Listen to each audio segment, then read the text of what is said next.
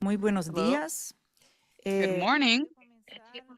Before Before we begin, I'd like to remind you that all the attendees that are here via Zoom that we have the Spanish-English interpretation service available. In addition to the FAO's YouTube channel, we're broadcasting both in English and Spanish. Spanish-English interpretation service available. And also we are broadcasting through the FAO channel in YouTube in Spanish and in English.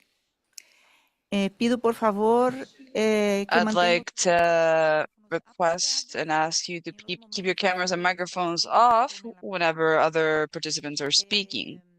Bueno, bienvenidos a todas Well, y a todos a welcome la to all consulta of con el you here sector today privado to the en el marco consultation de with the la private sector 38ª within the framework of the 38th FAO Regional Conference for Latin America and the Caribbean. Mi nombre es Dulcler Sterner, soy My oficial name de is Duclair alianzas Sternad. de la I'm FAO. a senior Esta officer, vez regional senior officer of partnerships and como oficina alliances of regional the FAO. We will administro be reuniones leading y consultas the meeting today. As a regional office, previas we a la have recepción three una consultations de sus prior to the actividades, regional otra de consultation. ellas One es la from civil actividad de society, the other one with the consultación science and con el academic privado. world, and the one from today, which is Las with the private estamos sector. organizando con la intención We are de organizing escuchar these in la order to voz de los hear oradores, los from the comentarios y voices, the sugerencias de speakers of each one of the opinión sectors, sobre your la comments, cultura de la suggestions, FAO, opinions on the agenda of permitiendo the también FAO, más adelante una also participación allowing informada y a precisa more desde nuestras qualified and conferencias precise regionales. participation within the regional Así conference que later on. para iniciar So, la to consulta, begin today's cedo la consultation, palabra al I'm señor going Mario to leave Lubetsky. you with Él es Mr. el Mario Lubetsky, subdirector general y Deputy General representante de Director América and Latina y Regional el Caribe Representative of the FAO for Latin America que and the nos está Caribbean, acompañando a distancia who is para accompanying nuestro us in a breve virtual mode and who will adelante. give us a couple of opening words. Mario, the floor is yours. Thank you very much, Duca, and all our attendees and participants. The preparation of this, the 38th, the FAO Regional Conference for Latin America, it has started, right, and has initiated with all of you who are representatives of the private sector. And it's a pleasure to greet all the representatives from this sector in our encounter. The regional conference, as you very well know, accounts for the main entity of the government FAO in the region, where the participation and the contributions of non-government stakeholders is critical when addressing in a comprehensive manner the different challenges of the region of Latin America and the Caribbean to advance the agri-food sector development. Today I'm here in Georgetown, Guyana, a city that will host the ministerial session of the conference, because in a few minutes I'll have an encounter with the Mr. President of the Republic and the government team that have assumed directly the responsibility of working on this and generating the best conditions for this encounter, which will allow to review all the actions that let us contribute in efforts to ensure we have food security, food safety, and we can feed the population. We're at half the terms for the compliance of the SDG, and time is running out. So the coordination from all stakeholders, the actions of all those stakeholders that make part of the agri-food systems, is increasingly more necessary. And the private sector has a critical role at all levels. Just like many of you know, FAO created its strategy for collaboration to establish an online channel to receive. That is why it's created this channel to receive all your comments in order to align with the agenda of the region. Today, we'll go deep into this comprehensive dialogue to have a communication that's central with our technical teams and to exchange online criteria with the current strategic framework of the organization to achieve better production, better nutrition, better environment, and better life at the end of the day. Latin America and the Caribbean has proven to be a highly resilient region in the face of different impacts. And despite this, we still face hunger, inequality, and environmental deterioration. Therefore, it's critical for us to work on transforming the way in which we're managing our agri-food systems and the shared responsibility. From the FAO, we are strengthening more innovative and agile ways to collaborate putting in manifest the collaboration strategies with the private sector, evidencing this, and the one from 2021 to 2035 is the last one implemented. We currently have 8 signed agreements with private entities in the region, and considering the global impacts with impact in Latin America and the Caribbean, this number increases to 18. Additionally, we are currently formalizing other 18 agreements, and we have 80 informal collaborations with different entities from micro SMEs and collaboratives, agri collaboratives, and different collaborations. And we must address all the needs of every industry and the sector. That is why we're managing this session today in collaboration with you, looking for the greatest pluralism possible from the participants that are here, the attendees, and along with defining the spokes people here in the conference. And we are going to have the steering committee with the FAO. And I'd like to invite you to hear the presentations from our colleagues from technical areas and to go ahead and to give your comments, questions, recommendations. We want to hear each and every one of you, representatives from the farmers of the Caribbean, the cooperative associations from the Andean regions, large exporters and the raw materials, agricultural representatives from the private sector and from Latin America. Everyone has a strategic role in our path to achieve food security and better nutrition. This space is designed to go deep into dialogue and to advance towards agri-food systems that are more efficient, more inclusive, more resilient, etc., without leaving anyone behind. I'd like to wish for us to have a great day, right? We will proudly analyze all the results for everyone to first to strengthen our Latin America and Caribbean without hunger. Thank you. Thank you very much, Mario. We are going to start and go directly from Georgetown to Rome with our colleague that worked in the headquarters, Carlos Watson. Carlos, welcome. Thank you very much for being here today with us. Carlos is a coordinator of the Division of Associations and Collaboration of the FAO in Rome, who has kindly is kindly going to address us today. You have a couple minutes, 15 minutes through. The floor is yours. Thank you, everyone. Ladies and gentlemen, I'd like to thank Mario and his team for allowing me to talk to each and every one of you in this important event and for gathering so many stakeholders from different entrepreneurial entities and different extent or scale. So thank you very much for your commitment, Mario.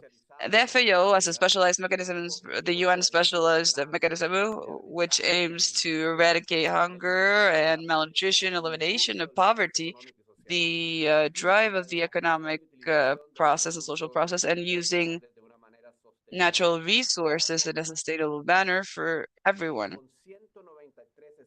With 193 member states that include the 33 countries in Latin America and the Caribbean, with FAO, our mission is to support our members to reach nutritional and food security for all citizens and to ensure that guarantee that people have regular access to sufficient food of high quality for them to have an active and healthy life.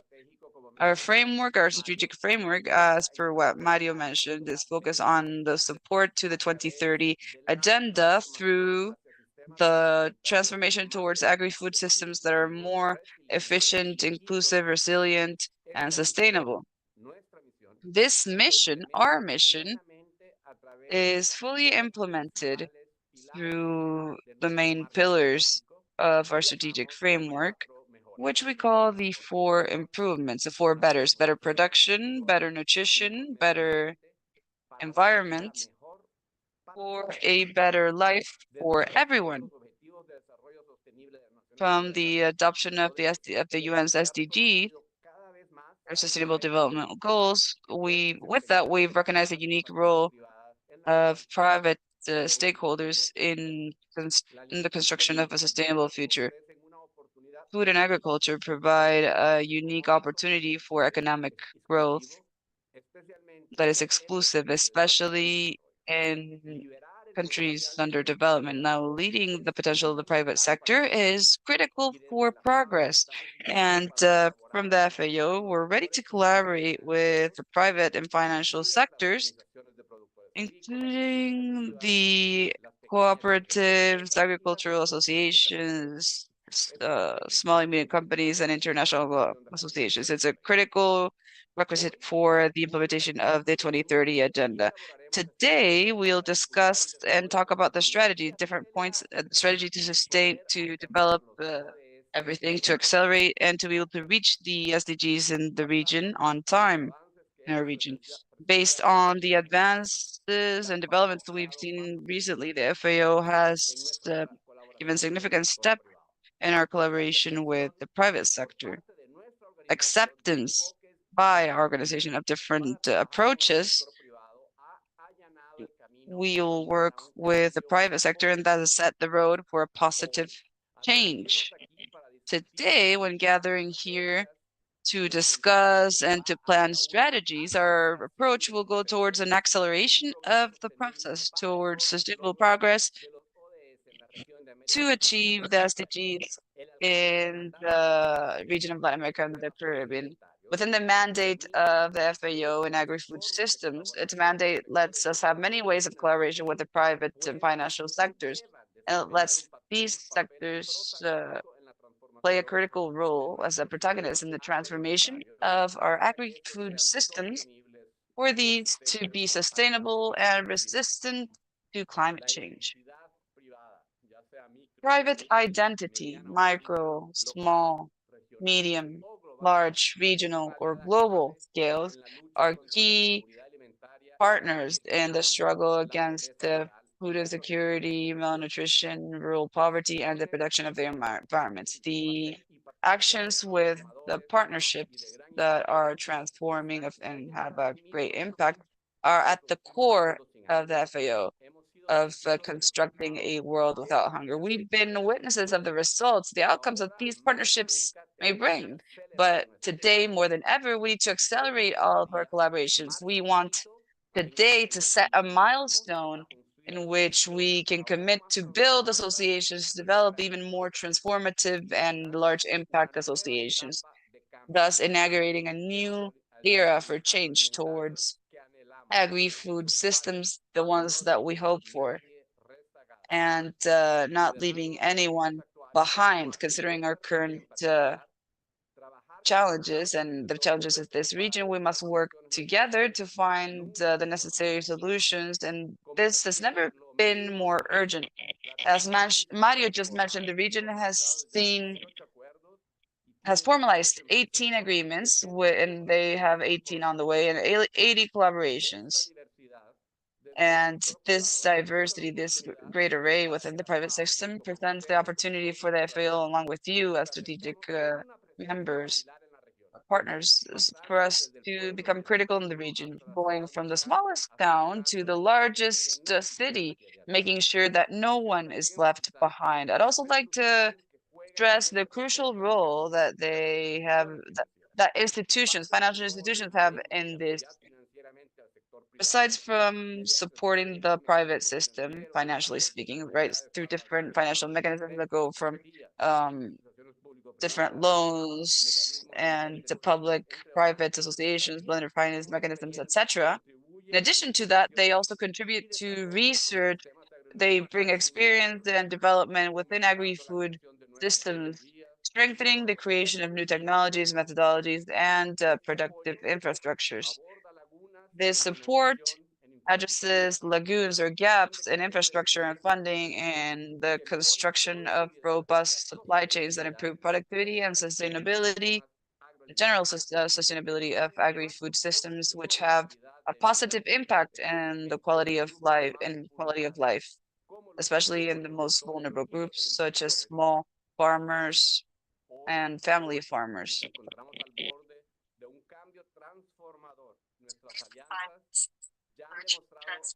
fundamental de la tecnología y de la innovación para acelerar la transformación de los sistemas agroalimentarios, desde la agricultura de precisión hasta el Internet of Things, el Internet de las cosas, el análisis de datos, etc. Estos avances empoderan a los operadores de los sistemas agroalimentarios. Advances empower our users to optimize the use of resources and monitor. La innovación empresarial conduce a prácticas agrícolas. The private sector helps to create innovative technologies with new companies that promote the vanguard technologies in the field. At the moment of accelerating our partnerships with the private sector and financial solutions, the time for this is now. These partnerships have a direct impact, and FAO is ready to carry out a dynamic role to facilitate and achieve the best possible results in Agenda 2030. As our Director General has said, quote unquote, with the collaboration among the partners and strategic alliances, we can resolve the problems that we face. It is the time to build, to invest, and transform.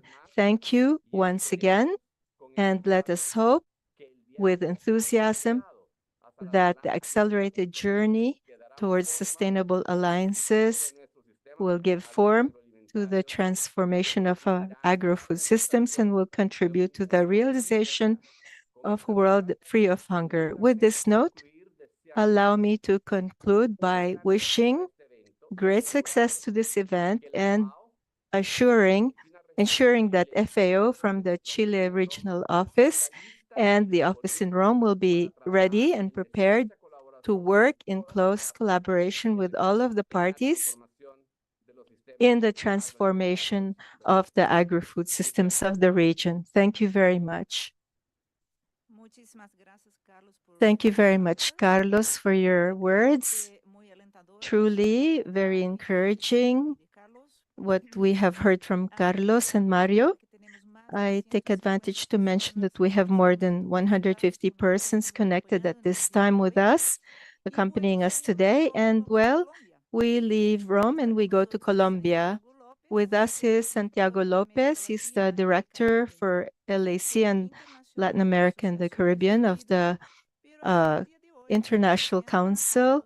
And today he is representing the members of the steering committee of the private sector, which has organized this consultation together with the FAO in a very committed way, correct? 5 members of the private sector have been working with us in recent months. Thank you, Santiago, for being with us. And also, we have a few minutes for you to welcome us on behalf of the steering committee. Good morning. I have been charged with opening this meeting on behalf of my steering committee, and we will address different sectors, and we will also address small and medium-sized companies and small farmers.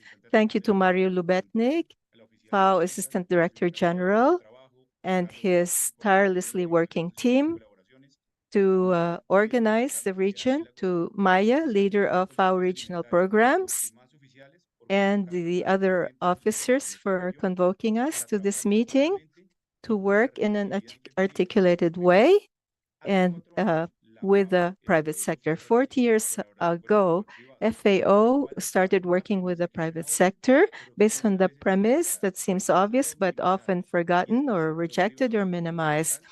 And the private sector is fundamental to face the challenges that we have at a world level to eliminate hunger and to create networks for food security in an inclusive way for all. And this is how that LAC has raised its hand and accepted the challenge to redefine, restructure how we produce and process foods, and to address the nutritional needs of the region, and also to actively contribute to research on climate change and good agriculture and livestock breeding practices for sustainable agro-food production. And with the experience and the learnings of our business people's efforts, on many occasions and many instances, we have addressed problems in the food production chain and distribution, or laws that limit partnerships and create silos that are unnecessary. We want to address this, and if policies, to see that policies are effective, and we are for these challenges, we are exploring how from the private sector we can do more, and to see what we require to do more in order to improve nutrition, better environment, a better quality of life. The call we launched to the members of the steering committee, Carla Abandoni in Peru, Margo Gonzalez in fisheries, Raul in livestock breeding, and Mr. Africano in Colombia, and other colleagues of the private sector present today, is for us to take advantage of this for regional coordination. In recent years, we've been working for the vision and action in Latin America and the Caribbean for our actions to be taken into account and to avoid overcharge of the law schemes. And finally, you can depend on us, work with the millions of Latin Americans and Caribbean inhabitants who get up every day on goods and services in their communities, in their markets, to ensure that there's food supplies that are preferred by the population. Before the pandemic and during the pandemic, we were working on this. Let us create added value today for our region. Thank you. Thank you very much, Santiago, for your words also on behalf of the committee. And I'd also like to thank three representatives of the private sector with us today, face-to-face, Macarena Ortiz of Granotech, Ms. Luchat of Lucchetti, and Mr. Busaro. Thank you for being with us today. Now we'll move on directly to the presentations. Today we will begin our working day of 5 presentations. We will start with Maya. Maya is our colleague who's in charge. He's a leader of the FAO regional programs for Latin America and the Caribbean, and he will do an introduction and how we link up with the regional conference. Thank you, Maya. Thank you, Duca. I will try to be brief. Good morning to everyone, all of the governments represented here in this consultation, our first one with governmental entities who are organizing the conference, LAC 38 and LARC 38, and I will give an introduction. Thank you.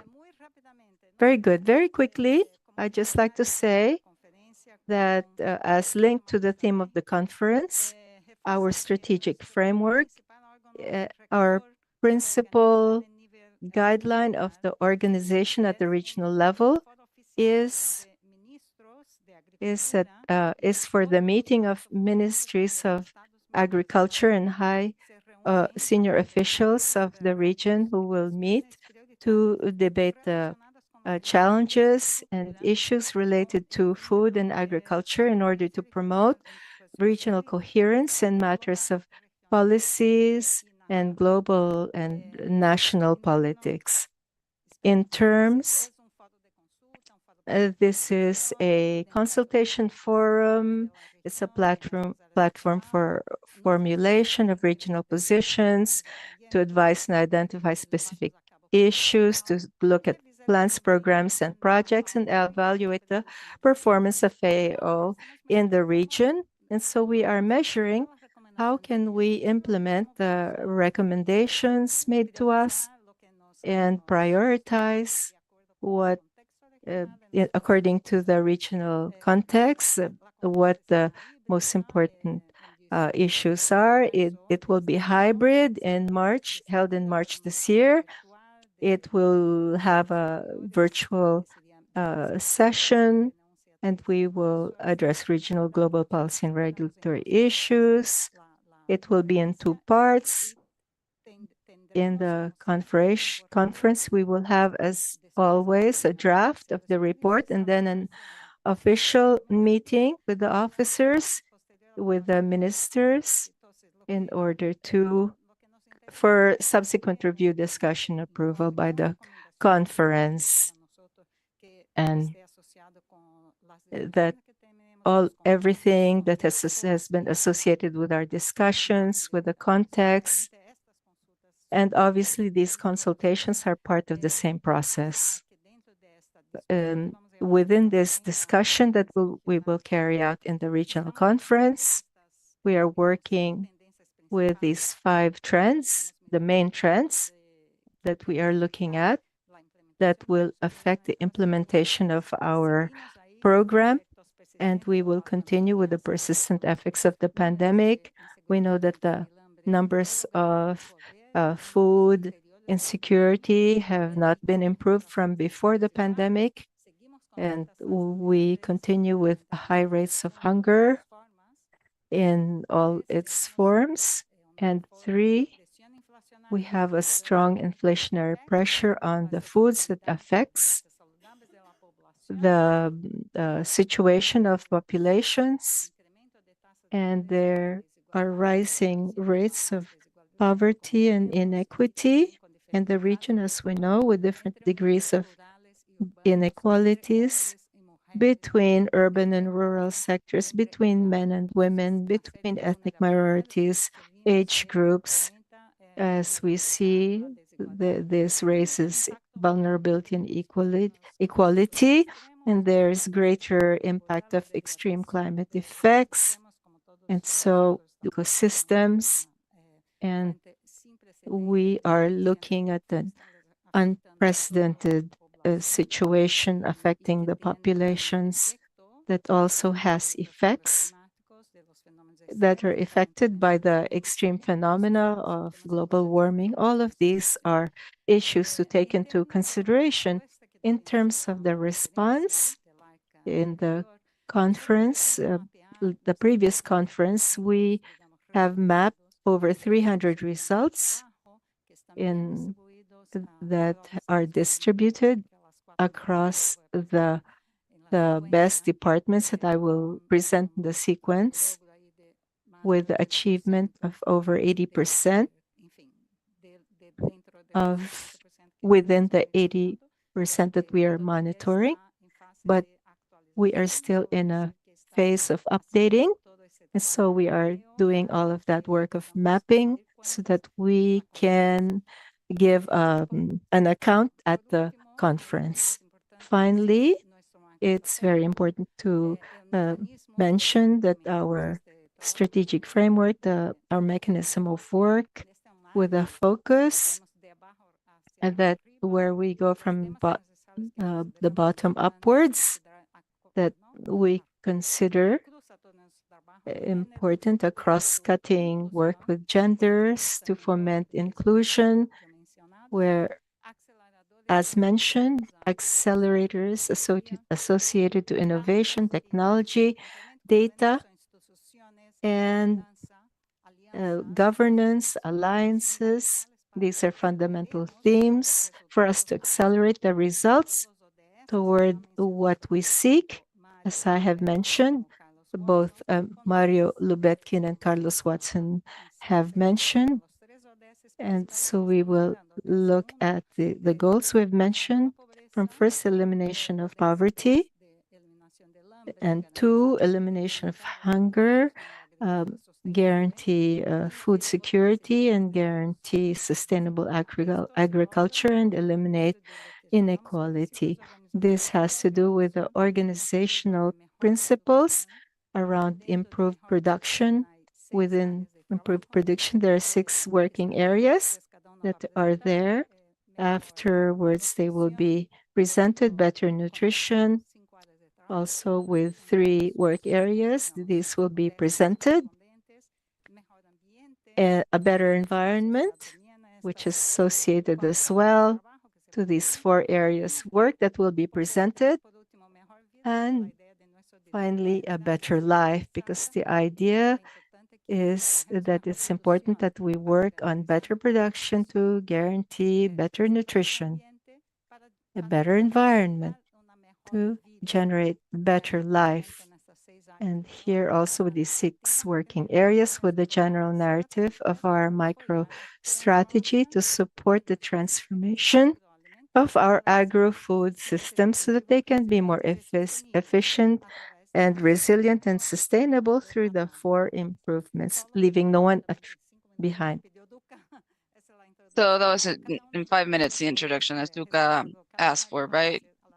Each one of our colleagues responsible for each one of the areas will go deep into the corresponding topics. Okay, thank you very much. Thank you, Maya. And if you can switch places for the next presentation, it would be great. Let's immediately go to the next presentation. I'd like to comment that these are brief presentations, 5-minute presentations. Our colleagues are, this is truly a miracle for them to do this with such a detailed and diverse agenda to go briefly in 5 minutes. But anyway, we'll now go into, we're going to hear from Ana Posas. Ana is an agriculture senior official who's responsible for regional priority number 1, efficient, inclusive, and sustainable production. Ana, you've got 5 minutes, and I'll let you know when you have one left. Floor is yours.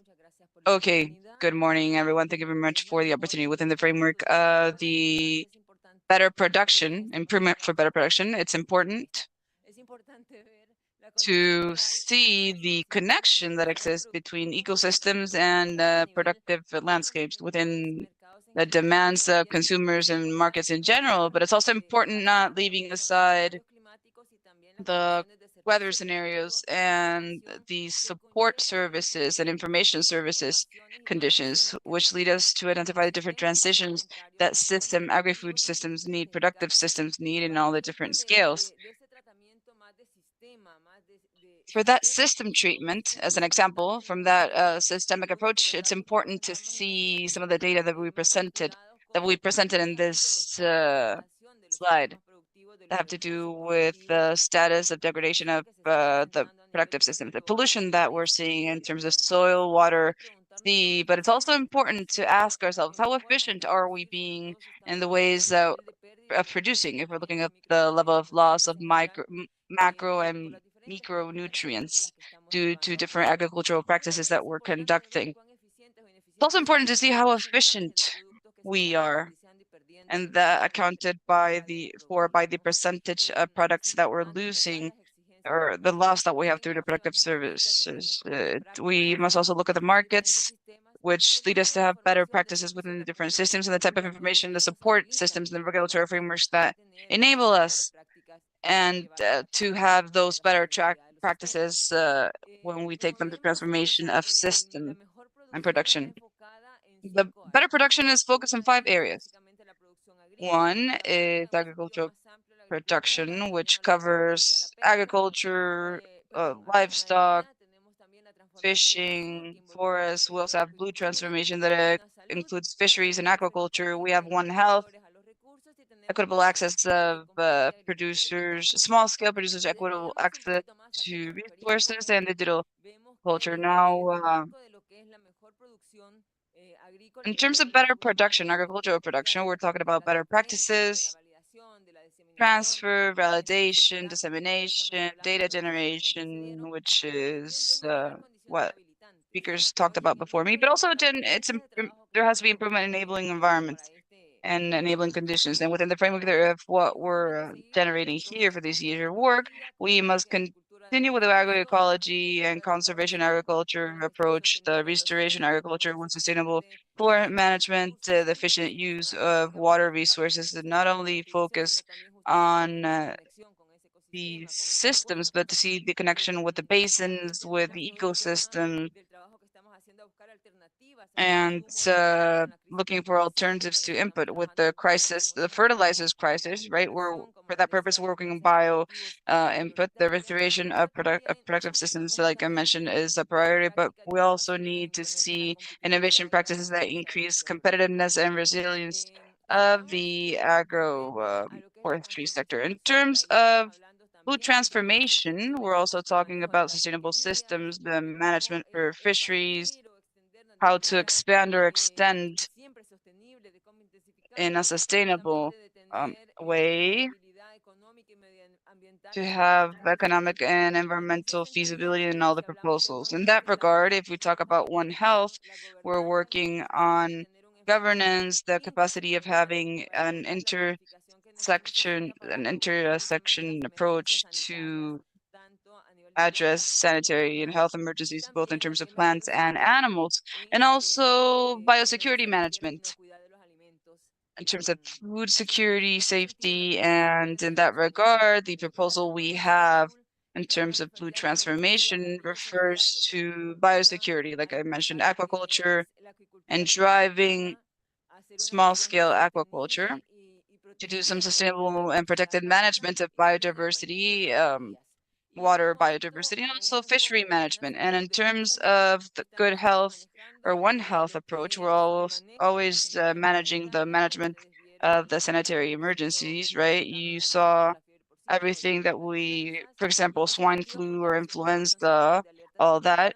In that regard, strengthening the early alert systems, the risk accumulation profiles of heavy metals in food, right? Focus on that, and antimicrobial resistance or microbial resistance. Now, in terms of small scale producers, equitable access to resources, we're talking about we're creating national systems for administering land on voluntary guidelines on responsible governance and land tenure. In terms of digital agriculture, we're advancing and progressing on the innovation hubs. We're working with extension systems and hopefully having a scalable system of digital innovation. And that's the presentation that we have for better production. Now we're going to hear your questions.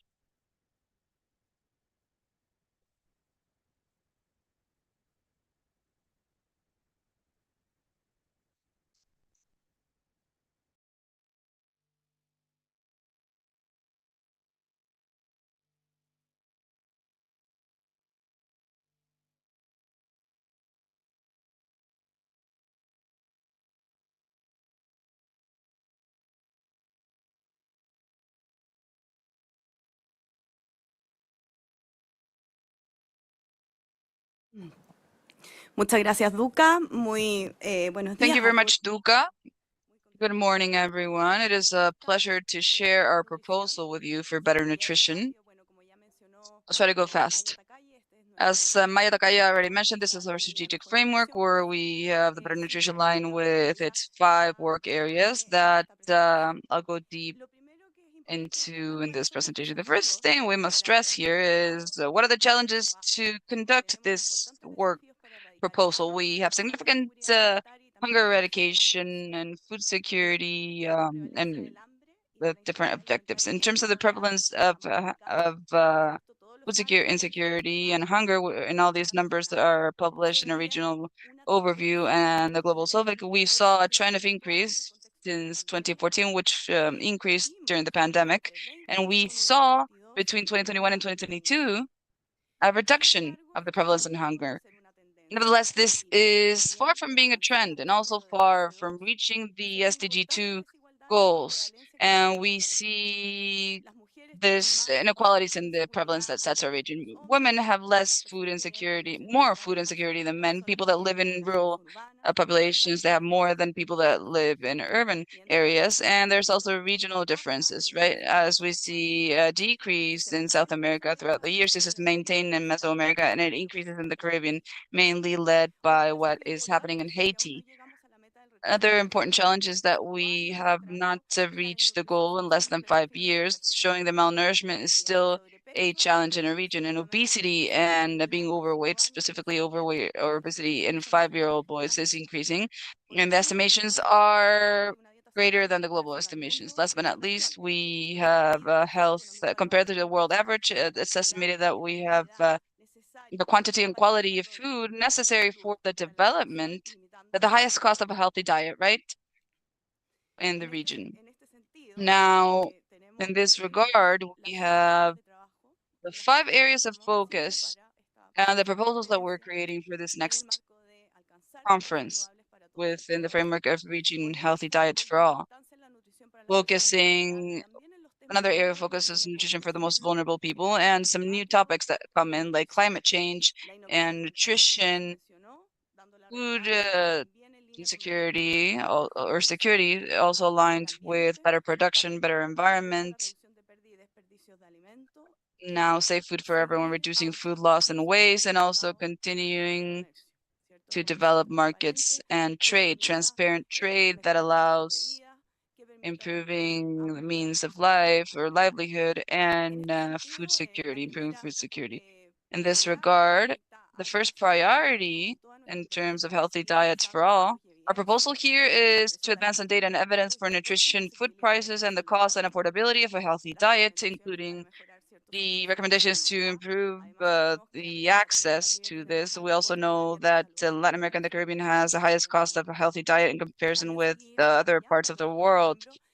We must also continue to support member states in governance, evidence-based policies, and the legal frameworks to advance to proper or adequate food consumption, right? And throughout the years, we've also supported the St. Vincent and Grenadines CELAC plan to update the CELAC plan, FSN, right? Then that emerged in 2015, which is now matched to a new reality, including climate change. We must also advance in food systems and late food nutrition, food labeling in the frontal part of the packaging, and also different regulations to avoid encouraging and promoting, fostering some foods that could cause harm to the population. We are also working national dietary guidelines, which are also based on food and nutrition systems, having this broader context, and to create food and nutritional programs to also encourage the use of technology, as I already pointed out during the 7th summit of the Community of Latin American States and Caribbean States of CELAC. We talked in the Buenos Aires, we concluded in the Buenos Aires meeting that we will work on this regional framework, which includes 4 pillars that are aligned with legal topics, with having all the necessary policies to have the right to adequate feeding and to have agri-food trade, to promote it, to focus on resilient production, which I will not go deep into because my colleague already did that in a good presentation. Pillar 3, to guarantee the affordability and consumption of healthy diets for the entire population, also to promote the physical access to nutritional food, and last but not least, resilient agri-food systems to address climate change, protect biodiversity, and to have the efficient use of natural resources. Now,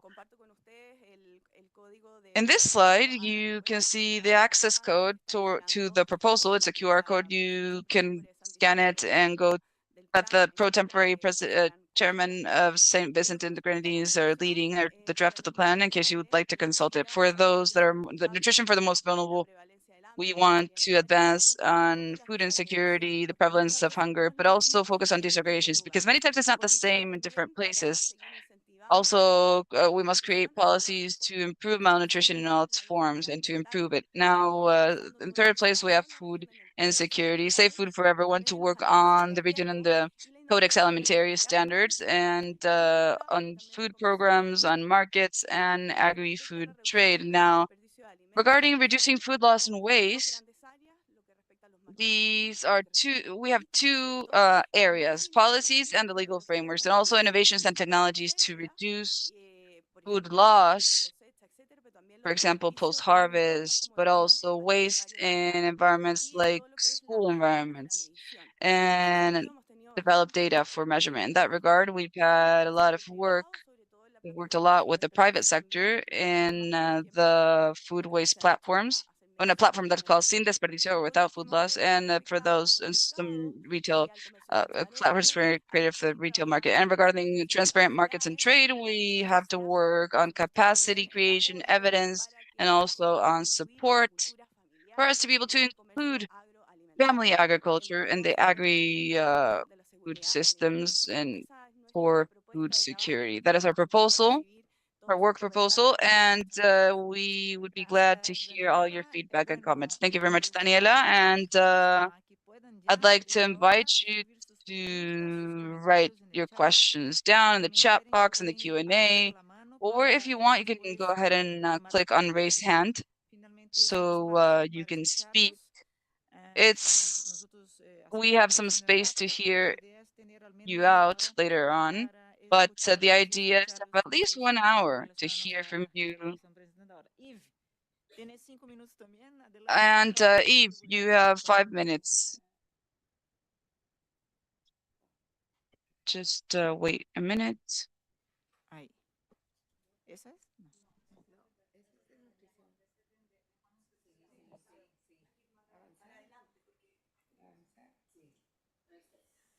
Ese es de Care Nutrition. Sí, estoy bajando. La puesta 2 veces. Sí. Oh. Ay, no está la mía. No está la mía. Vamos. Eso. Pasamos a Luis Beduschi. Let's move on to Luis Beduschi. You will share from your laptop. Good. Luis Beduschi is with us. He's the leader of Regional Priority number 4, Reduction of Inequities, Poverty, and the Promotion of Resilience. Luis, 5 minutes. Yes, I'll be improvising, so it won't be more than 5 minutes. Good morning to everyone. It's a pleasure to have a consultation with the private sector. At this time, it's very important for some of the reasons already presented by my colleagues. I would like to reinforce some of them in that area of work of a better life. As you see in the presentation,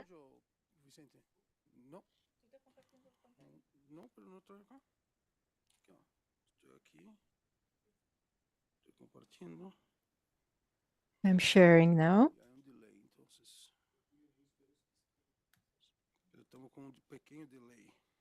We're having a small delay.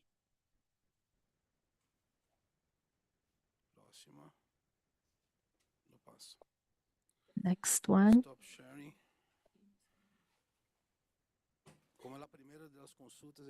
Like the first of the consultations, it happens.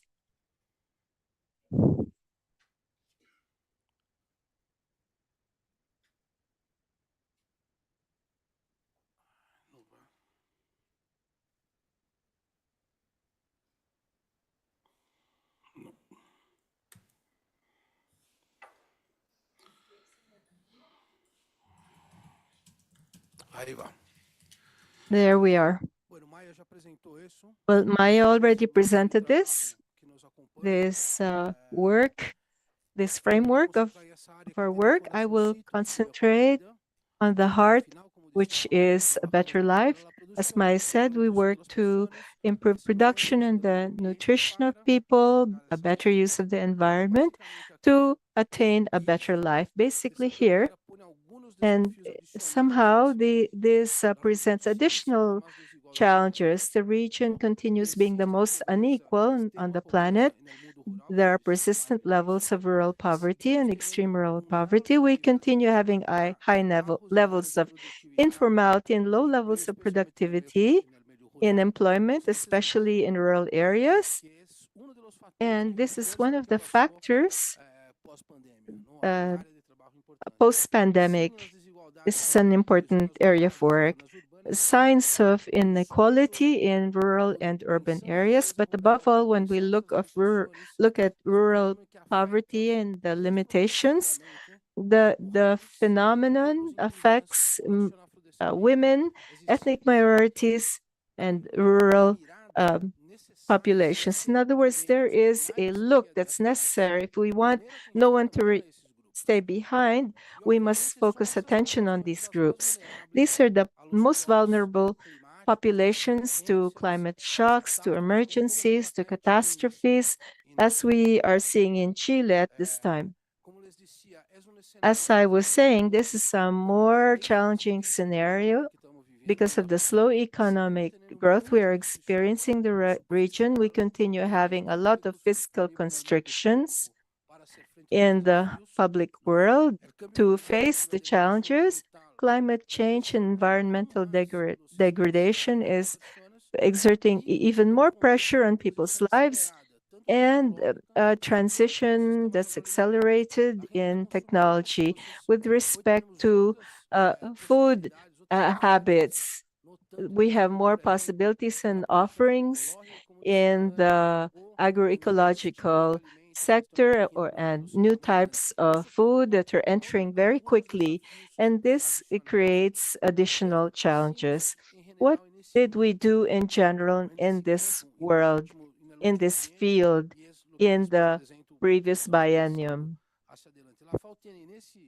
The FAO in this field of work, we have been working in 14 countries, trying to see where the best areas of investment are, where a dollar of investment generates more results from the economic, social, environmental perspectives. And our head economist here is working on this. Second, small farm population, agriculture. 3, the entire world linked to the youth. These are transversal themes for dialogue with the area of work. We cannot think about transforming agro-food systems without thinking of the young, with women, of indigenous groups. There is a lot of detail we can go into, but much of what we are doing is facilitate these good practices and dialogues, including the private sector, not just with small and medium-sized companies, but with the larger companies and cooperatives. What are we focusing on in this field of work of a better life? These 6 areas, as I said, to take care of gender equality. This is key for the work of FAO, a process of inclusive rural transformation. Now, transforming the rural environment is not the same as we did before, but it should be more inclusive with a battery of projects in this field, working on facing and being prepared for emergencies, agro-food emergencies, for more resilient systems. And hand in hand with this, investment for the transformation of agro-food systems. And I won't require you to read everything here because it's a lot. We will send this to you so that you can read it before you go to the meeting. But it's important to point out in my last minute and a half is to mention these principal points. First, our insistence on focusing on all the people who are linked to the agro-food systems in their lives. And here, perhaps as a question for the discussion, the private sector can find opportunities of business in the inclusion area. The people of inclusion were for a long time left behind, and we have the possibility among that audience, possibilities and dynamics that are more promising for improving life and therefore diminish inequality in these social groups. This is an important area. Two, inclusive rural transformation that we are promoting. If we don't focus on actively going toward the most vulnerable, and we will see major difficulties, and social costs and economic costs are high. And I would like to call your attention to this need of not forgetting those who are lagging behind, because the change is very rapid. And three, inventions for being better prepared for emergencies, climate change. Here, the cost of being prepared or of being unprepared, this would be a good item of discussion. When we talk about safety, we should do it before the catastrophes arrive, and we should generate evidence and examine the policies that the states and all of the participating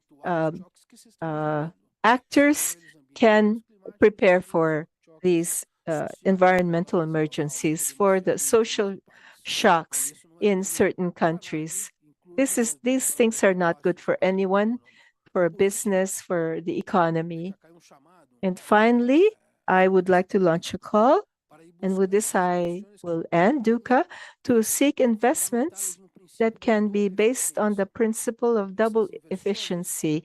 Investments that, yes, are economically viable, but also generate better well-being for the populations without compromising natural resources. Here, FAO has done a lot of work on the food system that makes it possible for us to affirm with quite a lot of clarity that it's possible to do this. This is what we are proposing for the regional conference in terms of a better life. Thank you, Luis, but a little more, but okay, let's go directly. We have some questions in the chat already, and we will record them for responding to later. Eve, 5 minutes as well. You have the floor. I don't know if we can work with Evie or here. Thank you very much for the opportunity of presenting a better environment. This is a fundamental cornerstone. Without a better environment, we cannot achieve better production or better nutrition or better life. This is our part, our cornerstone that has an impact on those other aspects. We work by responding to the great challenges of the environment in the agriculture sector, because we are producing in an unsustainable way. We are emitting greenhouse gases in the productive processes, and we're generating water scarcity, which is affecting us. In some, there's a scarcity, and others flooding, huge flooding. We are also altering biodiversity and the balance of biodiversity in the productive systems and the quality of life of people. And also, we are impacting on the quality of land use. These are the things that we are examining in the productive agricultural systems.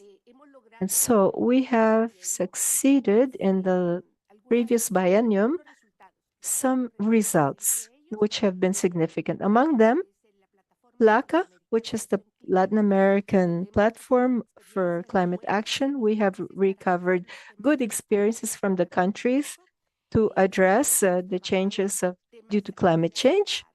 And we have worked on issues related to deforestation and degradation of forests and biodiversity. We have worked with countries for them to have access to climate funds, and we've worked on projects for access to funds for biodiversity. We have also broadened the information on the status of the forests, and we've done a lot of work on pollinizers in Latin America. These will be fundamental parts of our work in the next biennium, and our main areas of work are associated to climate change and research, the bioeconomy, maintaining biodiversity for agriculture services and sustainable food production and sustainable urban food supplies. In the respect to climate change and agro-food systems, we are supporting the countries in the commitments of the fulfillment of international commitments. We will promote technical collaboration among the countries in PLACA. We'll continue working with them, and we will strengthen the capacities for integrating a response to climate change efforts, and we will improve the capacity of countries to have access to financing. In terms of bioeconomy, we will work on bioproductivity and improve sustainable productivity and sustainability, promote the formulation and implementation of evidence-based policies and programs, and support the implementation of the agreements of the Belém Declaration in bioeconomy. In all topics related with biodiversity and ecosystem services for food and agriculture, will strengthen the capacities of integrated water management, water security, and governance. We will have capacity development for sustainable land management, sustainable management of ecosystems, including forest management and integrated management of coastal zones. We will mainstream biodiversity in productive systems by fostering and sustainable use, protecting, restoring the wild pollinators. In terms of achieving sustainable urban food systems, we'll work on improving public policies on marketing and food supply, strengthening the capacities of intermediate and small cities and local agri-food system stakeholders. All this work that we will develop during the next biennium is based on experiences that we already have and the work that we've already implemented. And during this biennium, we will continue working on this with the countries of Latin America and the Caribbean. And I concluded on time, Luca. Okay, great. Thank you. We're a bit delayed here, but a couple minutes, but we've concluded with a session and we want to hear from the private stakeholders, the attendees, about your comments, suggestions, even criticism if there is any, because it is now time. We do have a couple of questions here on YouTube and Zoom, but here they're telling me that, oh, I have 2 raised hands. So I'll prioritize those raised hands and then we'll go into the chat questions, if you're okay with that. So we're going to give the floor to Juan Camilo Mosques. Please try to briefly introduce yourself with your name and your name of the company, and then make a quite precise comment, brief comment. Please just have so that others can participate too. Juan Camilo, floor is yours.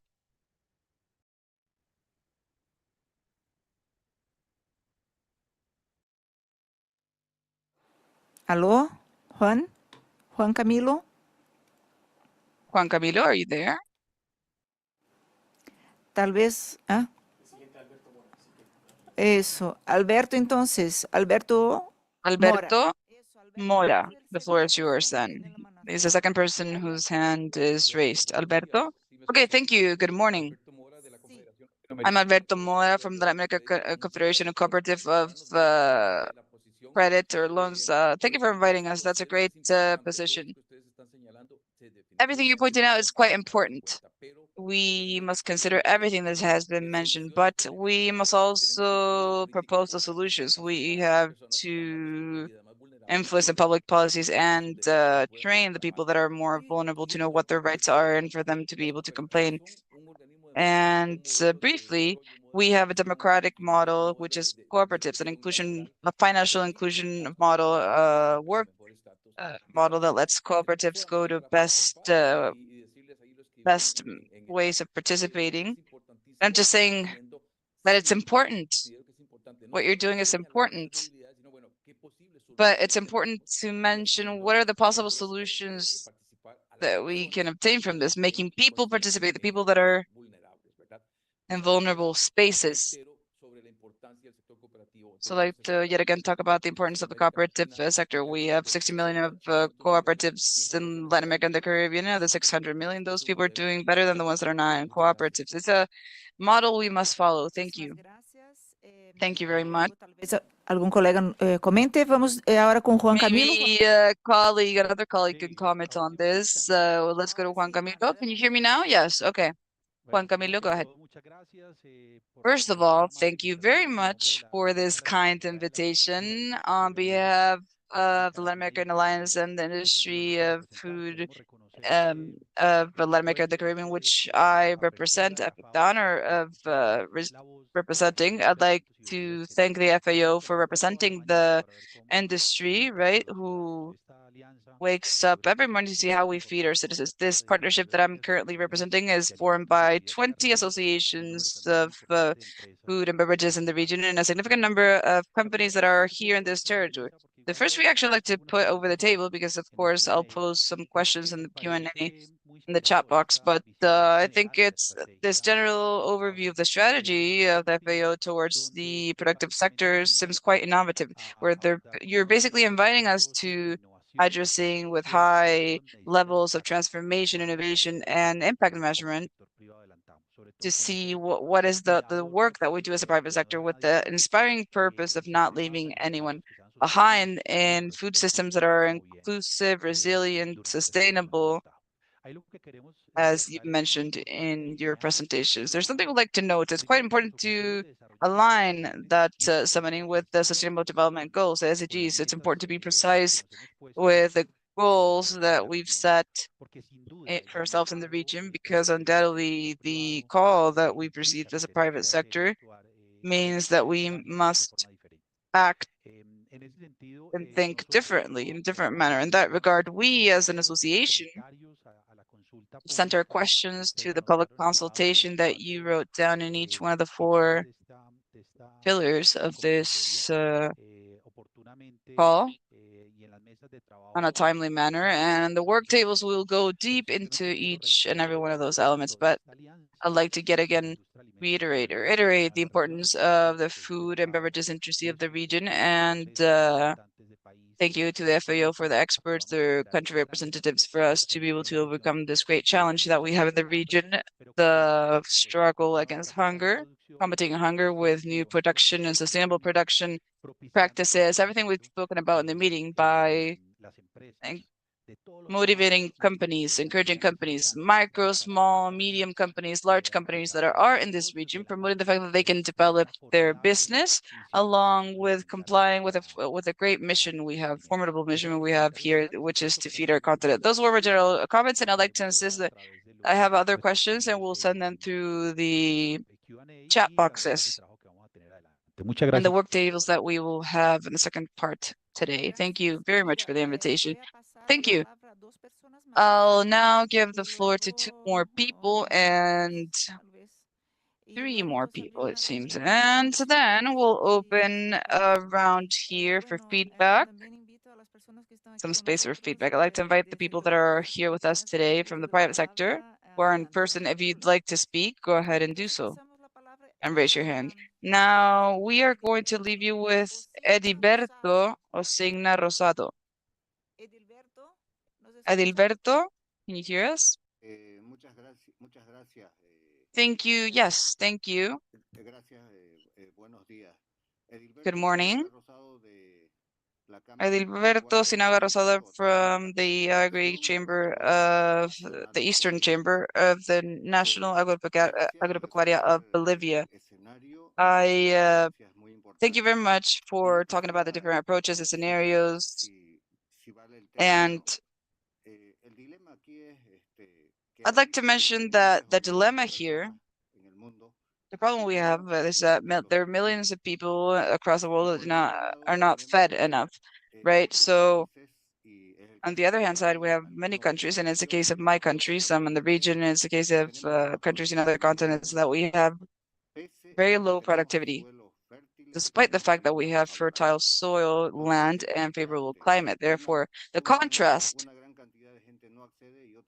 is that there's many people that do not access, and other people, we have low yield, right, in production, and we have food waste.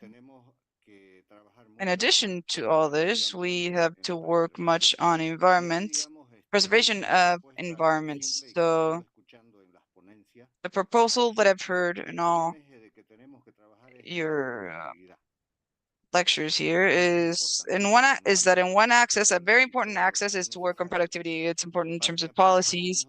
It's important for us to make better use of the soil, of the land, the soil, the water we have, right? Instead of extracting 3 tons of rice, we can extract 8 to 9, and then we do not use more area. We make a more efficient use of land with technology, water technology that we have available. And we could show many examples, and due to our limited time, I'm not going to show many examples, but what can we gain by increasing productivity? Prices are lowered for the access, for more vulnerable families to have a greater access to that, because with low yield, the cost of production is high. Therefore, that limits the access, and that's where malnourishment of children comes in, because people they just feed their children in the morning with the prices they can get. So I think that that's a critical point. Not extending the barriers to make a dignified use of water to avoid not extending borders, but just to avoid the climate issues. And we need to see how we can improve the levels of income of those that are more vulnerable for them to have access to food. Here we have a dilemma that we say, or an issue that we say, okay, let's go towards sustainable production or organic production. In the case of my country, I'd say, okay, yes, it's an ideal scenario. Nevertheless, reality shows us that, for example, in my country, it's hard for there to be a large segment of a population that can pay between 5 times more the price of 1 kilogram of tomato, organic tomato, versus a conventional kilogram of tomato. Taking 20% or adding 20% of what an organic, it's 20% more the organic tomatoes. I'll just put that as an example. So we have to see the way of improving this, of improving the levels of income, of revenue of the most vulnerable families. And those are training policies. They have to do with looking for a way to work on centers. I'm not saying that people that are there in their farms are there. When I'm talking about technology, I'm talking about equipment. Input knowledge for productivity or yield to increase. But in our cities, most of our cities, or at least in our region, we have people that are quite poor, quite vulnerable in urban and suburban areas, and that's an enormous weakness, where that quantity of people that are there, millions and thousands of them, do not access food in a proper manner. Thank you very much. Thank you very much. That was quite interesting, all the elements that are brought to the table here. We will now go into the next person that raised their hand, Patrick Antoni. CPSO, I think, right? From the Caribbean. Go ahead, sir. Thank you very much, Patrick Antoine, the CARICOM Private Sector Organization. We're really happy to be here, and thanks for the invitation. We are an associate institution of the Caribbean community, and we represent more than 4,000 plus individual firms. Of course, we're the umbrella body representing the Caribbean Agribusiness Association, the Caribbean Manufacturers Association, the Caribbean Supermarkets Association, so we're integrated. We just want to, first of all, applaud the presentation. We endorse the CELAC plan on the food security, food and nutrition security, which of course goes up to 2030. We were an integral part of that in the Caribbean, and we identify with it completely. You well know that there is a 25 by 25 plan that the heads of government of the Caribbean community has endorsed, and the Caribbean countries have all been working in that framework. In that context, many of our priorities in the 25 by 25 plan actually fits very nicely in what is presented here in the 4 regional priorities. The question that I have really is more by way of us working in the working session towards a framework that will allow us to coordinate across all of the policy areas that were mentioned in each of the regional priorities. We have found that is increasingly a challenge in Latin America and the Caribbean, and we want to ensure that is recognized quite early so that we don't have policy conflicts and also unintended consequences. So again, it's more by way of us saying that we think all of this is relevant, but we look forward to the technical sessions where we can make other contributions on how we believe we need to ensure the policies are coordinated across the various regional priorities. Thank you very, very much for that. And we are joined with you in this process. You can expect us to be in Georgetown, Guyana when it convenes. Estupendo, Patrick. Okay, great, Patrick. Thank you very much. And let's now give the floor to Luis Fracha. Hola. Sí, ¿qué tal? Buenos días, muchas gracias. How are you? Thank you very much. Muy A buena pleasure to participate. The presentations are excellent. And the suggestions, I will communicate a comment from the credit community because I present an association of credit entities in Uruguay. And I would like to comment on the importance as well of the agrarian cooperatives in the entire world. This is a juridical manner, the way of working recognized worldwide with over 50 years of history that applies perfectly all of these requirements and challenges that are being put forward el plan estratégico de la FAO en particular, projecting FAO's agenda, agriculture cooperatives, because of their territorial locations, they're in excellent position for technological transfer with its technical people. And so it's very important that we continue training together with governments and with international entities that interact with FAO so that these technical people and the cooperatives can carry out their work better, and to follow up on the support, direct support to producers at different scales, but especially at the small scale, what has to do with production, transformation, and agro-food production and marketing, not just in local markets, but at the international level, so that we can have successful participation in different value chains, and so that we can collaborate with respect to better health and with respect to prices. We know that locally this is very important for everything that has to do with the concentration of different companies and global actors that exist.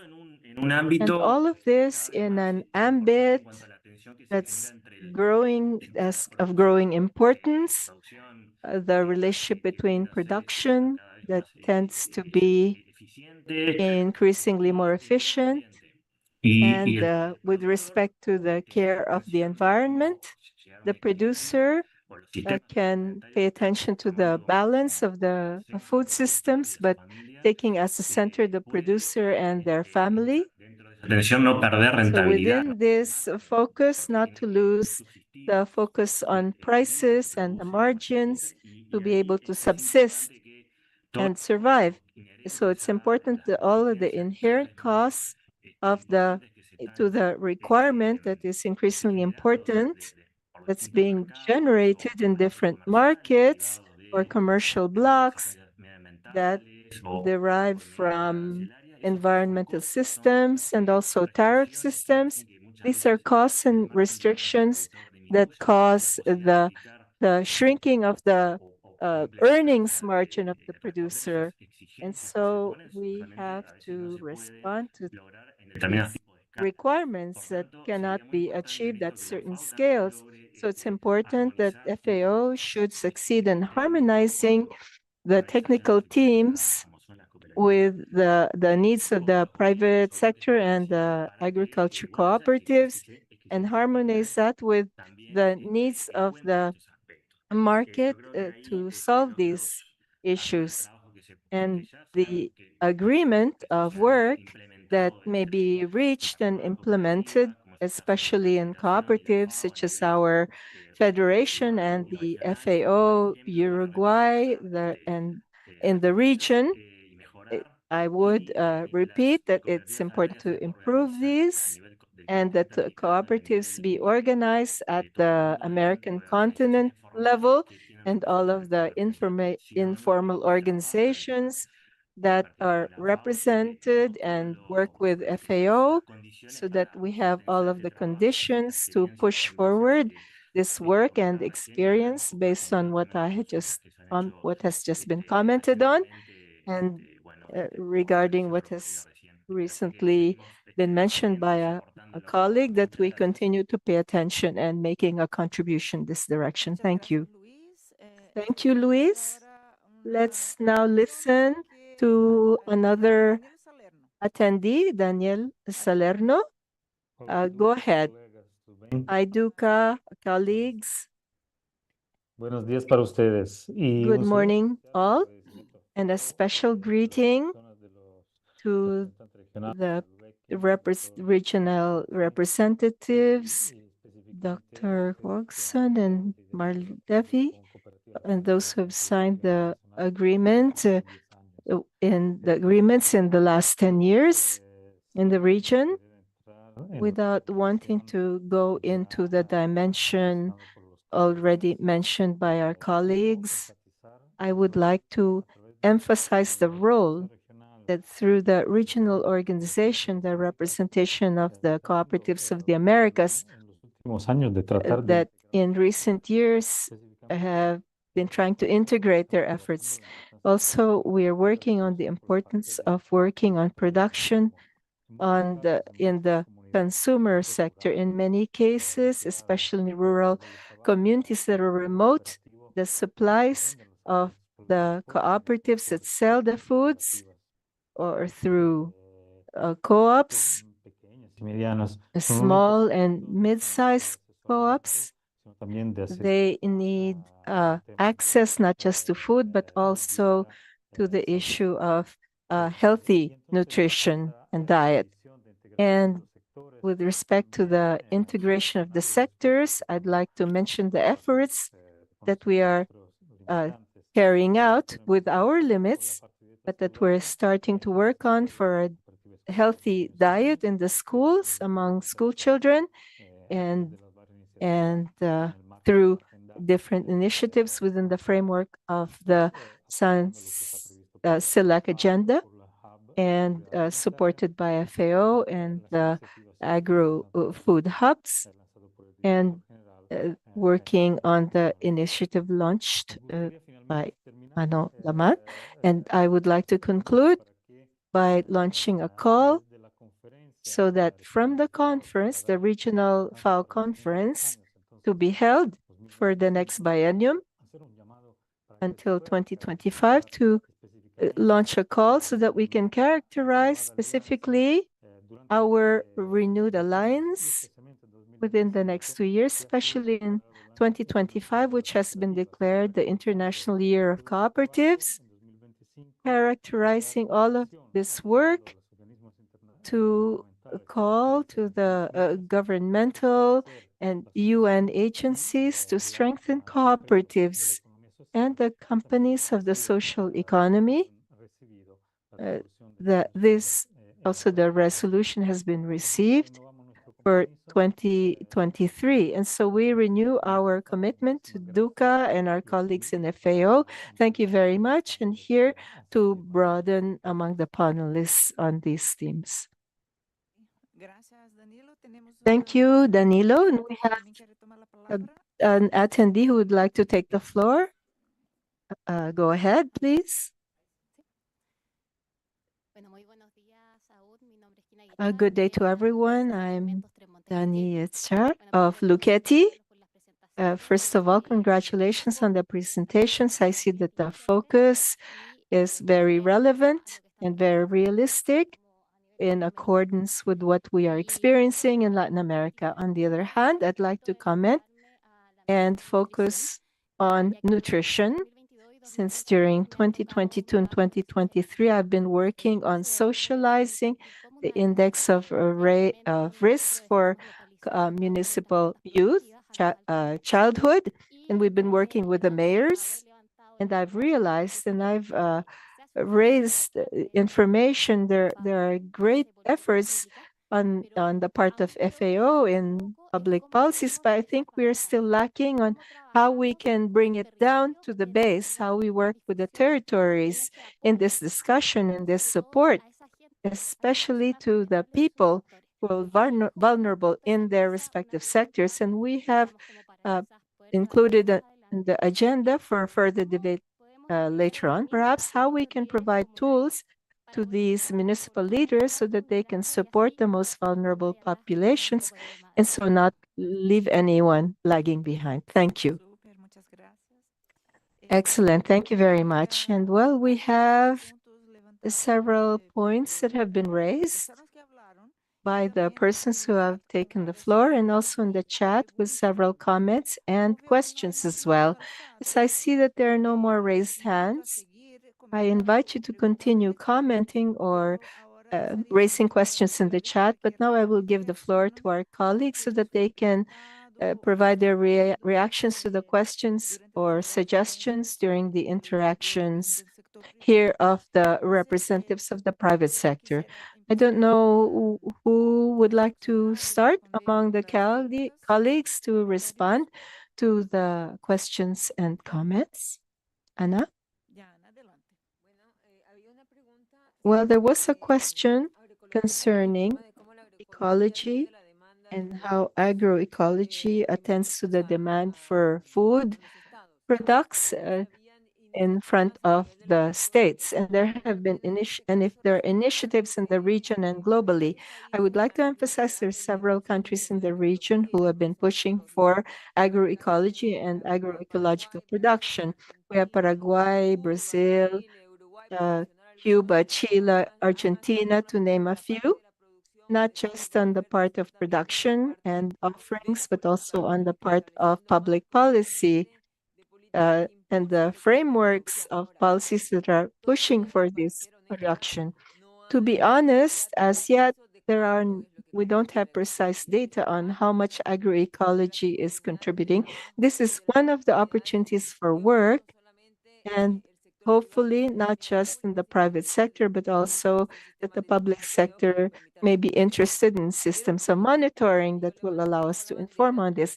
And I would also raise the flag that it's important to measure not just the offering of products, but also the offering of contributions with foci, for example, conservation that are being put forward at the level of the environment and the condition of soils and water, and also the emission of gases from vapor.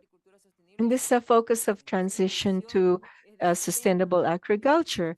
And so this holistic system that we're advancing as a region, but definitely it needs a push from the government, from the private sector and the civil society and consumers to push for this type of production. Thank you. Go ahead, Daniela. Well, first of all, thank you very much. Very important contributions, but also the questions are important. I'd like to make some comments to conclude regarding several questions we've received. First of all, to emphasize the importance of cooperatives democratically and as something fundamental for food and agriculture production. First of all, in the region, how they are organized to include local fresh foods in the market and in the programs of school diet. And this generates initiatives for improving the nutrition of students and children. And I mentioned the sustainable school network, and FAO and its members are working with governments to promote these synergies. The second thing I'd like to mention, it has to do with a nutritional perspective on food. There are different measures we are supporting and the member states in the region based on being able to improve the nutritional status that we know is quite complex in the region because the levels are above the global requirements. And for example, the labeling law for foods should indicate different measures that are being included. On one hand, labeling and measures including restrictions of different offerings of foods in the schools.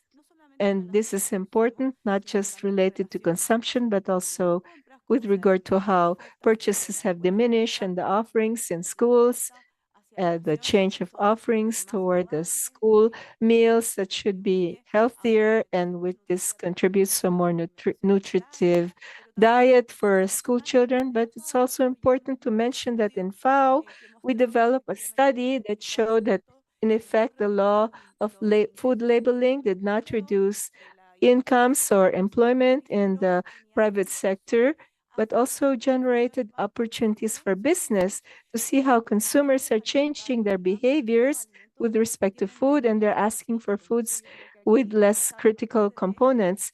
And I think that we're aware of this, and this is an important part of the industry that has been implemented and supported in implementing this, and we should follow up on this because this would be for all of the sectors.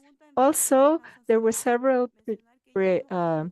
questions about SELECT that we have shared the presentations. In my presentation, you can see a barcode where when you click at it, on it, you can access a plan led by the PPTs in Tira Andina. And there you can see the content and the context. And to mention to you that in that sense, there are three large sections that are important recommendations for the member states. First, the content of this plan of the pillars I already mentioned is an important pillar, which indicates the institutional frameworks and the normative frameworks that are necessary for food and nutrition safety. And there's a question referred to that. And so I would like to emphasize that content is there, but also it mentions a part of implementation and follow-up and monitoring. The part of implementation recognizes how NGOs are fundamental for implementing this plan, and there are in its different pillars and measures. Also, in the part of monitoring, you will see how this plan is aligned with the SDGs, where there's been important progress on the part of the private sector. So there's a lot there to continue working on with the member states, and you have a fundamental role in it. I'd like to conclude by mentioning how do we lower the support to public policies that we have from international organizations at a territorial level. And in that regard, I'd like to mention that one of the tasks we have as FAO with the member states is the creation of developing capacities, right? Skills and community stakeholders, local stakeholders. We train them, we conduct a series of courses and provide them with tools for them to, in terms of school feeding, all the stakeholders at the schools, for everyone to have tools to improve food at the schools, or how the family can also be present in terms of family agriculture and contribute to livelihood. So I'd like to highlight everything that we're doing. We know that skill building there is important, capacity building is important. That's what I can say in the brief time we have.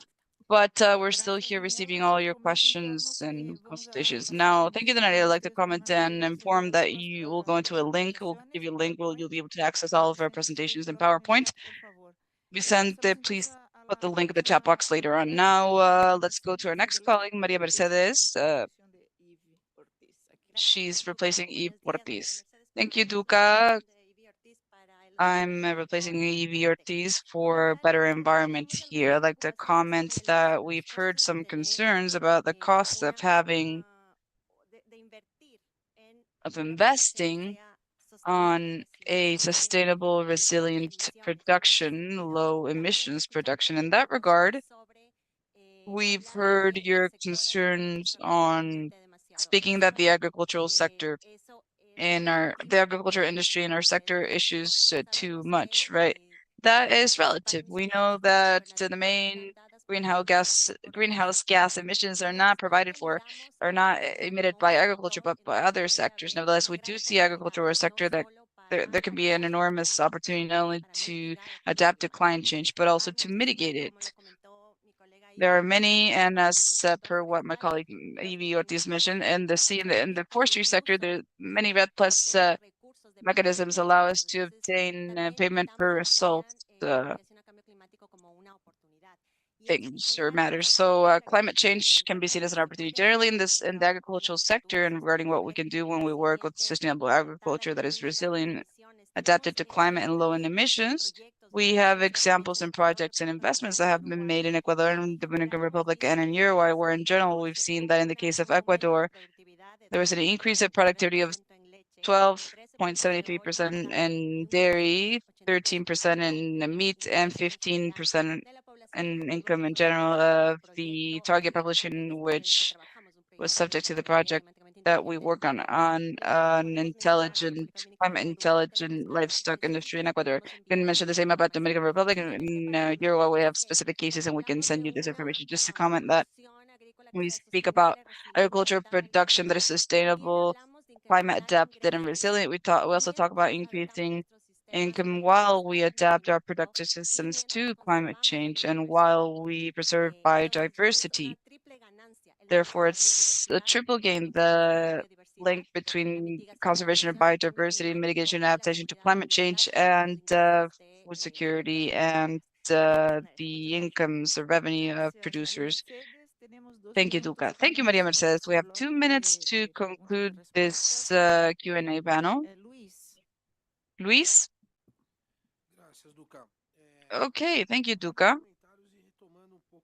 A couple of comments and to add to the initial question. Let's talk about the private sector. For example, agroecology. It's not about going fully changing from one way to the other, but at a global level, Latin America and the Caribbean, out of the 10 exporters of organic food from the European Union, 6 are here in the region. Argentina, Uruguay occupy a second, third position. Just in Australia, area harvested under organic produce. The takeaway message here is that there's an opportunity to create more efficient, more productive agriculture with a better use of natural resources, and in turn, lowering the production costs. And it's something that the consumer markets increasingly demand, right? Due to health, due to different topics. And here, Danilo, Santiago, and our colleagues, there's an opportunity here. And the FAO has been working quite closely with the different cooperatives. Not the topics that we've covered up to now, but today we have a deficit because we've spoken about the digitalization, right? And we have, of course, people go into the fields, and of course they won't be out in the fields if they don't have the same conditions that they have in the cities, but the cooperative sector can play a role here, for example, enabling the role of digitalization, facilitating it.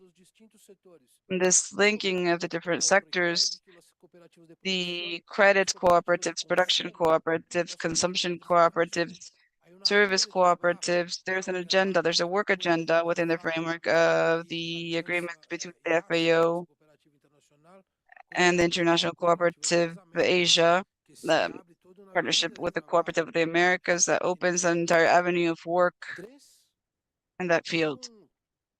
Number 3, there is an important discussion that appears here too. But what's the calling of the private sector, right, for the agenda that we present here, that we're presenting here? The call or summoning is for them to pay more attention to the opportunity of creating business, because this is what it's about in this field. Business that's based on that double efficiency principle, with an economic return for us to have that, but for us to have a return in that agenda for the promotion of nutritional and food security, nutrition, etc. When we talk about, and I'm talking about my area, when we talk about prevention and preparedness from 2015 to 2005 to 2015, the region lost $22 billion with disasters, disaster reliefs, emergency, etc., because they were not prepared. So we were not prepared. So it's not something ideological, or it's not a will to do something, but it's just to provide the countries with all the stakeholders, right? With the civil society, academia, the everything that the FAO can order, right? Organize, and all the tools that the FAO can put over the table for some discussions and decisions to be covered with more precise information, because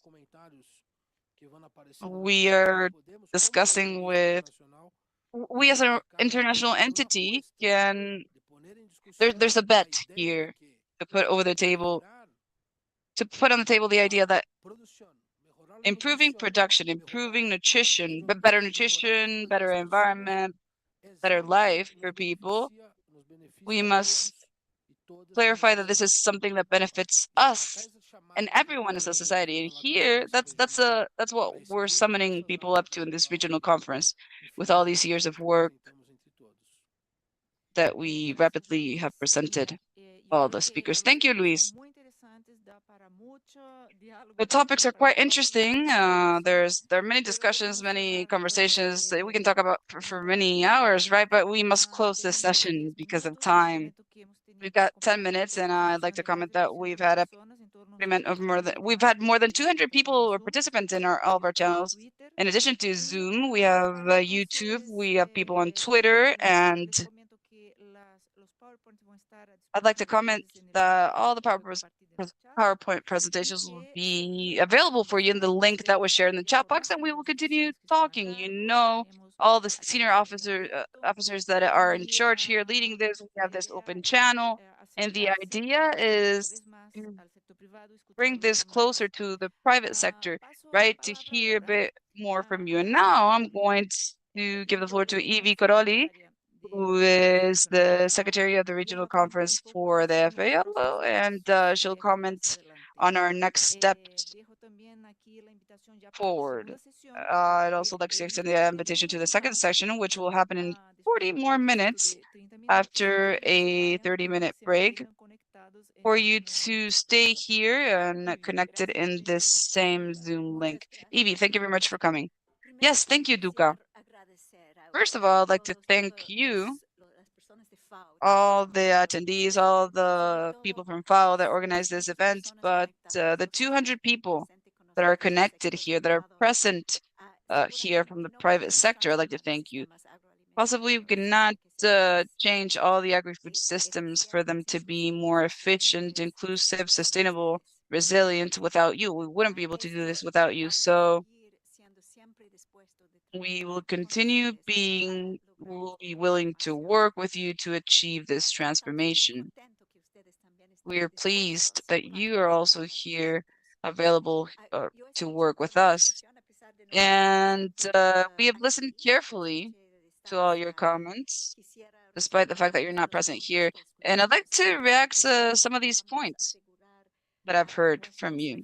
I hope that, well, first of all, I understand that you find the vision we propose as an inspiring vision, and at the same time as a realistic vision that includes innovation, that includes a role from the private sector in transformation of our agri-food systems without leaving anyone behind. And you also express how willing you are to help us combat hunger and to find new ways of productions that are more inclusive and sustainable. Among the recommendations made, you've mentioned that within the cross-cutting topics that we should pay more attention to, we should pay more attention towards solutions to be a bit more explicit, right? With the connections with the SDGs, and to better coordinate in a cross-cutting manner in these priorities to avoid political conflicts and the offsets that could arise between these different priorities. In terms of better production, I've heard an acknowledgement of the need to better use in a more efficient manner, right? The land and water to improve our productivity, reminding how important productivity is, a reminder, right? And likewise, additionally, we have agroecology systems that are quite interesting, and we need to have better evaluation and monitoring systems to better understand the contribution it makes to production and the environment. Under better nutrition, you mentioned the importance of finding new ways to improve the revenue or income of poor families, vulnerable families, and consumers, not only to tackle the system from the food system, right, the agri-food system, but also towards revenue. You supported the your program, and you highlighted how important it is to have cooperatives, not only in the productive sector, but also for access to healthy diet and for other ways of improving access to food. Now, you also mentioned the need of lowering public policies for better nutrition to territories, to the level of communal or district leaders, including doing this through training and also in trading food. Now, regarding better nutrition, I believe that there is an interest to reduce the offset between better environment and better production, looking for new ways to invest more in production, ways of production that are quite efficient, also in a low emissions manner, which let us develop the potential that the agriculture sector has to contribute towards a world that is more resilient, that is able to adapt and mitigate to climate change. Likewise, at the same time, we can ensure that there's income and food security. And I don't know if this is under better environment or better nutrition, but there's an interest in reducing barriers, tariff barriers, right? Which currently excludes small producers from the access to the market. Regarding better life, there's many people that talked about the importance of cooperatives as an instrument to improve life and to improve agri-food systems and different aspects based on including access to markets at a local and international level in terms of ensuring the quality of production, food safety, access to goods, input efficiency, and the need to have an environment that promotes cooperatives, encourages them, and to have the 2025, which is the International Year of Cooperatives, to strengthen this role, make it visible. And other effective mechanisms to support persons who are lagging behind and render visible the existing mechanisms. And I believe that there is consensus here that we will lose if we try to continue with business as usual. We need new business models in new ways of working to improve incomes, inclusion, the environment, and life. Now then, regarding virtual participation in the conference, I wanted to close by mentioning, first of all, that we hope to have a delegation of your sector for the meeting of the senior officers, high-level officers that will be from the 11th to 13th of March, and also with face-to-face selection at the ministerial meeting from the 18th to the 22nd of March in Georgetown, Guyana. And on this opportunity, we hope to there will be a reading in front of the attendees of your perception of the technical documents, mainly that would reflect the feelings of your sector with respect to the work on the issues of food and agriculture. To ensure this, the idea right now is to have a coordination session between yourselves immediately after this session. We will take a photo and then we'll come back in half an hour, more or less, from 12:30 to 2 o'clock.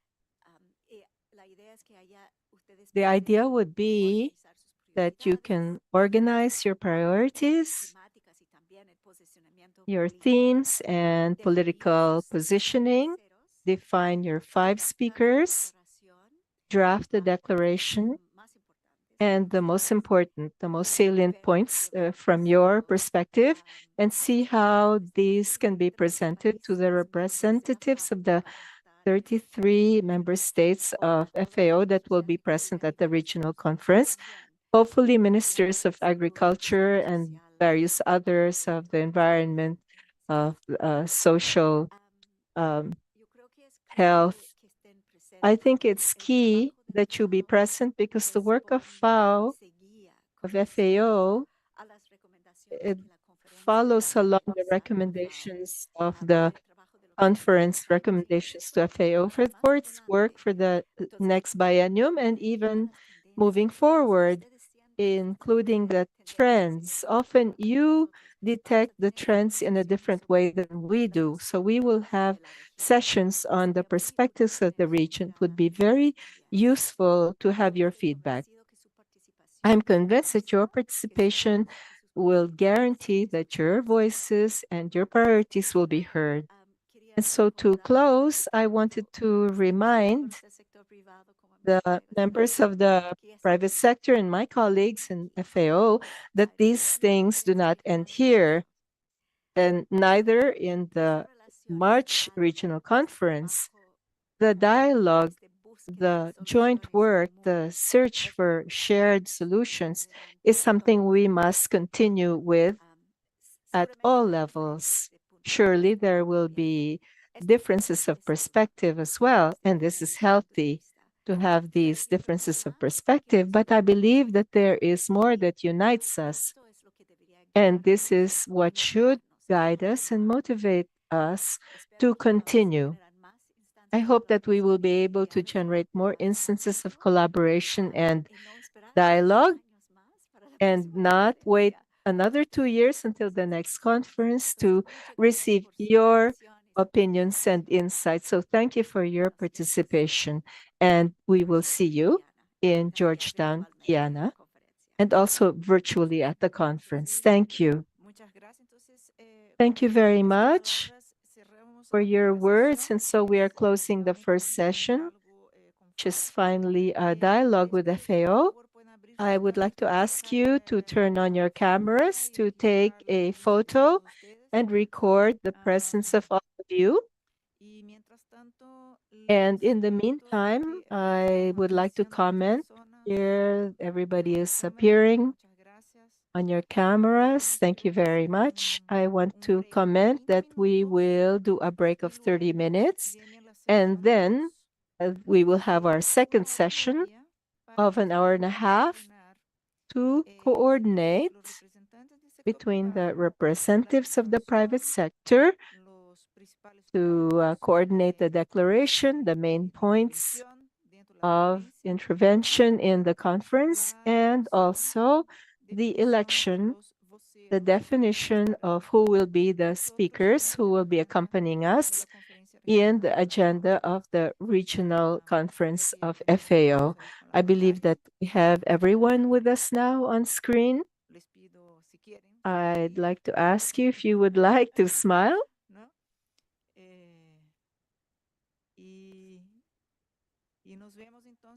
And we'll see you then.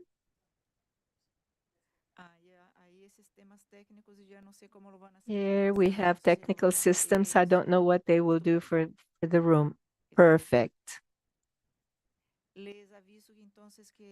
I'd like to advise that in half an hour we will resume the Zoom link, so please stay connected, and in half an hour we will continue with just the private sector coordinating here, led by the steering committee of the consultation. And the colleagues of FAO, thank you very much for your participation. And so you are at least free starting at this moment. We'll see us in half an hour then.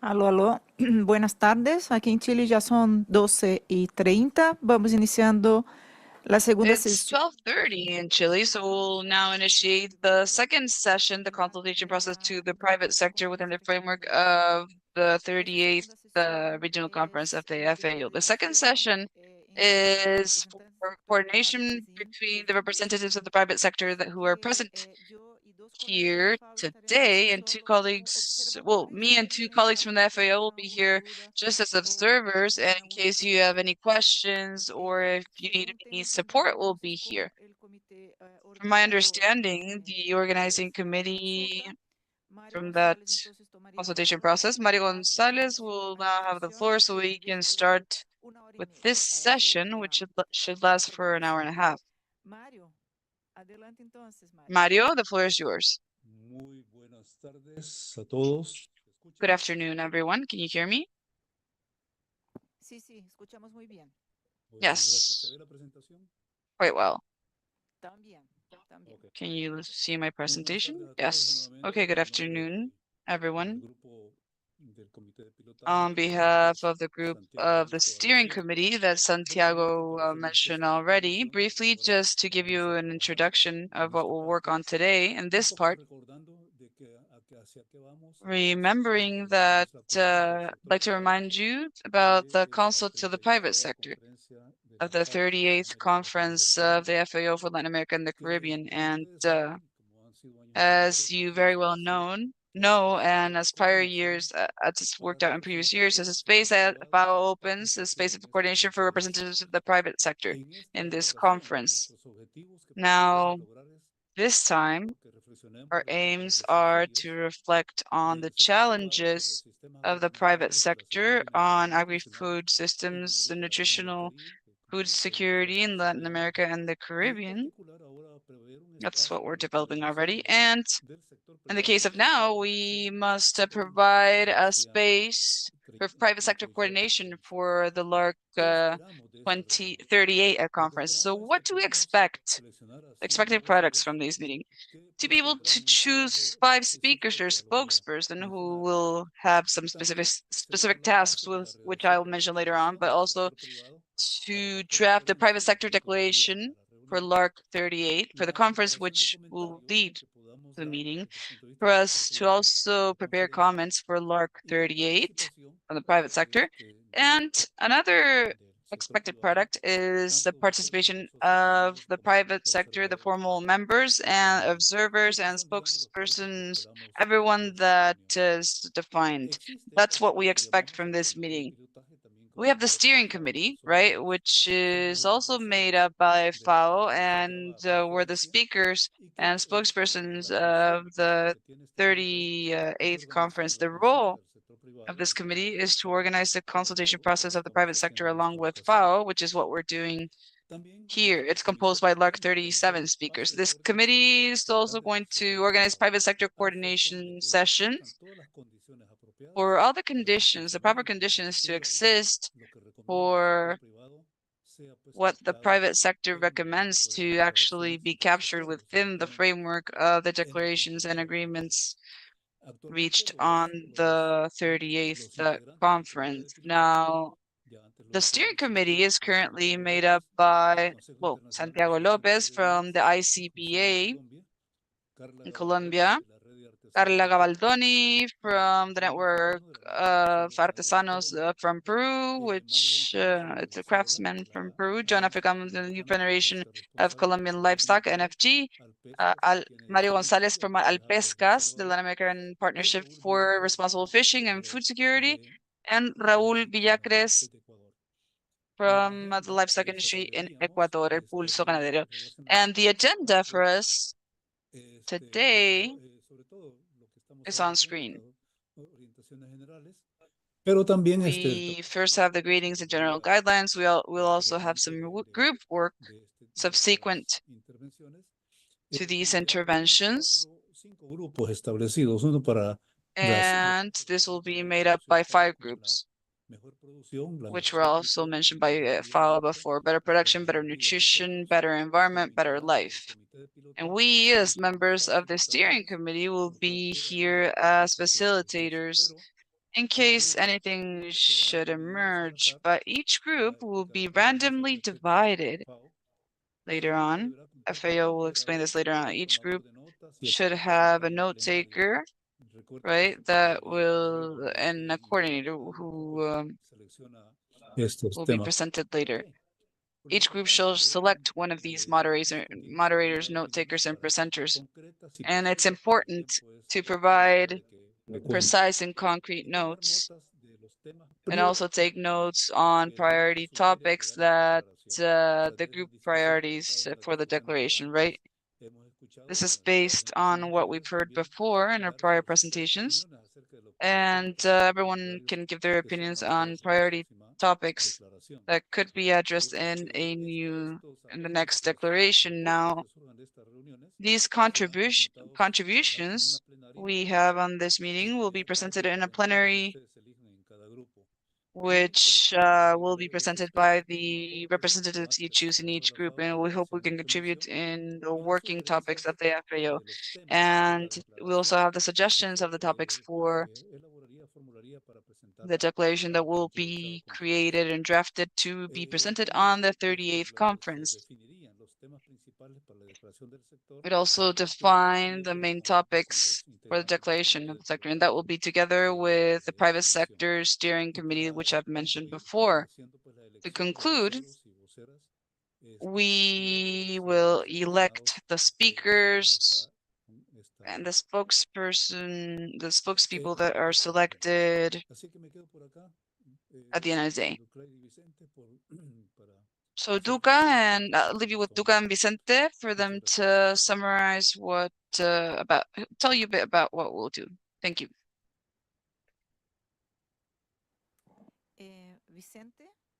Vicente? He's okay, right here. We will now go into orientation for group work focused on each one of the themes, FAO's themes. This work would last for 20 minutes, the group work. It's half an hour, yes. Thank you very much, Mario, for that introduction. The idea is that after this general guideline, we can divide into 4 groups, considering the 4 improvements of FAO: better production, better nutrition, better environment, and better life. And in addition, we will have a special room, and that will be the people that stay here who will have a plenary, and it will be in English, thinking about our colleagues that want to speak English. We represent the entire region, and English is very important in the Caribbean, so there will be one in English. We'll share a link with you for you to go into the different rooms, better life, better nutrition, better environment, etc. And those of you that want to have a discussion in English, you should probably stay in this room. And we're going to give the floor to Mario. Now, yes, the points that comes next is, no, I think that Santiago can introduce this part. Okay, thank you. Yes, in our work groups, we will have to work on 2 products. The first product is to analyze and build or contribute to the work of FAO. And the second product is the suggestions for the declaration topics, which will be read at the conference in Guyana. What is important for us to define what we want that declaration to have, because the drafting committee cannot add ideas or proposals that have not been analyzed in each one of your groups. So the idea is for every one of you to go into each one of these themed groups. There's 4 that are themed, better environment, etc., and 1 that is in English. It's focused on what the committee that will go to Guyana, what it will cover for each one of these groups. It's important to define a moderator who can be the same note taker and who will present. It has to be 3 roles: a moderator, a note taker, and someone who will present in the plenary. Just to show what will come next, which is defining the group. And that group will later work to create a declaration which they will read in Guyana. That's all for me.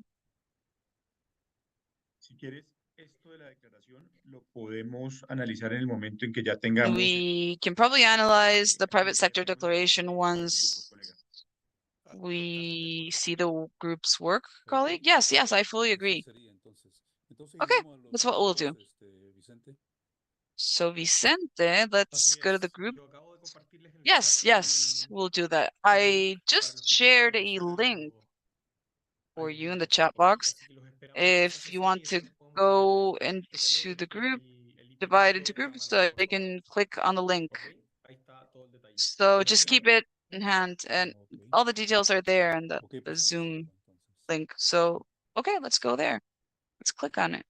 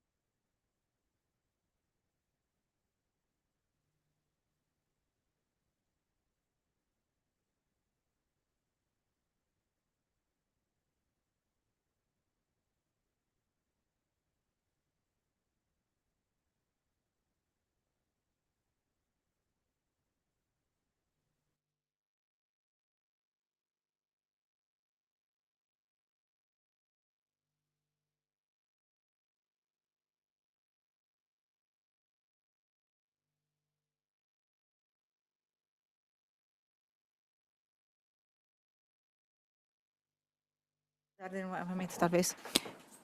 Hola, aviso nuevamente.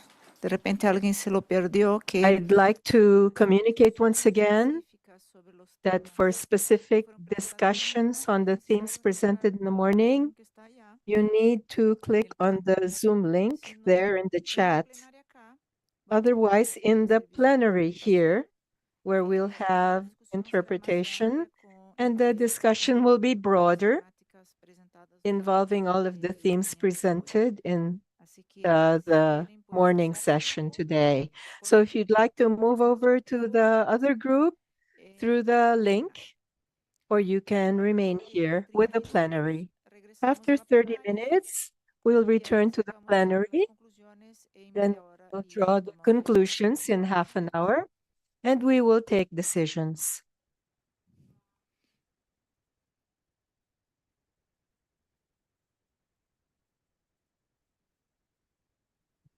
Una consulta, partimos ya entonces la A plenaria. question? Shall we start with the plenary? Yes, I believe so. Everyone who needs to be here is here. And we have interpretation, and we are with our colleagues, our Anglophone colleagues. Bien. Vamos a partir entonces en la plenaria. Very good. We will start the plenary. As Duca had mentioned, we will work on all of the 4 themes here. We have half an hour. In case you don't remember, the themes are better production, better environment, better life, and better nutrition. Therefore, you can express opinions on any of these themes. And before we start, we offer the following. I am the moderator, but we need a note taker and a presenter to the plenary. So I offer the floor for that. And if there are any volunteers to take notes and present to the plenary.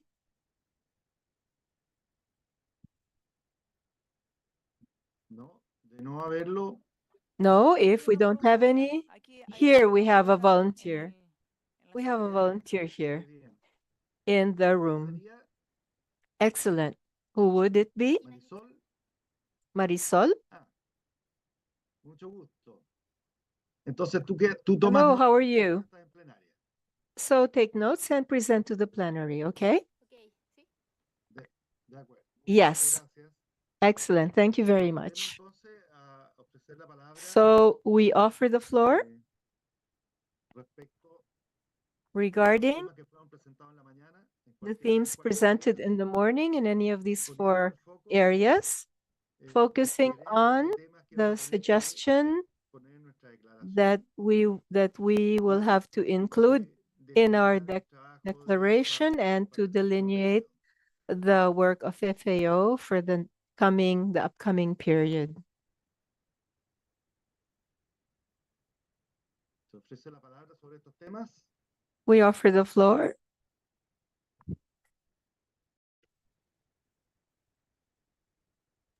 On these themes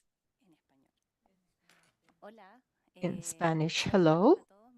Good afternoon to everyone. I am Magran Ortiz, and I'm in charge of leading the area of nutrition and health in Granotech. And I wanted to share with you my perspective that's focused on the area of nutrition, of how from the industry and the private sector can collaborate to improve the nutrition of the population in our region, which is what we have been doing in the company, and what we've been fomenting is intersectoral collaboration, which I believe is extremely important. Above all, the work of the private sector hand in hand with academe and the governments, because each one on their own can do a lot of things, but together is where the biggest steps are taken. Because I believe that what is needed for making decisions on public policies is research. That is the basis, scientific evidence that we sustain ourselves on. The private sector to carry out new developments, to push nutrition and healthier foods, needs to sustain itself on research. And this is why we work hand in hand with academe. And this is my function, try to bring together these two worlds that often don't dialogue, but we need them to do so. And finally, all of this information that is generated through these alliances go hand in hand with the policies developed by the government. And so I believe that this is the foundation for starting to dialogue using the same language, which I believe that it's very significant that the private sector has realized this, because sometimes this has been overlooked. But these are the three elements of the triangle, of the pyramid, that allows us to move forward.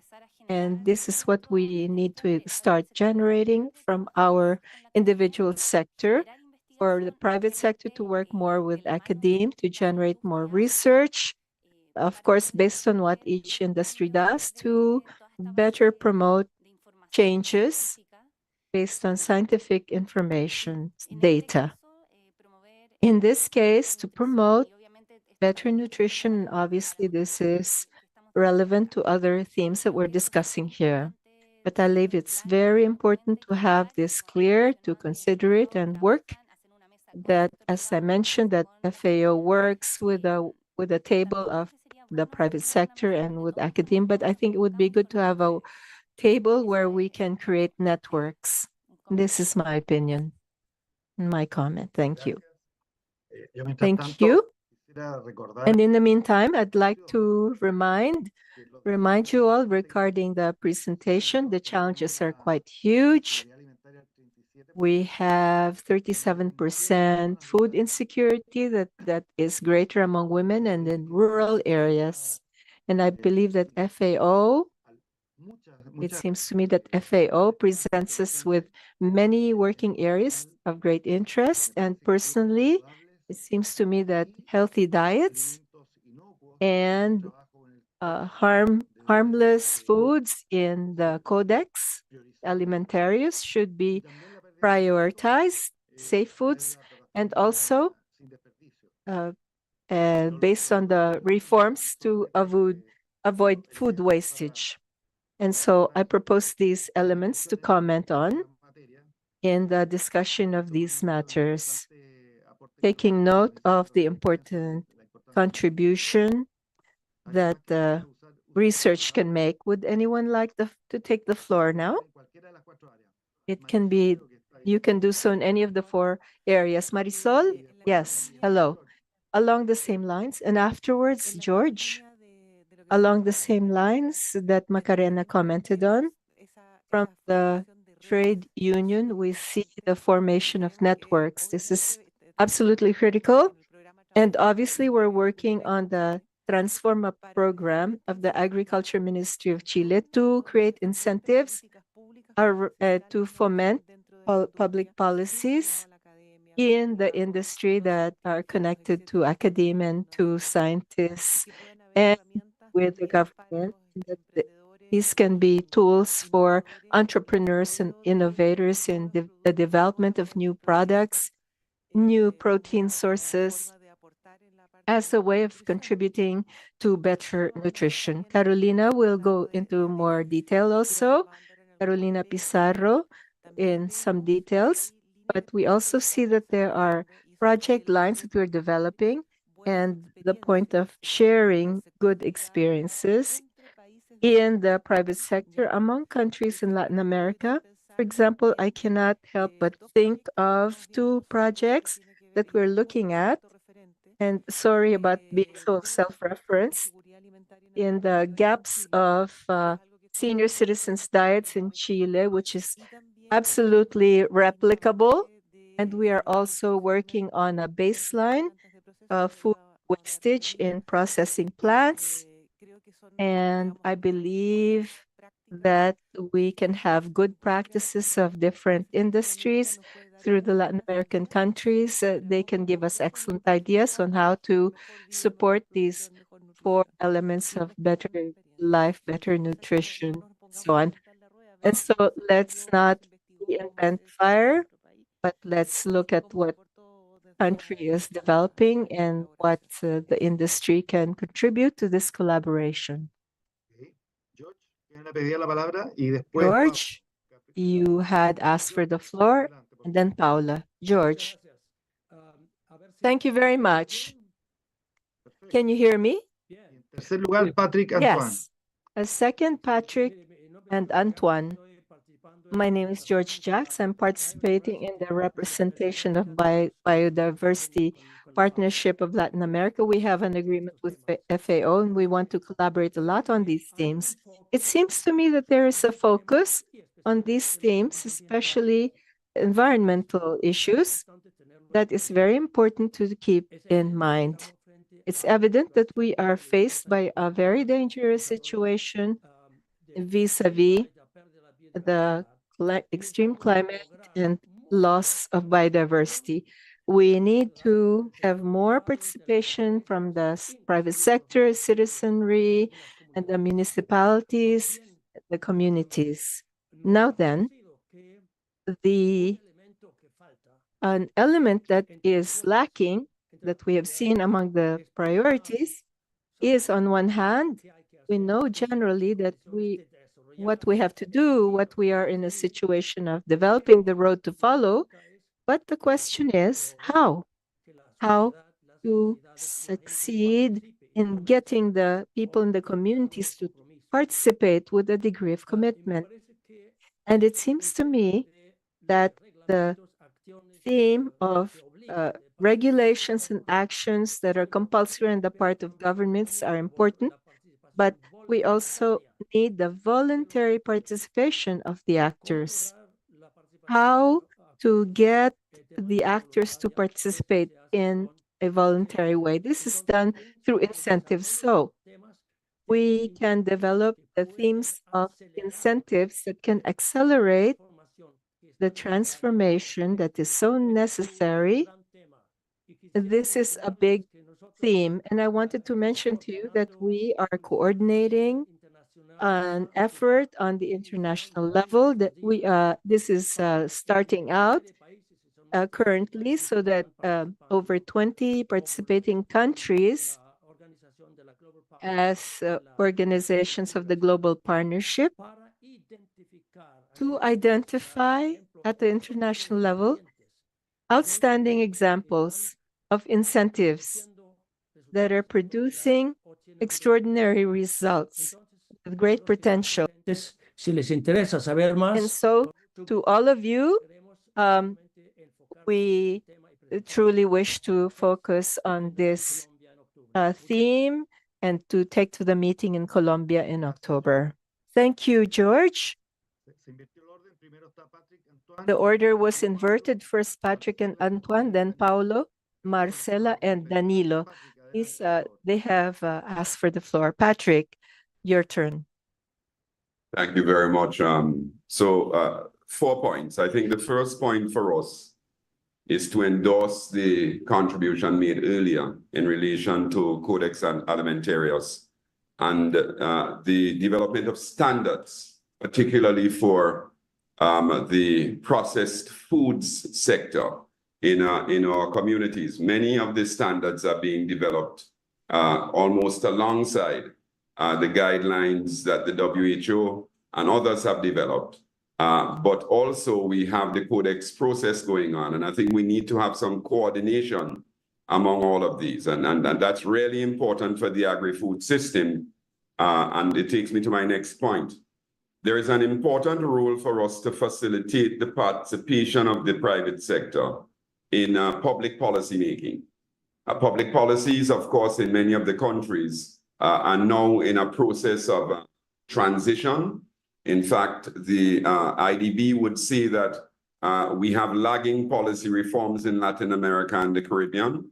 But as part of this evolving framework of policies, it's an important step for us to have the private sector involved in policies that really have to do with governing and guiding agricultural transformation and agricultural innovation. My recommendation, therefore, comes close to what a colleague earlier pointed to.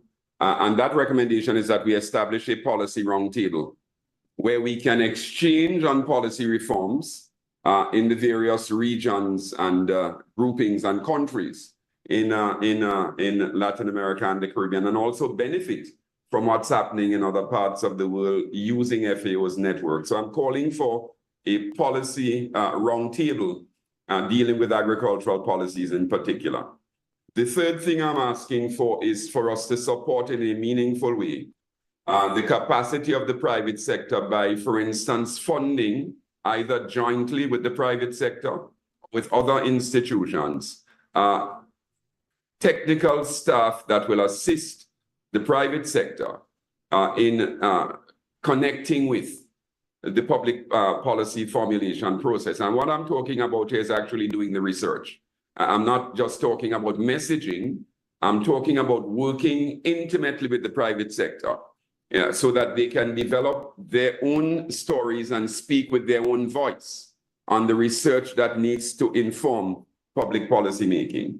And I think for me, it's really important just to endorse the point made on the connectedness with universities and to let you know that coming up at the heads of government meeting in Guyana, the CARICOM heads of government meeting, will be the announcement of a memorandum of understanding between the CARICOM private sector organization and what is called a consortium of universities for agricultural education and research. That's important, but I think what really gives us the value is if we could have this network that's going to be announced at CARICOM, benefit from the contribution of other universities throughout Latin America and the Caribbean, particularly on subjects that are common. So this is really my contribution in relation to what we would like to see. And I've made 5 points for the consideration of the meeting. Thank you.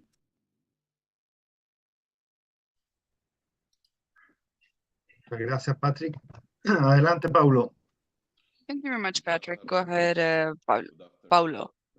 Good afternoon, everyone.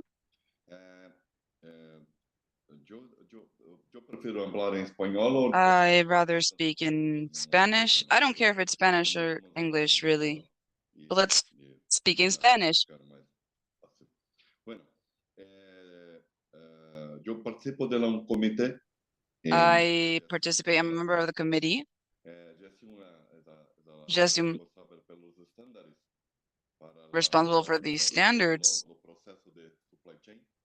for all the supply chain processes, where we had many processes that can support the production of products, just like controlling and providing opportunities or leaving room for other people, not processes. I work in Funduca, Vicente, a pilot project for the traceability processes, where I work with small producers, SMEs, where we're able to track products. It's important when Patrick speaks about public policies. It's important to know that many countries in Latin America and the Caribbean export products to the European Union, towards Asia, and towards the US. When we speak about the European Union, the EU, they have political rules that the producers, exporters have to adapt, and they have information on the products, not only of information from the products, but also the people that manufacture these products. When we talk about SMEs, small, micro producers, we're talking about families who produce these products. So there's a real concern in the world. Child labor, a concern for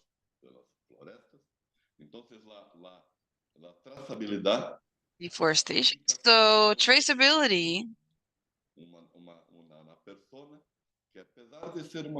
it's related with a person that, despite the fact that they have a family,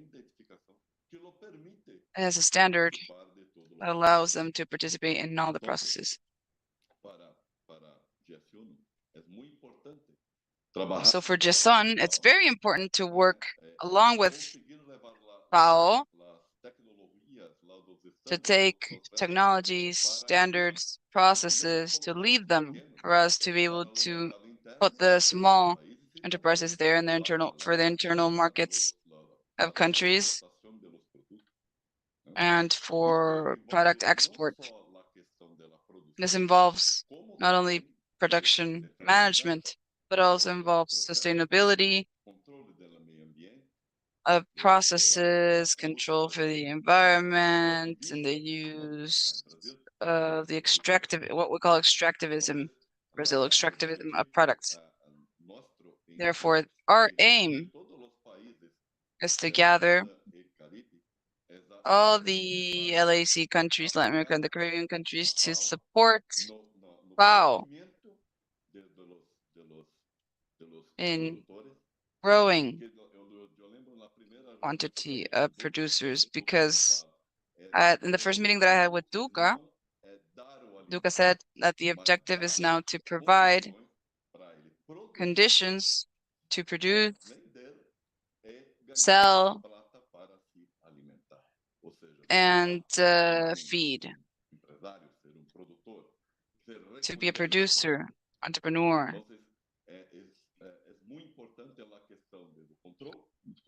So control management is very important, and also sustainability is quite important, because we're talking about people that need support, and either with public policies or with support from different entities like FAO, so we can work together, and all the countries in Latin America to work together, and we can actually work together. Okay, thank you. Thank you. Gracias a ti, Paulo. Okay, thank you, Paulo. So I don't know if we're doing good with time, if we're delayed, because in theory we should end at 1:15 Chile time. Yes, we still have time. I propose for the two people that are here, Marcela and Danilo, to start with their intervention. And if the moderator can give us a summary, we can just go back to the plenary. So we have 10 minutes. Please, Marcela. Hello, good afternoon, everyone. I'm not Marcela. I'm Carolina Pizarro. Along with Marisol, we're representing here the Food and Beverage Industry or Association of Chile, right? Or Union Chile. But Marcela raised her hand here, so we could have the floor in the room. First of all, I'd like to thank this space for consultation. Thank you for it. From FAO, we've been keeping an eye on what FAO does. We actually participated in the consultation process they had because we believe that the private sector is part of this ecosystem, and we have a lot to contribute, and that's what we're doing now. In that regard, I'd like to share with you some topics that are of interest to the industry, which to my judgment are closely linked with these 4 pillars presented during the morning. And I'd like to go deep or zoom in into the 5 brief, and I promise to be brief, examples which we've been covering and which we have interest on from our industry. Marisol already talked about one of them, right? We're just initiating a project for reducing loss and waste of food, which has an aim to validate the indicators of this topic that covers approaches 3 SDGs. And this project, we're also creating it, generating it with an academic entity that's quite well known from the agri-food industry. It's got a lot of prestige, and our focus is not only on the ends of the value chain, right? Because we've seen a first view on this, which is the initial part of the chain in terms of crops, harvest, the initial part of the production, not only on that, but on the manufacturing or in the factories themselves to see how industries contribute on these topics. Now, the second topic that our industry is seeing with a lot of interest and is seeing as a challenge is everything that has to do with food security, right? And it's the regenerative agriculture, aiming for bio goods with a circular economy perspective. And in fact,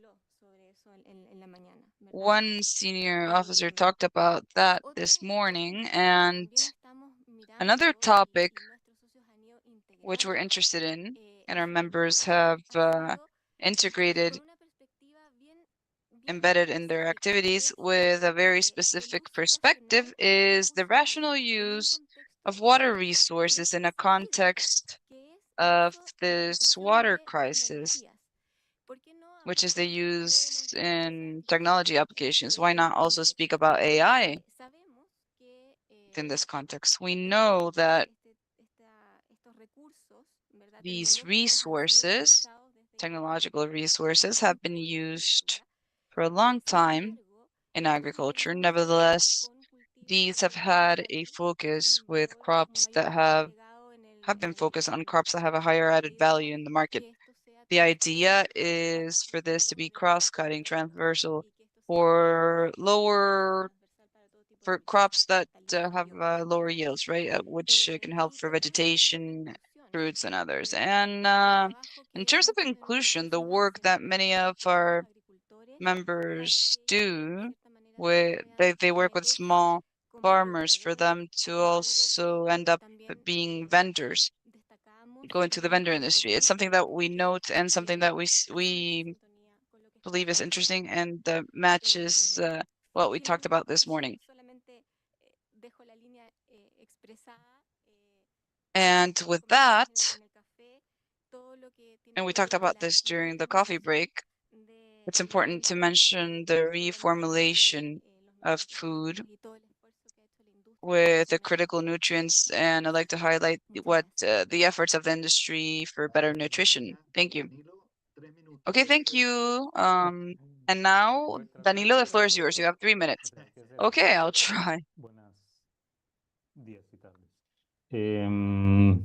Sin Good ser afternoon. respecto a lo que he dicho en mi anterior intervención, retomo para ver I'd like to útil como eslogan, see if it's useful aparte as a del logo, me ha slogan gustado mucho lo que hay atrás, or a ¿no? logo, right?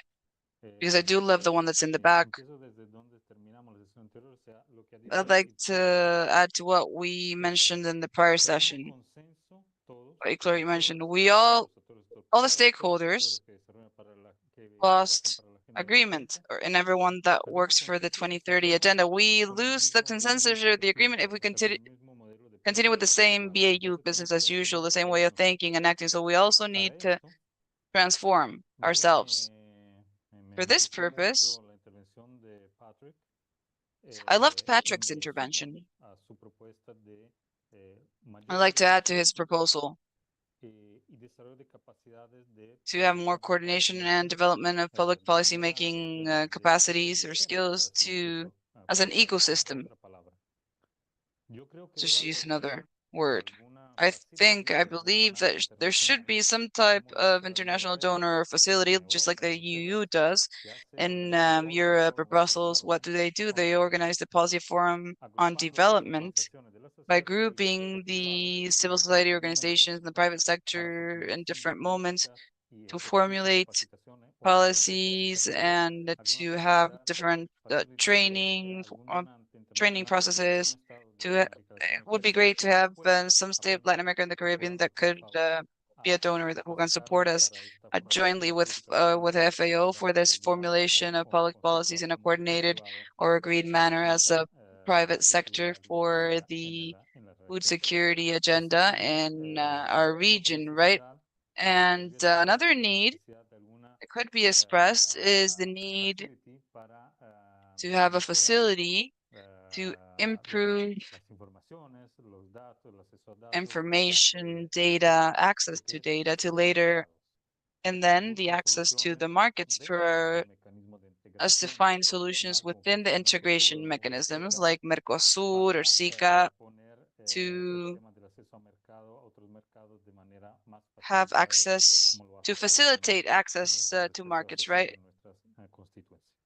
In a way that is easier than our current companies or societies do. And regarding my specific topic, which is cooperatives, I'd just like to talk about public policies, where your willingness, and we do have some contributions on the Model Act to disseminate publicly, public advisors. We want to continue working for the integration of sectors as our colleagues have mentioned. And we have good examples. The Cooperativa Obrera, who is here present, is a very good example of this for production and distribution or food consumption, just like the cooperative credit, which has also been remembered here. We also want to focus on the Sansalak agenda and possibly, or the FSC, the FAO can help us on this. It's international trade of food, healthy food in our region.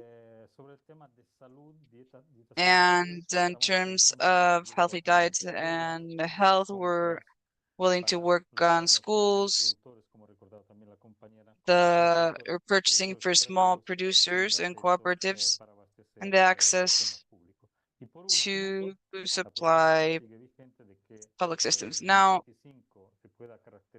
we still have the proposal for in order in 2025 to characterize based on international cooperatives or the agenda of the FAO, but more generally in terms of the private sector for the nutritional health of Latin America and the Caribbean. Maybe we could think about a way in which all the private parties are present, stakeholders are present along with the FAO as a side event in COP30 in Brazil to show who we are, to discuss, to create the ecosystem as a UN Secretary General mentions, right, to favor everything that we've recently mentioned. Y antes de pasar la palabra a nuestra tomadora de nota para que nos haga un resumen.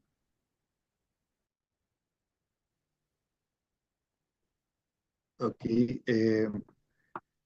solamente quisiera rescatar que no quedara olvidado tres aspectos que menciona FAO en encuentro importante, que son el empoderamiento de las mujeres rurales. En la pesca está demostrado que cuando ellas hacen cargo de las that finanzas, when they take over the los pescadores financing, progresan más, cuidan más the el dinero, monies, hacen mejor uso. the fisheries Segundo, are more economical. la And agricultura second, digital. Yo creo digital que agriculture. tener acceso I believe a lo that it digital abre generates muchas access. posibilidades Digital media open en up innovación, a en lot of capacitación, en possibilities for conocimiento. innovation, training, and knowledge Y por transfer. último, el cambio And climático. Hay varias finally, propuestas referidas climate al cambio change, climático, several proposals in que this regard abre capacitación, sistemas de to monitoreo create y adaptación. training, monitoring systems, and adaptation. Por su importancia no las quería dejar Because of their que no quedaran importance, I mencionadas. didn't want to Y leave ahora them out, and I tiene wanted la to palabra mention them. nuestra tomadora de And notas, si now nos we puede give hacer the un floor to our resumen note de taker lo que se for a presentaría en el summary plenario, of por what favor. would be presented to the plenary, if you please. Perfect. Can you hear me well? Sí. Yes. Se escucha un poquito bajo. Your voice is a little low. Ahora sí, parece. This is better. Yes, it's perfect. Perfecto. Uno de los puntos más importantes y que convergieron varios de las personas que opinaron es el tema del trabajo como un trabajo intersectorial, ya que es clave poder tener las miradas de todos los públicos. All of the perspectives of the publics. And another important thing is to start to work on research and scientific evidence as a first step to later work on the creation of public policies. Another important theme here to move forward on this theme is that the private sector should foment or should push for or fund in some way this study, this work with academia to be able to continue transcending and developing the different themes that have been discussed. And I will now detail some of the perspectives that we will highlight. And therefore, the topic of food wastage is key to address. While there is scientific evidence on the work already developed by some institutions,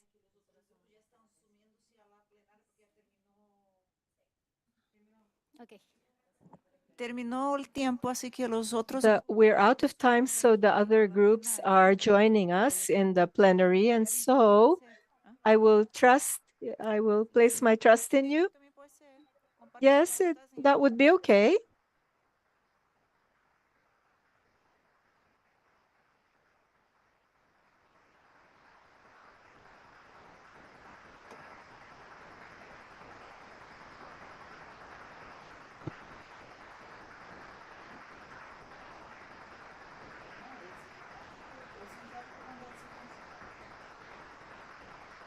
¿Puedo partir otro grupo?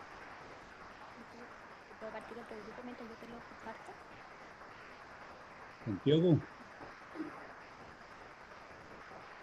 Sí, señor, aquí estoy. Yes, sir. Yes, sir. I'm here. I don't hear you very well, Mario. We haven't finished.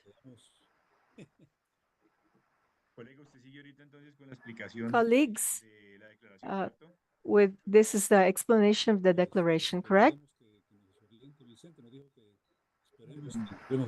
I would say let's wait.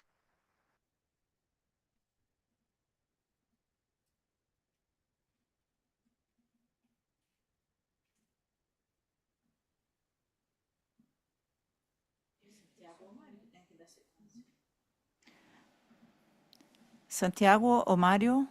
Sí, a la orden. Santiago or Mario? Al resultado del trabajo en grupo. Will anyone provide the sequence here of the results of the work in the groups? Yes, but we're coming from the other meeting and Vicente told us that we should concentrate here. Surely all of us are here. In nutrition, we chose a moderator who took the notes. I think we could give space to each of the groups that are present here. If you agree, we can start with the order of the groups that we had begun with at the beginning. Then the first group would be production, and we selected Juan Camilo. You have the floor. Mario, the speaker was our colleague in Argentina. Yes, but I don't know if he's already entered.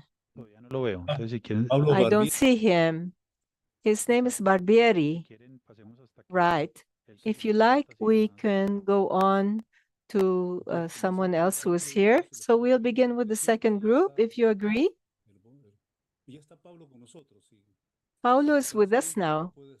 So if you are in agreement, Paulo, you can give us the summary. Well, excuse me, but I've had some technical problems. I was going to ask Camilo, who knows more about the themes than I, that he can complement me. And we're talking about the path we will develop. We inform on the part that has to do with production, efficient production, inclusive production, sustainable production. We marked a few points that we wanted to present. First, linked to our Latin American region, the importance of,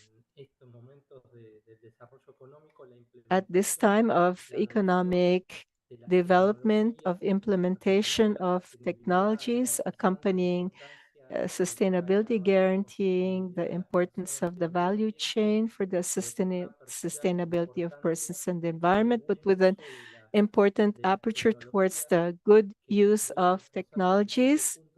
And I will reinforce the second point, which is the link up with technology that has to do with supporting food, massive food, not just in our territories, but the important populations of the world. The need for growth is increasingly more important. So the fact of seeking the challenge and the capacity of balancing this search for sustainability, but also with a search for good productivity, looking at and monitoring environmental impact, but clearly observing the skills and potentialities of our regions, of our capitals, to help the entire world. A third point we marked is the importance of researching so that in our territories, the work of the private sector, of the companies, of different configurations that are family companies or different kinds of corporations, cooperatives, but beyond this, more than 98%, at least this is the information shared by Camilo, 98% of the companies, we are talking about small and mid-sized companies that make an investment effort to sustain the productive development.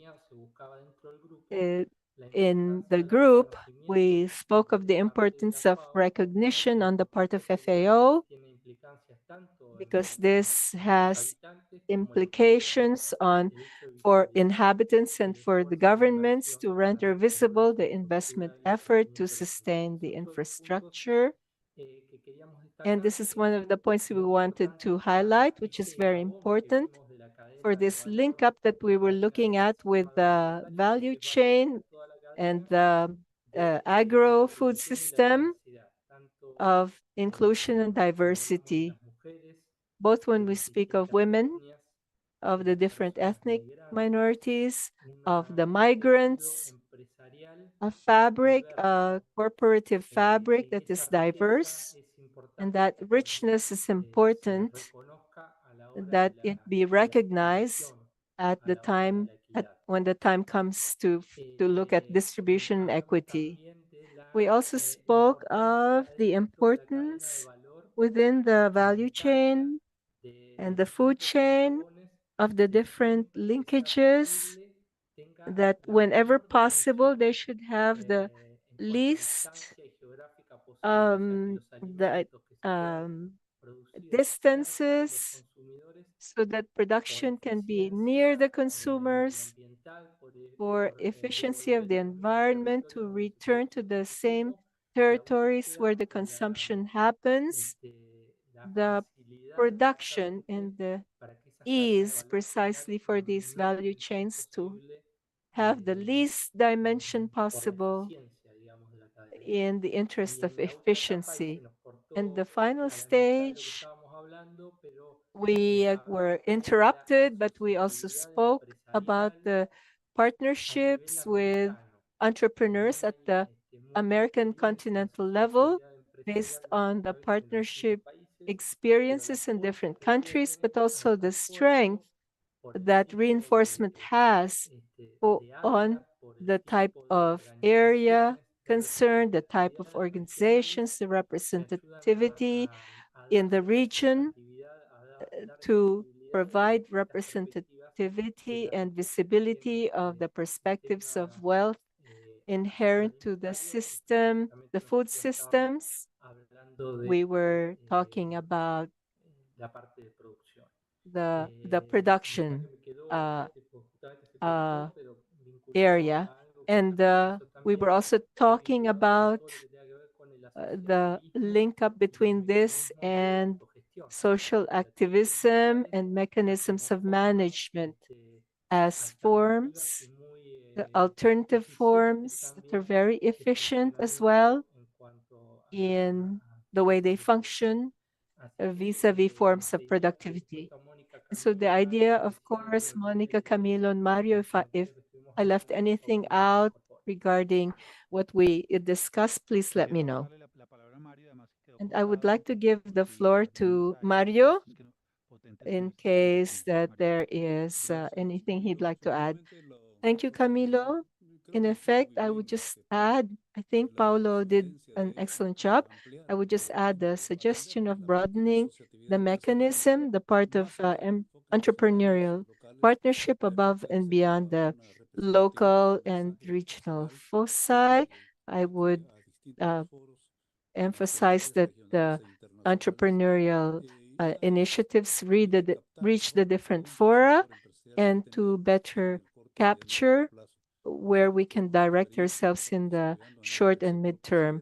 We have experience in fisheries in Latin America with headquarters in Chile and trade organizations in other Latin American countries and fisheries regarding our results. And I would offer the floor to Monica at this time. Excellent.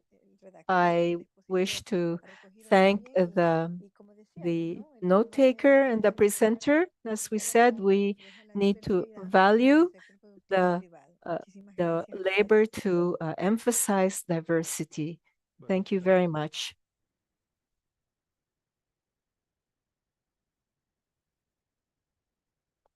De ser así, el grupo 2, nutrición. Okay, let's go to group 2, better nutrition.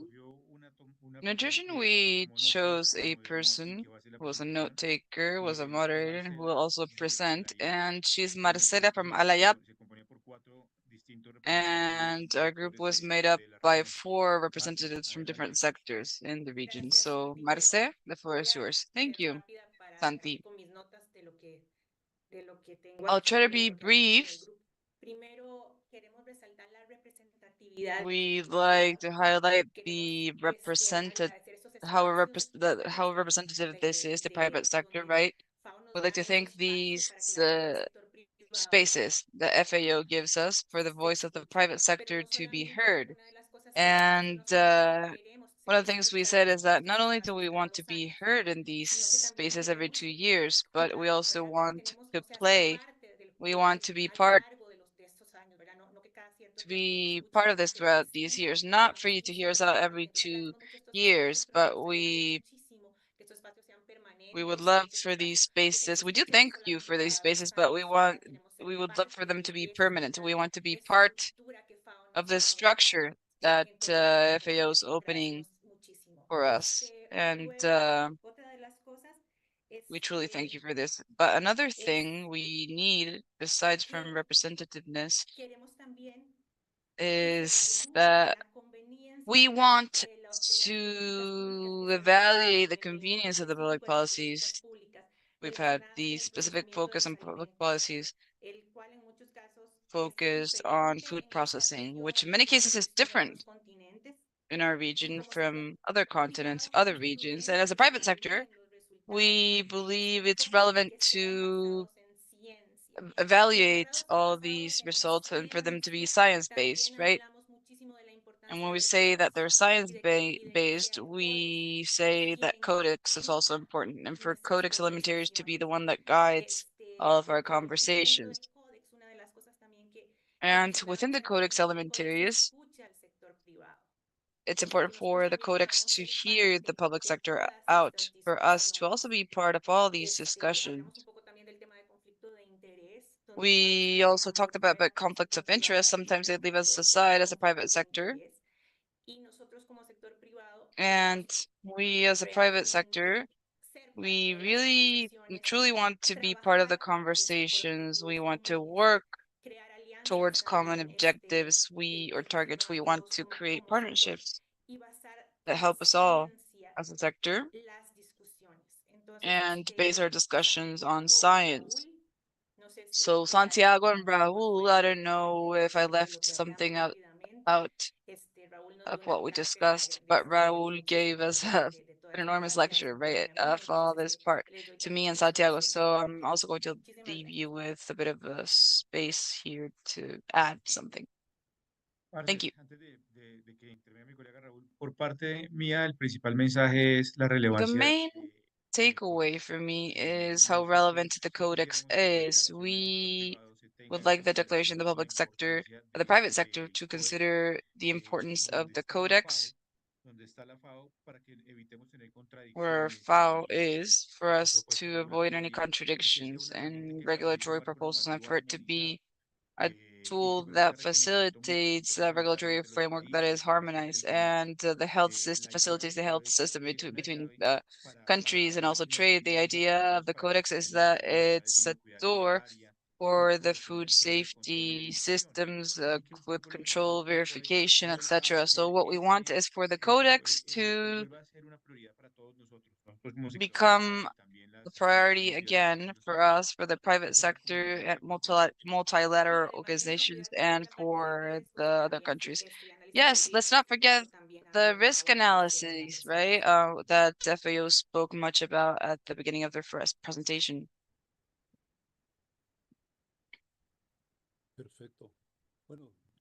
Okay, perfect. That would be it for group 2. If there are no questions for group 2, let's go to group 3. Let's go to better environment. Okay, good afternoon, everyone. We worked on the third strategy, better environment.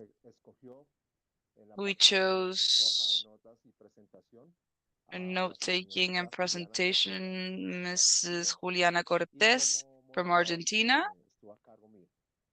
And I'm the moderator, so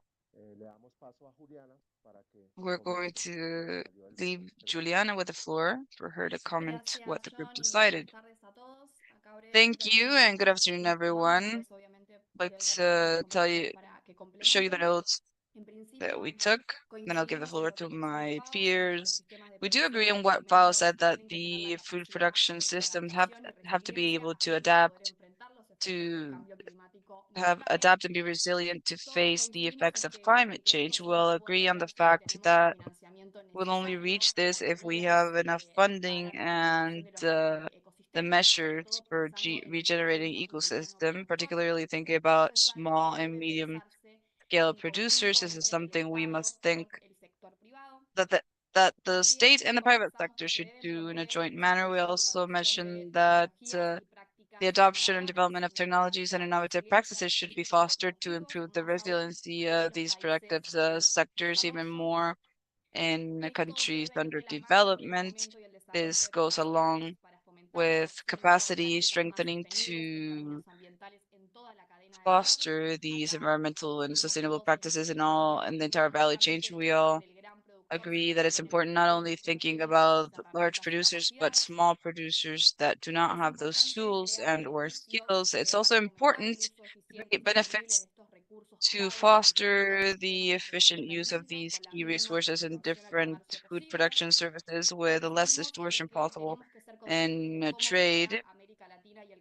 We also have to be aware of how the LAC region is doing in terms of tariffs, environmental issues that may emerge in trade, right? Just like how we're doing in due diligence in the European Union. And it's important for FAO and multilateral entities to take measures to reduce all these gaps, for us to be able to create community certifications and protocols for entities like CARICOM, Mercosur, etc., to help drive and foster these good environmental and animal well-being practices. We all concluded that we must articulate and create partnerships without demonizing any subsector and industry. Thank you, and I'm going to leave the floor open for the other team members. Okay, Juliana, I think that was an excellent executive summary. If some of the participants in group 3 want to add something, go ahead and do so.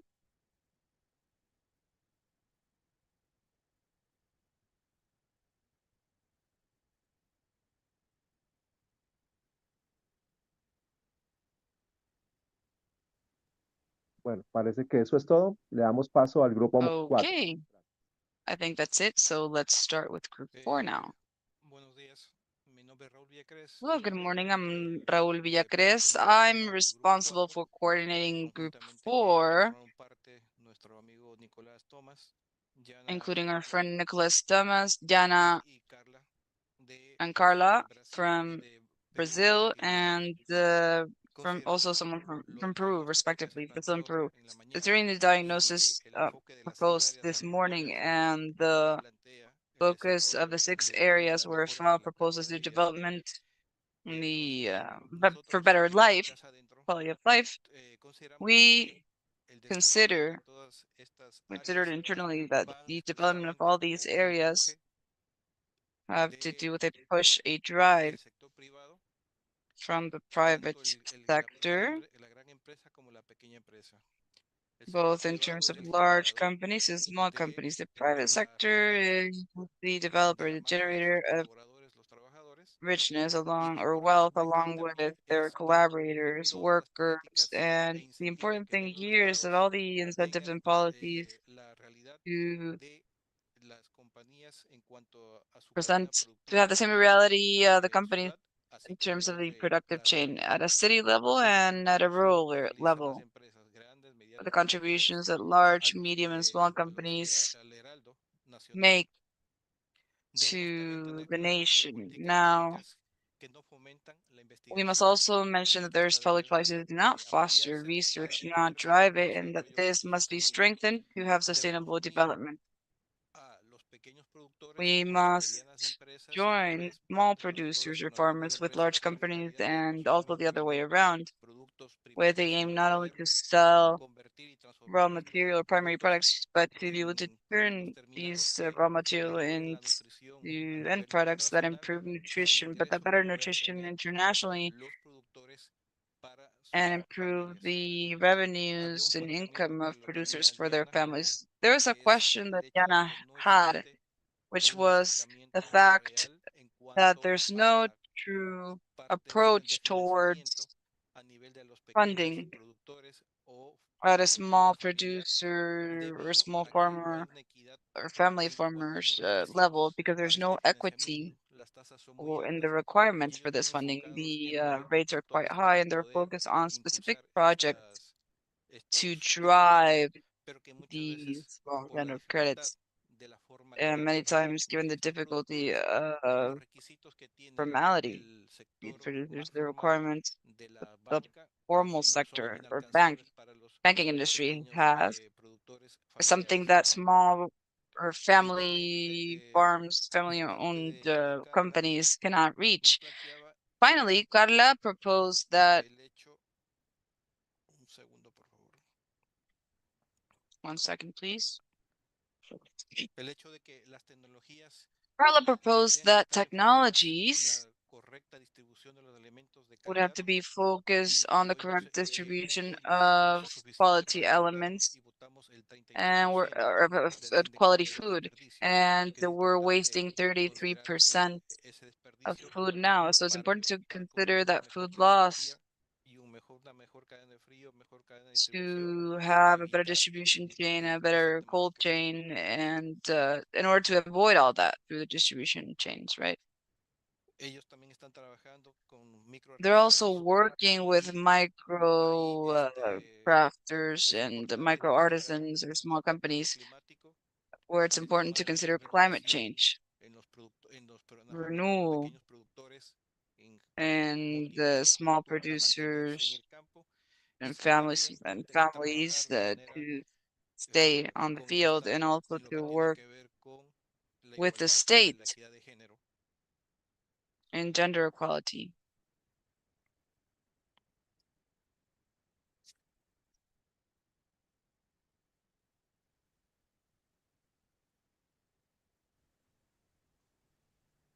Hasta ahí sería los puntos que en este tema Those would be de the points then that we've been able to talk about and better life or quality of life.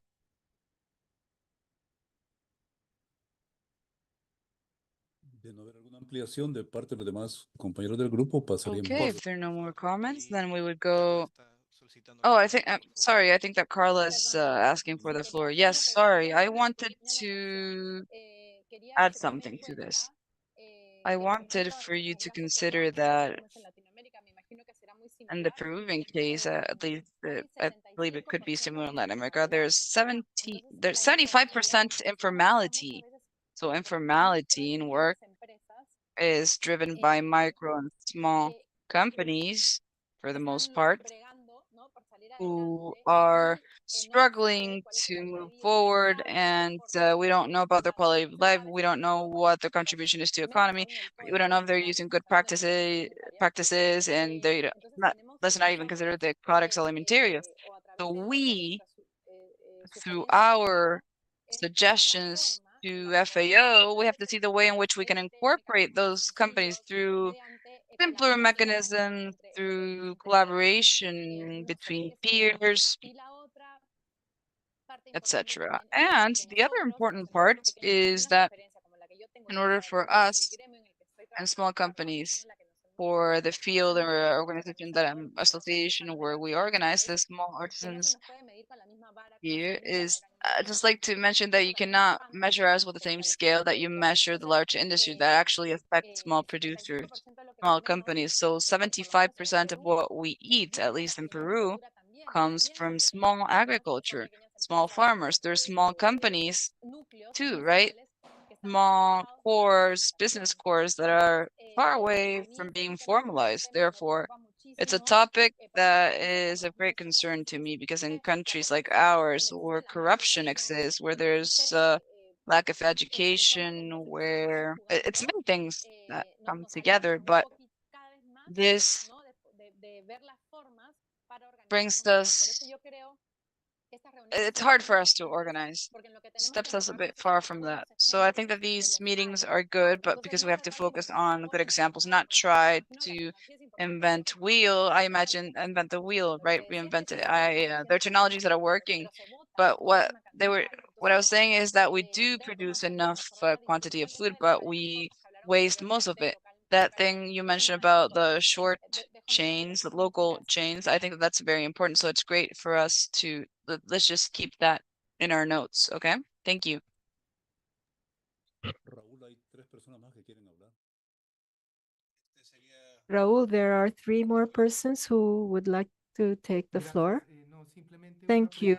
No, just a little more precision on the previous overhead where it says bring together for a meeting. I would say to strengthen the production chains, chain link ups between small producers. I would just add that.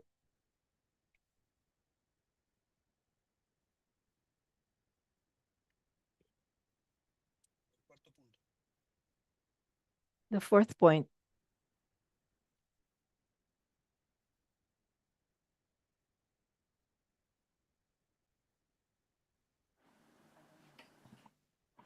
Listo, pasemos, Mario, para... Move on then, Mario. Excuse me, it was to promote the link ups, the chain. Creo que solicitada, pero sí puede ser concreto para pasar al siguiente grupo. The link ups, the productive link ups of small producers with companies for better food and to raise family incomes. Raúl? Thank you. I'll be brief. In principle, I agree with what Carla has stated. I think that what's most concerning would be to take distance between agroecological production, especially in Argentina, with respect to what has to do with supply of the supply chains of Argentina and the region. It seems to me that production is not lacking, or is there a quality problem, but of distribution and access to the products. And in this sense, there are several asymmetries that at some moment will have to be recorded and above all, organized, placed in order with respect to the Codex Alimentarius. This is correct, and we should work a lot more on recognizing that in many countries of the region, they don't have capacity of public investment, and private investment does not have an ordering as a function of the distribution downwards or horizontal toward the impoverished sectors of the economy. That is all. Excuse me, Raul, we are a little short of time. I think there are a few persons who have raised their hands. But why don't we move ahead? If you agree, we can continue with the next group. And if we have time, we can give the floor to the raised hands. And so group number 5.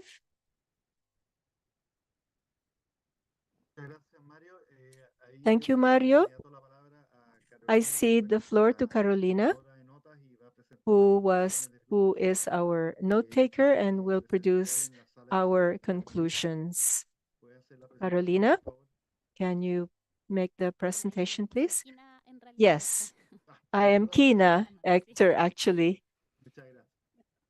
Thank you. I will address the general points and then I will hand the floor for specific themes that were spoken of by each member of the group. In the private sector is part of the ecosystem and has a lot to contribute. And so we are grateful for this instance generated by FAO for the consultation. But we, to foment public policy ambits, and with respect to the question how we can contribute from the private sector to these different themes that we have dialogued on this morning.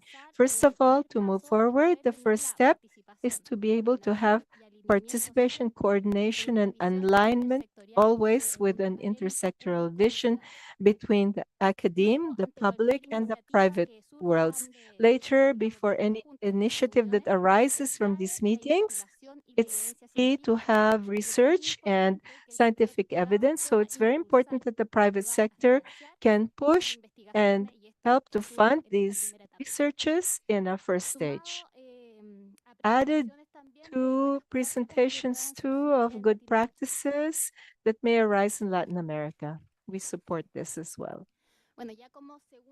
Now, as a second stage, we can look at the theme of creation of public policies and get this point to be a generally participative point. One of the important participations addressed here is how we can get communities and local actors of the territory to participate voluntarily, develop rounds of conversation with the interested groups to address the public policies that are being dialogued on. And another point is that we're very slow at themes of public policy, how we can push for this and advance. And finally, important themes, how we will look at the acceleration of the agenda of the objectives of the 2030 agenda. This is another important point. Within this, each of the members pointed out certain themes. So I'd like to give the floor now to Ave. We have 4 points here that are specific.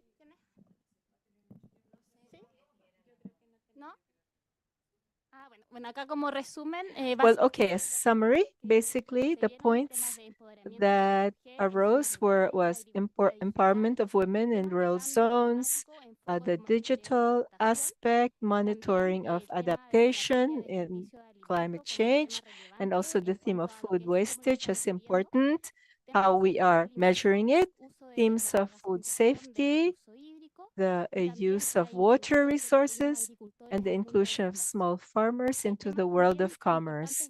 There are also important themes to advance in the restructuring with respect to the private sector. Thank you, Kina. And with this, we have finished with the report of group number 5. Good, Hector?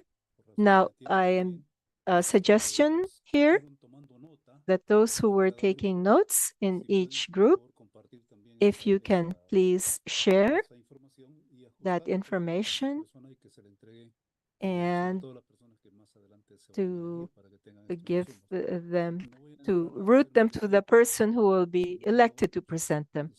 And now, so that the notes can be shared that we saw on screen. And I'd like to add something. Mario, excuse me, but overhead number 4, which has to do with quality of life, we've simply included the part of agriculture, but we should add fisheries, please. I don't know if anyone else had raised their hand. We've gone quite fast. Mario, I have a very simple comment. Now, this is the point where if anyone would like to add something, do so now. Remember that independently of the group that you're a part of, if you'd like to contribute to any of the 5 groups, please present your opinions now, because the declaration of the conference will be very specific, very brief. Thank you, Mario. I think it's important that as a private sector, we reiterate our commitment to nutrition and hydration of all Latin Americans. Now, there is a genuine commitment on our part to provide support to the required alimentation or to all of the citizens of our country. And beyond that, we reiterate the continent's commitment to nutrition at the planetary level. Thank you. Camilo, Raúl. Perfect. Yes, I agree with what Camilo has just said, and also Santiago. when he spoke on participation in nutrition. And I gather what was said by the people from Peru, that 50% more of our food economy in Latin America is in the informal sector. I insist on this point because it's as if we don't understand what we're trying to defend. We are defending our producers, our people, and we have and we need the authorities to understand that we are part of that conversation. And so I say that surely our participation, we should have present the articulation of the private sector. FAO is the fundamental tool for us that allows us to articulate with the public sector. Each of us here, we do it, but in a state of weakness. Whereas if we were all together with one voice, with FAO, permitting the dialogue with our respective countries, we have a lot of food. The thing is, where do they reach? Now, someone else had their hand raised, but I have John, Pablo, and excuse me, Juana or Diana. Do you agree that this would be the last three? Well, Marcela and Cesar as well. Just one point, Mario. Within the overhead 4, what has to do with the small private sector, the point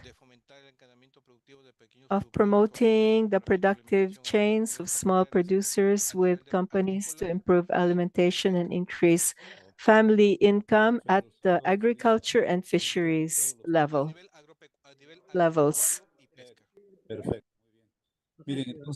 At the level of agriculture and livestock and fisheries. Now let's finish this because we have another pending point. And please be concrete. I lost the order a little bit, but I have Diana, Tomas, then John, and Pablo, and Marcela. So if you can be as brief as possible. Thank you. Quickly, please, if you can go to the overhead, I think number 3.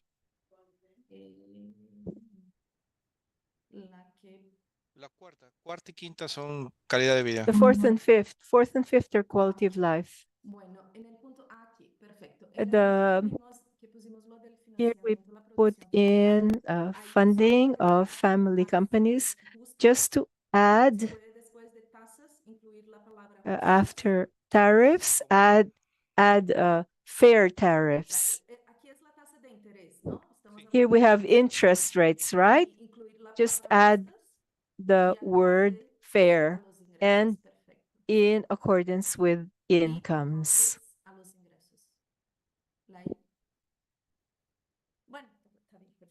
And after that, in the considerations, if we can add the commitment with the sector of healthy food and combating hunger. And if we can also include the commitment with gender equality, the commitment to gender equality, and with the development of rural communities. Great. That is all. Thank you. Okay, John. Good, John. Micrófono, John. Micrófono, John.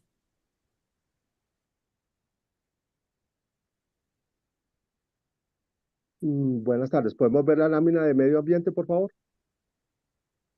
Colegas, una interrupción. Acuérdense que I want to tenemos look at the environment slide. No. I think we have a drafting committee. Remember that, right? We have a drafting committee that can care for those details later on. Yes, basically, the part I'd like to comment about has to do beyond certifications mentioned. The certification is mentioned by Juliana. It has to do with the frontal labeling, not only on the makeup of the product, right? How it's made up or the traceability where it comes from, but also on how that product, if it doesn't come from the main source, we have to see something different because we see that supermarkets are selling soy milk and almond milk, and milk by definition comes from mammals, so we cannot let them use terms for what is not. We see the same as lentil meat or lentil or soy meat, so that is laboratory meat. So for those of us that work on these activities, this is just a call for there to be a difference if it comes from original source or not in the frontal logo, or if it comes with some type of process, like it happened at some type with the non-GMO products, right? Or the GMO product. Okay. Okay. Pablo? Yes, can you show the first slide? I think it's production. Inclusion of women. After inclusion of women, we should put commitment to ensure access or guarantee access to the basic basket of food security and food security of all the different stakeholders. We're talking about the production phase, like a consumer basket, basic food basket. But this summary, I'll give it to whoever's in the drafting committee.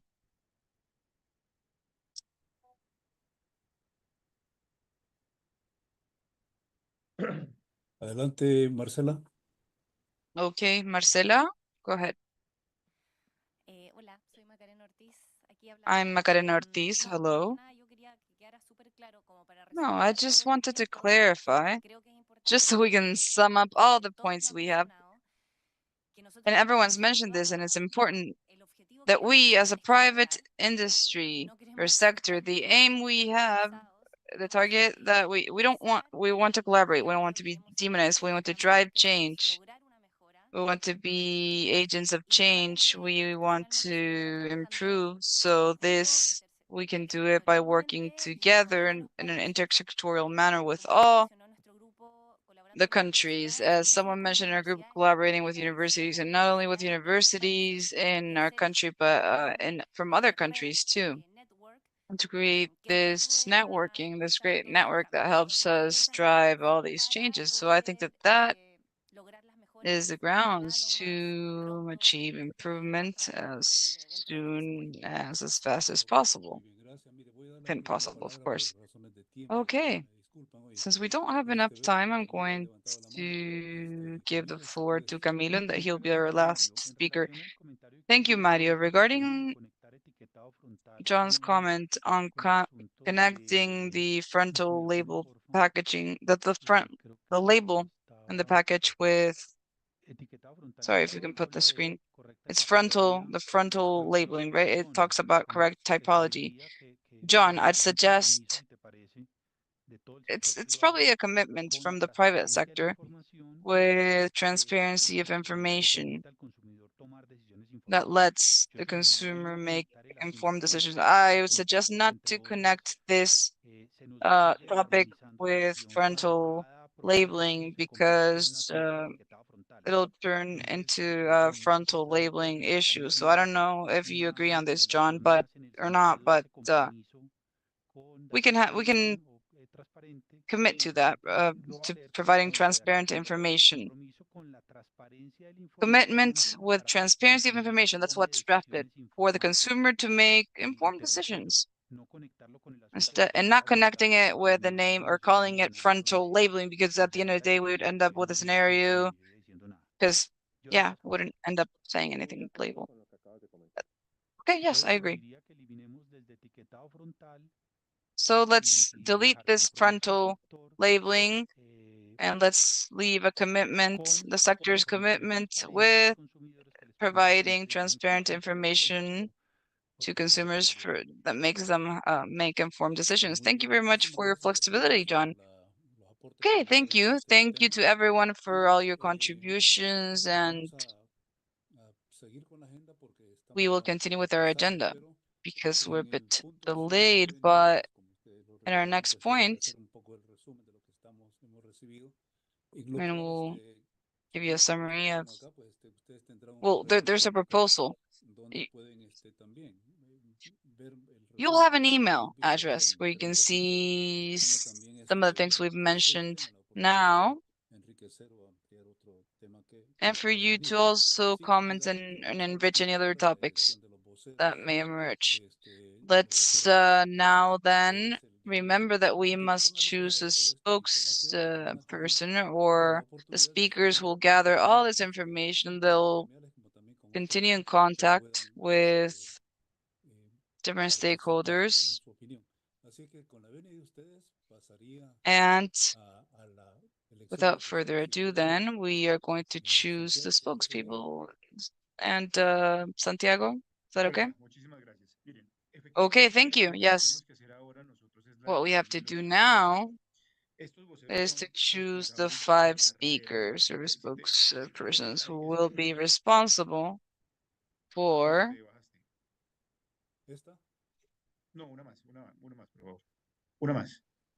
one more slide. One more.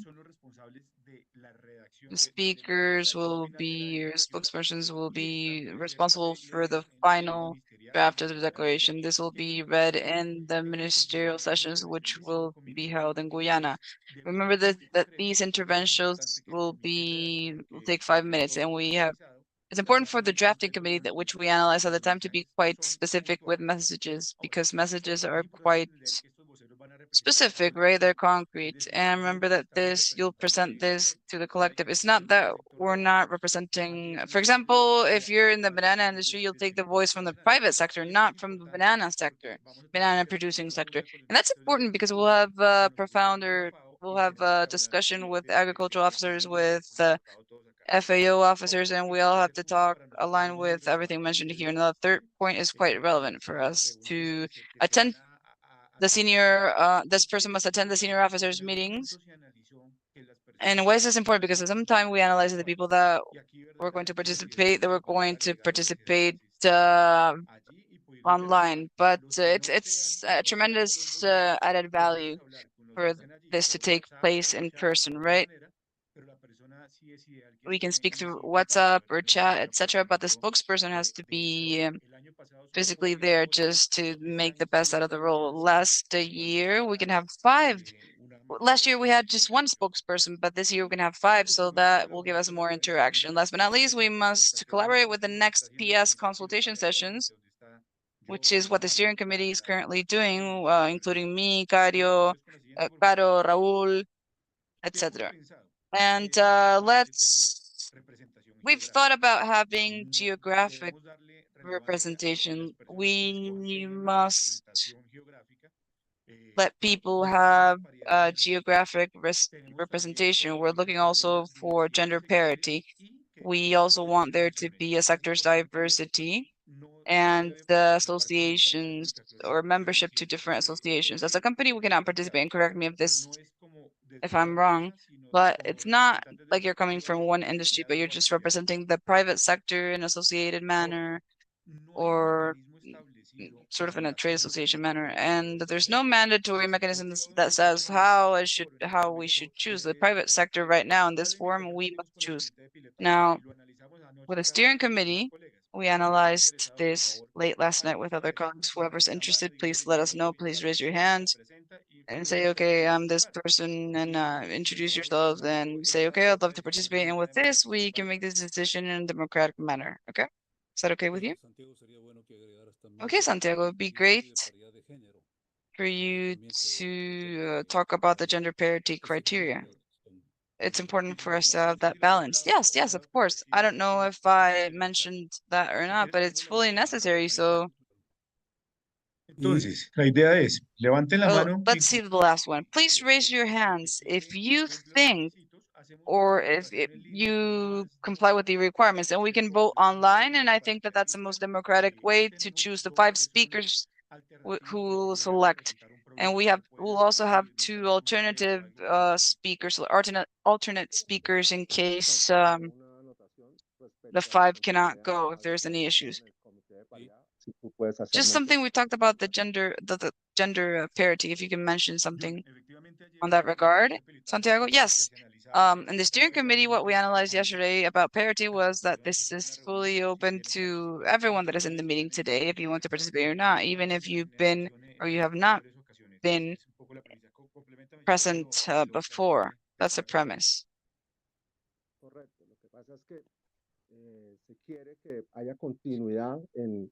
And if you want continuity in the formulation and design of these priorities, to do this assessment, control, and review of the results,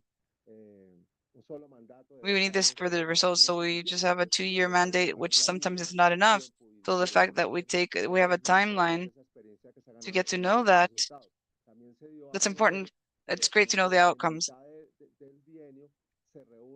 It's also important to join the committee and the process just to see how our agenda is doing, right? If it's being implemented or not, or if we're doing some type of change, making some changes or not. So just the opportunity is open for those of you that want to continue in a voluntary manner. The other thing is that sectors, hopefully they're different, right? The industry, the agriculture, livestock, small producers, etc. So they have to be 2 or 3 in this. It's not for us to have 2 or 3 of the same sector, but for us to have diversity, right? Thank you. Before we give the floor, I got through WhatsApp. 4 colleagues asked me if the travel expenses were covered. No, FAO does not cover that. Santiago, we have not. It can be people, but also sectors. It's the sectors that are represented, and despite people are not the same, if people want to intervene on this proposal, I think it's the last slide, Santiago. I'm going to exit here. No regreso, pues. Gracias, Mario. Ok. Entonces, mire, no estaba en la otra lámina. Okay. No levantaba la mano, pero según lo que veo aquí en la pantalla, si les parece bien. I'm Danilo Salerno, seeing Danilo, Juan Camilo, Barbieri, Patrick, Antoine, Marcela, and let's go in that order, okay? Everyone has their hands raised. Danilo. Okay, Danilo. Gracias. Yo simplemente quería dar I just wanted to see the availability, but I see that there's many men that are raising their hands and not that many females here, so there's not much gender equality or parity right now. I'd just like to say how available we're in the cooperative services, cooperatives of the Americas. We're open to be spokespersons in this important FAO channel. We'll later see how we can contribute at all moments necessary and how we can back everything up. I see that Paulo's hand is up, and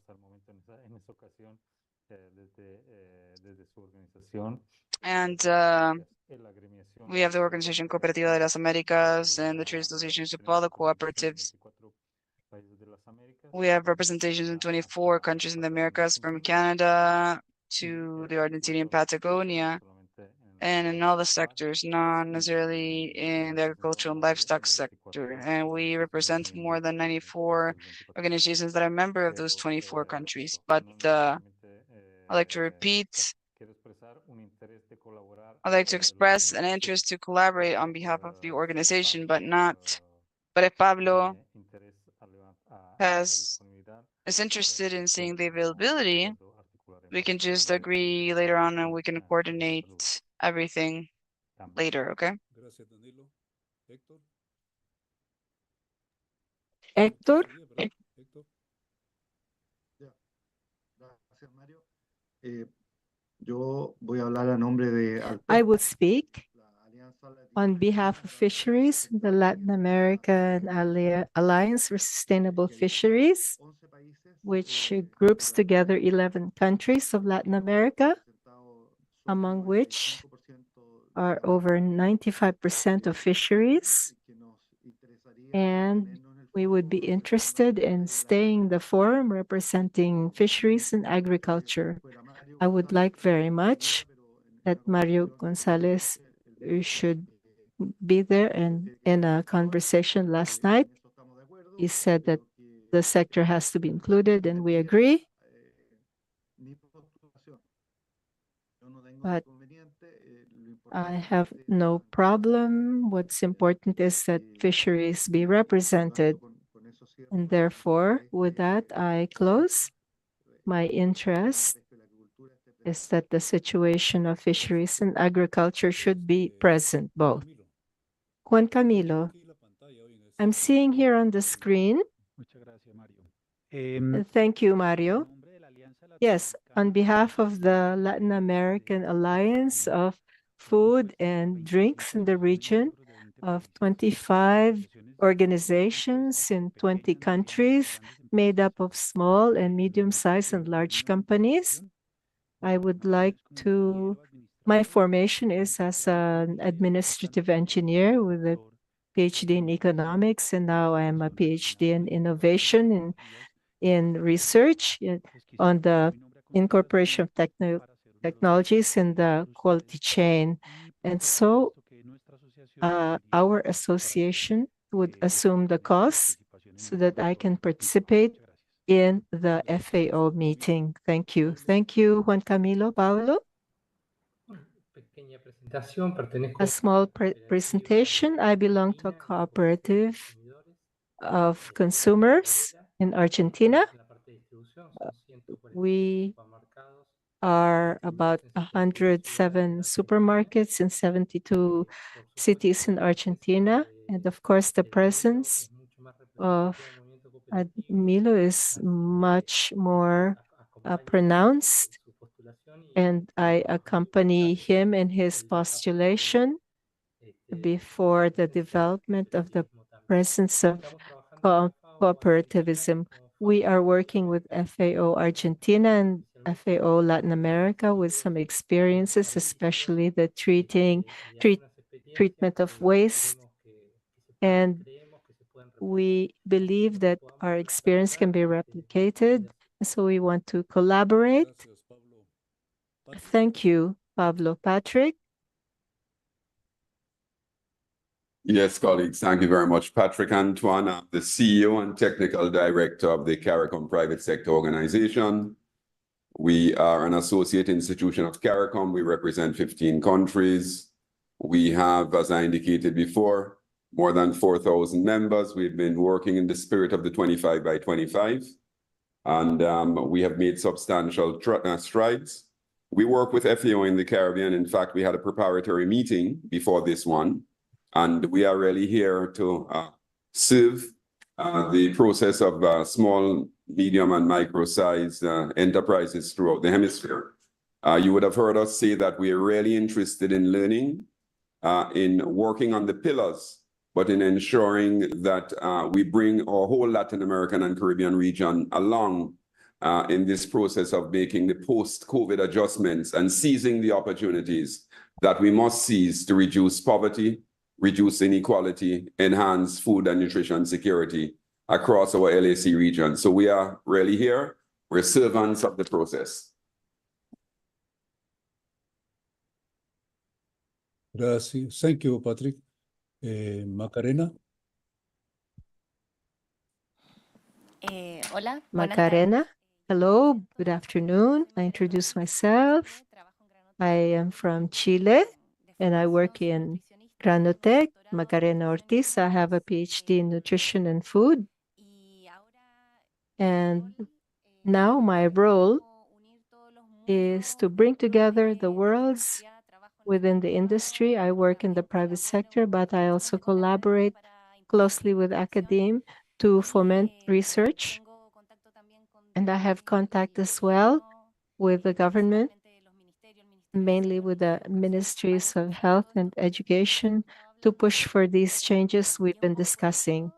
And because of this, I'm very interested in participating in these instances of collaborating to be able to push for the changes we're discussing, and I'd like to attend and collaborate in the drafting of this declaration that we will create as a private sector, and with the focus placed on academia, which I come from, which is perhaps a little different perspective, and that more than anything else I wanted to comment. Thank you, Macarena. John.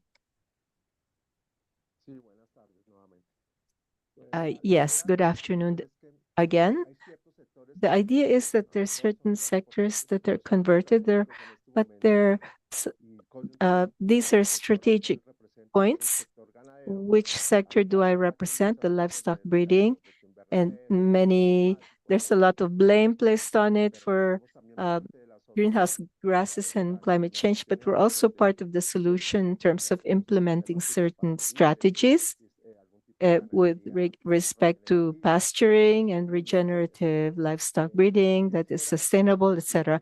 I would like you to take into account, because of its environmental and socioeconomic importance, to be part of this group of speakers and to contribute to sustainable agriculture in the region.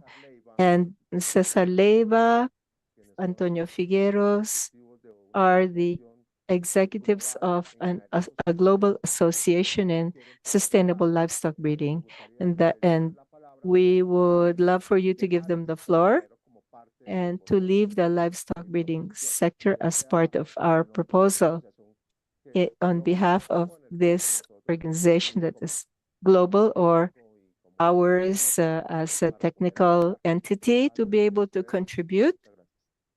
Thank you very much. Thank you, John. I have no more hands raised, but if anyone would like to speak,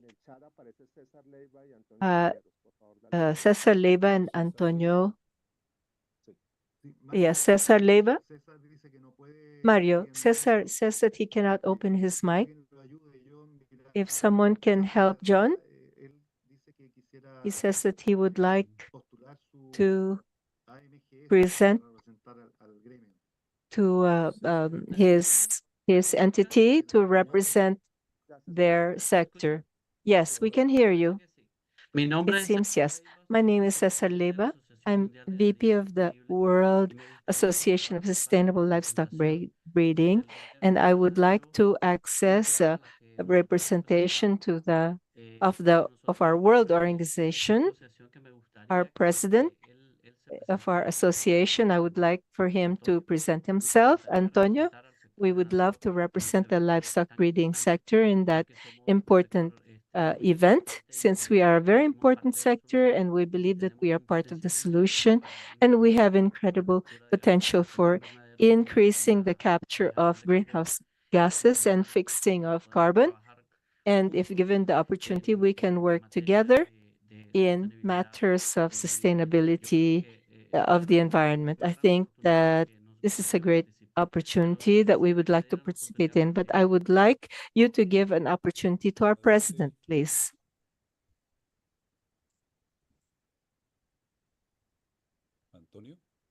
Antonio? Hello. Unfortunately, I'm in the middle of a storm on a highway, and the connectivity is really very bad. I've been trying to follow the conference. I don't know if you can hear me. I am not activating my video cam because the signal is too poor. We can hear you very well. Good. Thank you again to everyone. I am paying a lot of attention to the conference. In effect, we represent a group of persons. We are busy with the theme of sustainable livestock breeding for the humanity's patrimony to feed all of our countries in a sustainable way. And we are very interested in participating to help to moderate the public policies that should consider the person who's producing on foot, like me, with my feet in the mud in the middle of a storm, day to day in production, but very synchronized, interestedly, with all of the initiatives that in some way affect our activity and our survival and the perception that the culture and current society has of our activities. So we are very grateful. I want to, for lack of time, I thank you for the opportunity, and we are at your service today as president of the World Association of Global Livestock Breeding in Colombia. Thank you. Thank you, Antonio. I have one more hand, Carla Gabaldoni and Carlos Sotrino and Hector Jaqueco. Thank you, Raul. I could continue accompanying this process, and together with me, the same group that Andres Gas belongs to. From what I have seen, there's quite a lot of masculine representation, so a little to balance things out in terms of gender, I could continue accompanying you if you allow me. Thank you. Thank you, Carla. Carlos, Latrina, thank you. But I see that there's a sector that for me is preponderant, and I represent an Argentine entity. I believe that the sector of production of vegetables, where there are many family companies and a lot of work yet to be done. We don't have a representation that's important.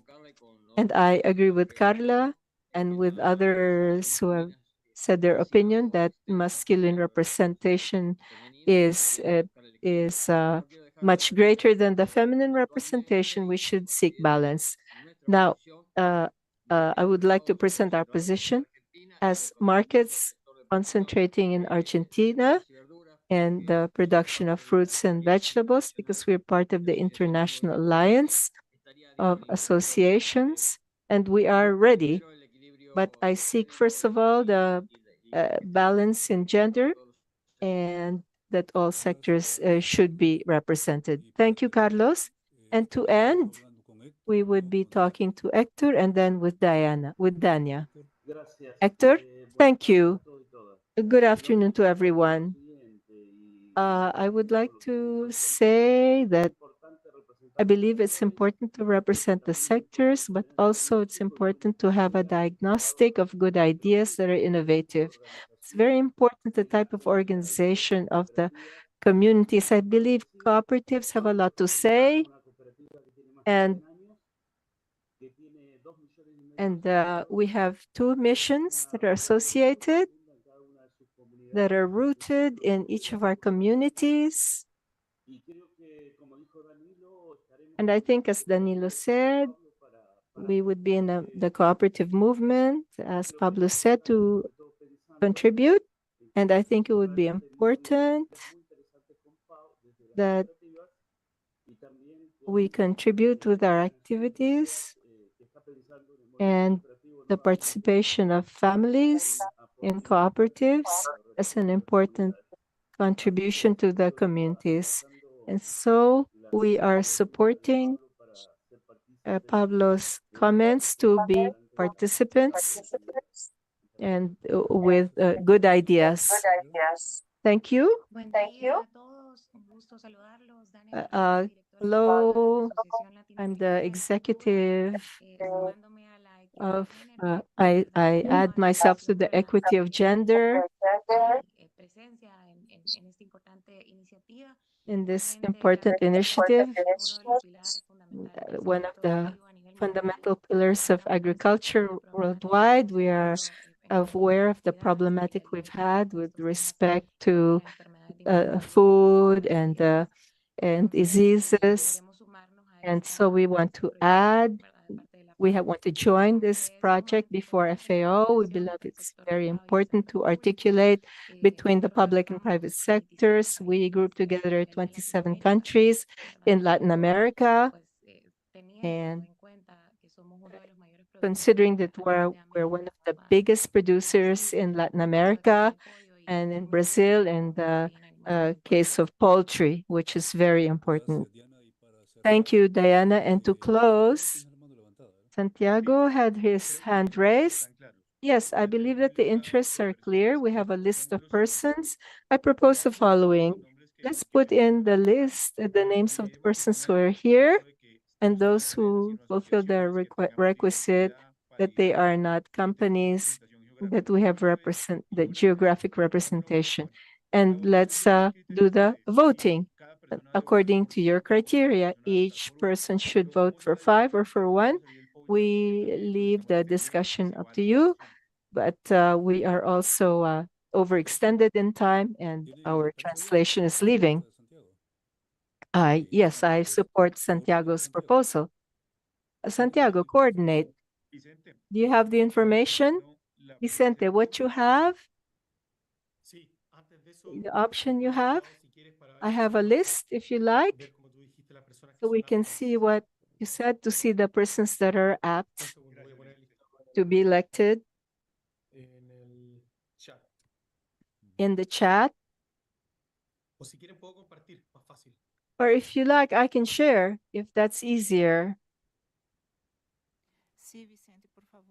Yes, Vicente.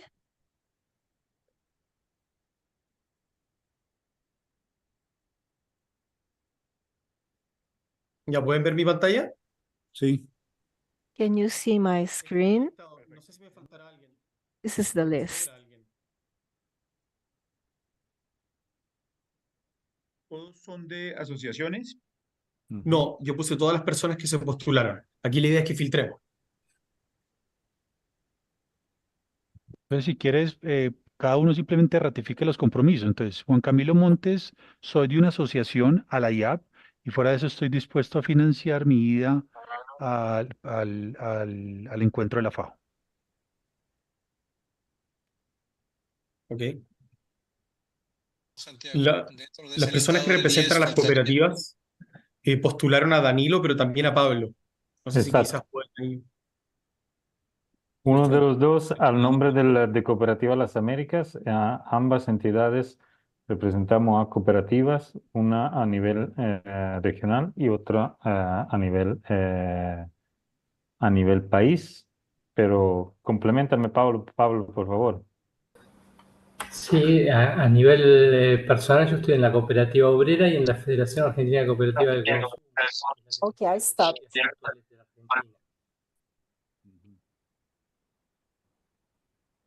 Liz, voy a seguir.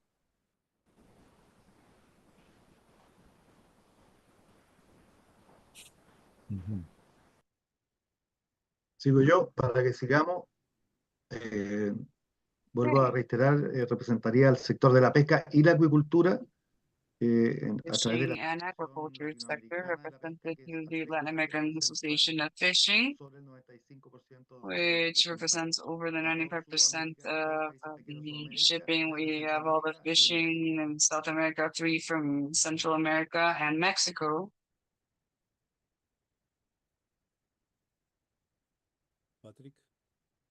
Patrick?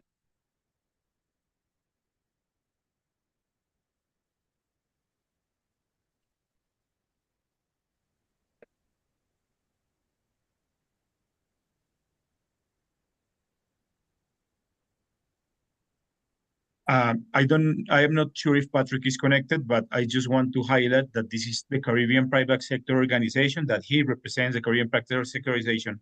Patrick, Caribbean, are you there? They want to double check if you fulfill the requirements of being a regional association. Yes, I'm here, Santiago. This is Karima Baltimore. Thank you.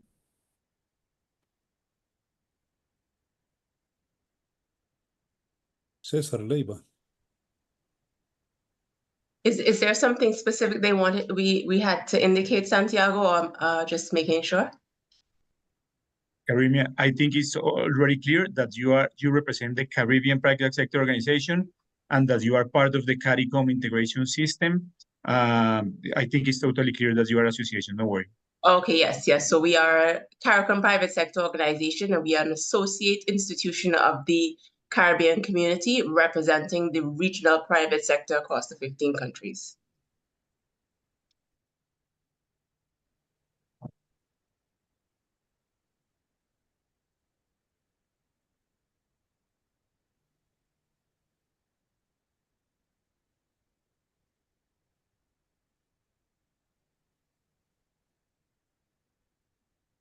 Someone is sharing the stream.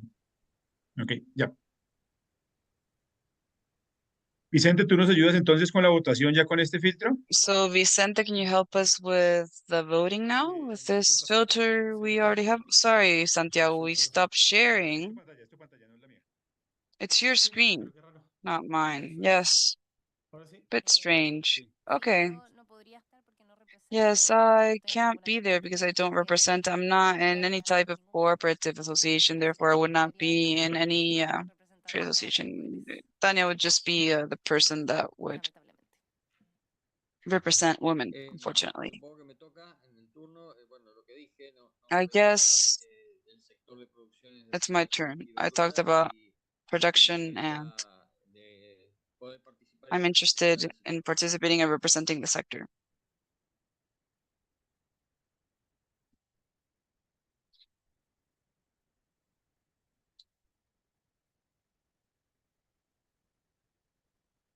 Pablo ya intervino Pablo, ¿verdad? Paulo already intervened.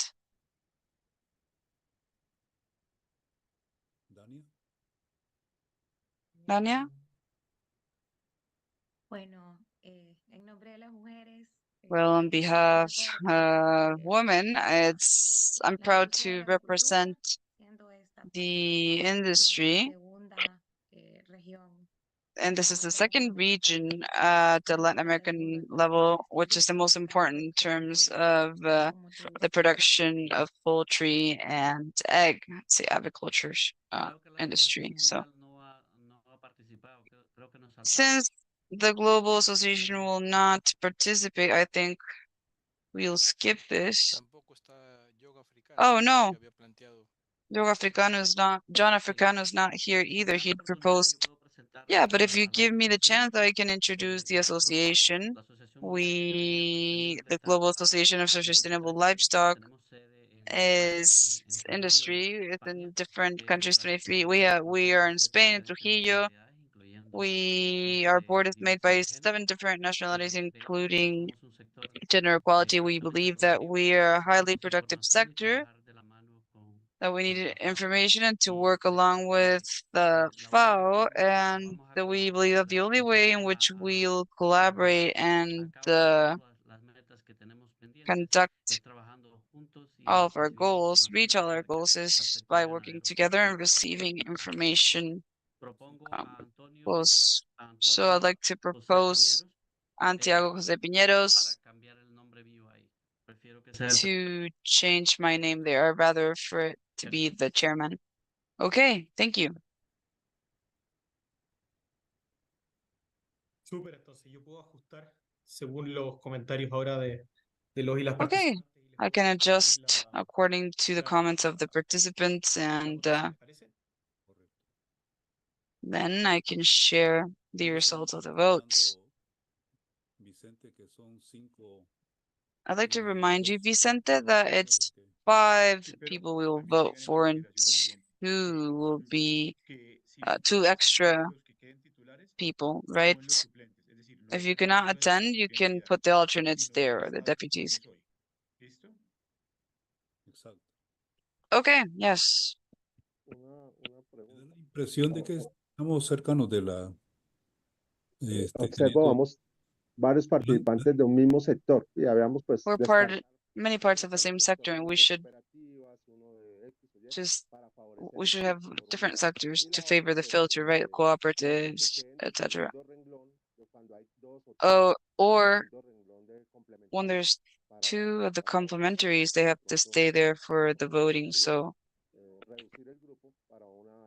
that would facilitate reducing the group for an easier election, the second line. In that case,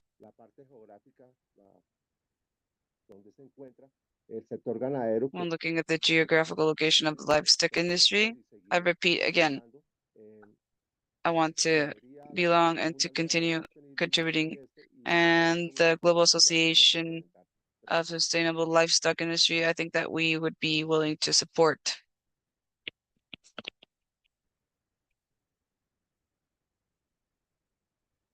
Procedemos, ¿hay algo más, Should we advance? Continue? Are there any other proposals or anything you'd like to add? Yes, I'd like to add to what Amigo Saverno said in the chat box. With what Pablo said in the cooperatives.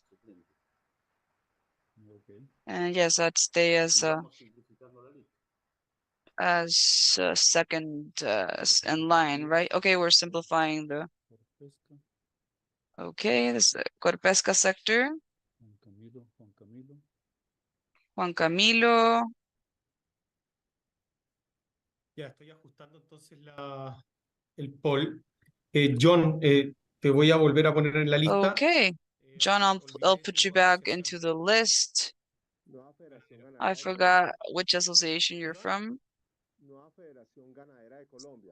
Nueva Federación Ganadera de Colombia, from Colombia, which is represent one country due to the geographical area, and the requirements is for this to have more geographic coverage. So that's why I'm giving the livestock sector the opportunity if they want to validate it, and I'd just be second in line if they accept complementary.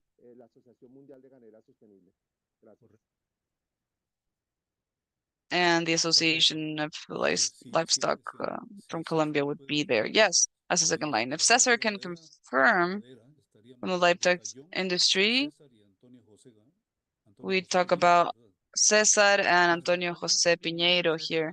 Antonio Jose Piñeiro, Cesar Leiva, and John Africano would be in that case. So there's no issues with the attendance. Yes, it'll be a livestock sector. Out of the three, you can choose one that could be the candidate, which we understood was Antonio Jose Piñeiro. Antonio Jose Piñeiro, yes. Resumen que estoy viendo, el tema que me estoy viendo un poquito complicado. Now, the gender parity part is a bit concerning. We need to cover that too. We do not have that many women. We have Macarena from Chile, and Carla, and then Dania, if she stays on. Mario, can you look for the list of candidates and share it? Can you share it, Vicente? Yes, I'm just missing Carlos Association, the Fruits and Vegetables Alliances, Alianza Frutas y Verduras, but the exact number is the National Federation of Mercado Fruto Hortícola. FENA-ONFRA, that's the acronym for it. Could you write it down for us? FENAOMFRA. FENA-ONFRA. Okay, gracias. Okay, thank you. ¿Cierto? Tal cual. Okay. Ya voy a compartir entonces nuevamente a ver si es que ustedes pueden I'm validar. going to share my screen again to see if you can validate this before we vote. ¿Ese sería el listado final o algo? Would that be the final list, or do I need to edit something? FENA-ONFRA. Ya, voy a editar eso. FRA with an M. It's M for market from the Argentinian Republic. ¿Algo más? ¿Alguien que me faltó? Anything else? Am I missing something? Pablo Baglietti is the Argentinian Federation of Cooperatives for Consumption. Could you add the dash Cooperativa de las Américas to have that last unique candidate? Okay.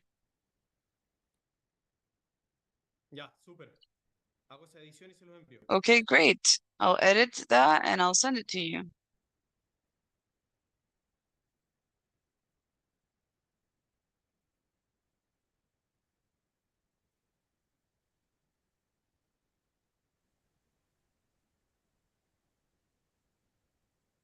¿Qué pasó? So what happened? ¿Vas a volver a poner la lámina, Vicente? Are you going to put the slide on again, Vicente? Yes, I have to edit the things you requested from me. And put the poll on.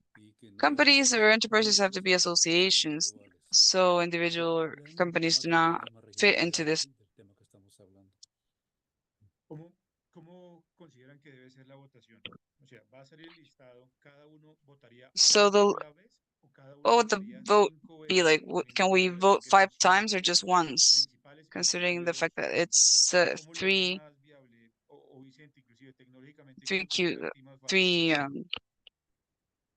elections.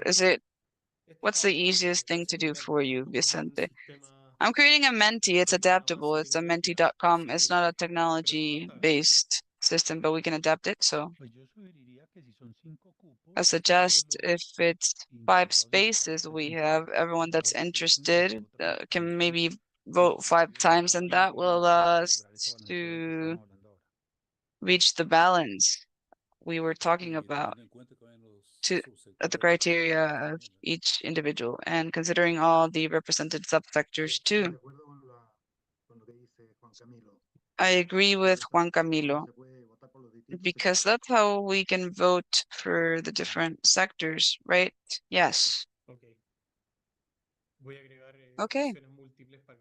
I'm going to add multiple options for us to be able to vote for more than one.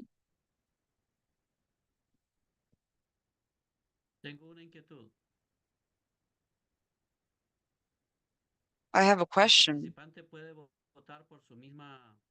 Can the participants vote for their own organization?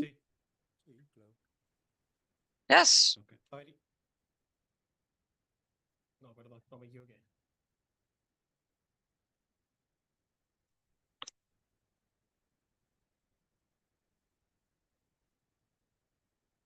Sí, está bien. También tengo una pequeña duda, Vicente. I have a question, Vicente, regarding the regionality of this, because we have Latin America and the Caribbean here. I don't know if that makes, should we have a specific methodology for election, or can it just be elected internally? And Mario, good point. We have also women. I understand that we should have a woman in the list. Regardless of the decision, we should have one female. And the Caribbean, of course, should it has to go into geographic diversity. I believe that the rest of the votes, of course, is the criteria of each and every one of us, but I think that we should vote on the other ones. Yes, I shared the link, and maybe, or you can vote. I just shared it. And as Santiago said, we can see if all the criteria are being complied with or not.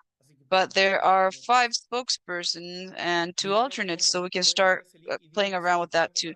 Tell me if you can go into that link and tell me if you can vote, if that's possible.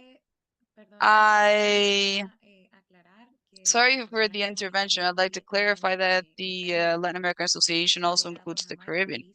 It's integrated by Belize, Guyana, Grenada, St. Vincent, Suriname, Guyana, and others. Yes. Oh, okay, great. Additionally, in this association, we've incorporated all the Latin American countries, including North America and the Caribbean. Okay. Yes, I can see some results. I can share them when we're finished. Have you been able to vote for more than one option? How do you vote? Where is the link? I put it in this chat. I will repost it.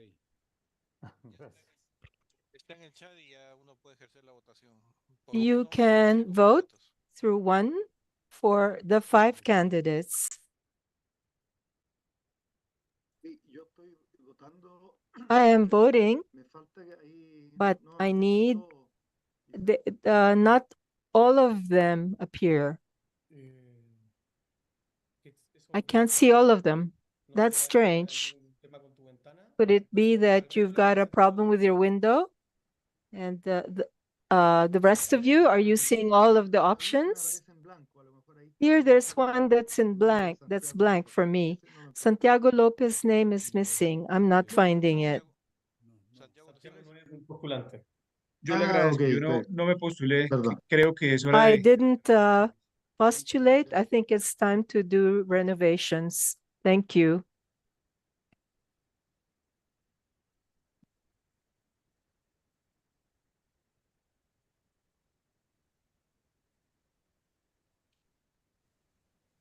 Ok. Very good.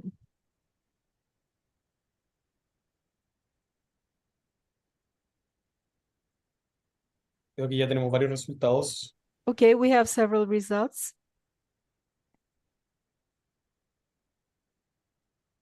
¿A alguien le falta votar?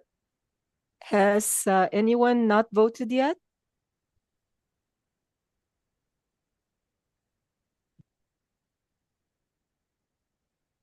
Ok, ya está. Okay, ready. En la sala Iriart pudieron votar. In the Iriart Sala Salon, have you been able to vote? Good. Yes, yes. Just one person's lacking. Good. Let me know when that person's ready, and I don't know if anyone else is waiting to vote, because then we can provide the results soon. I already voted. Okay, super. Good, great. ¿Ya votó la persona que faltaba en la sala? The person who hadn't voted yet in the conference room, have they voted? No, not yet. Who is it? Now, yes, ready. Ya. Entonces voy a Good. proceder a compartir So pantalla now para I ver will los resultados. proceed to share my screen so that we can see the results.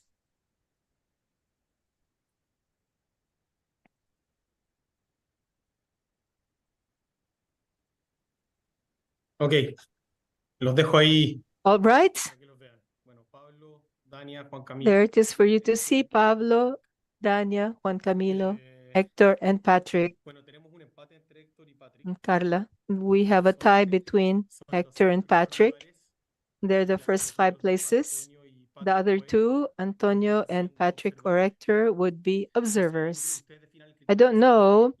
You can decide that tie.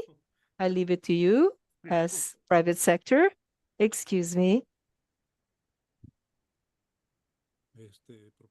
Te sugiero, abre una votación I por suggest that there could be a vote for just those 2. Livestock breeders, livestock. Those would be the 5. And 2 alternates that would be pending. The rest of the industry, livestock sector. Sorry, Carlos. Microphone. Nobody's participating in this. There is an open mic, isn't there? Go ahead, Mario. So, as mentioned, there would be a second vote between Hector and Patrick, but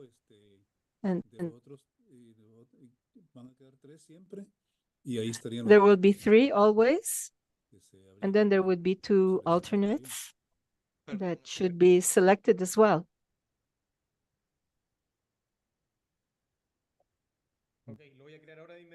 Okay, I will create it immediately and I will share the screen. Give me a second. Between Hector and Patrick.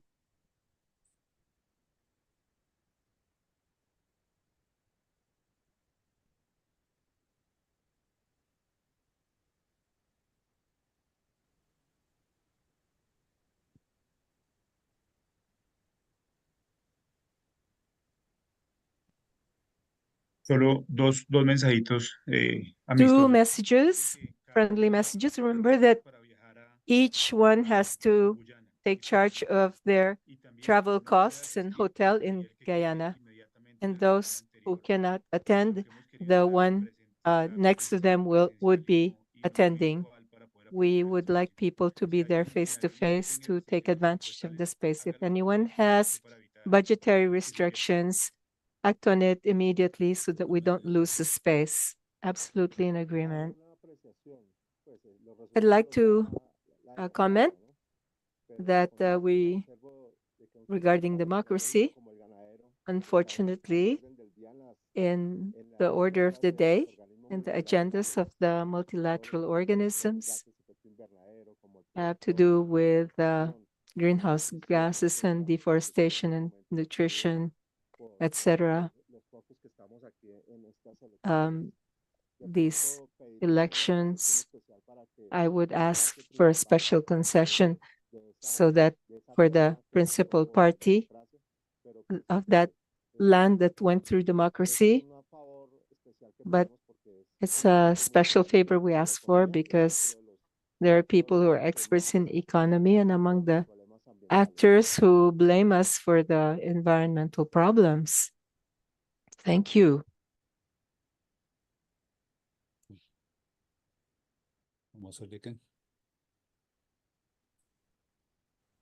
Bueno, agregué otra respuesta. I added another response. Perhaps you can go direct to answer that, or would you like to answer another first?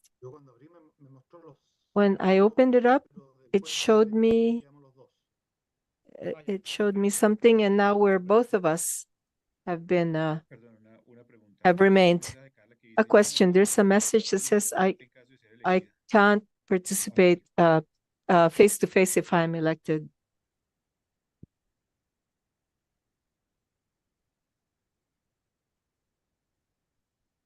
Santiago, qué pena, es que no alcancé. Santiago, that's a pity. You didn't see the message?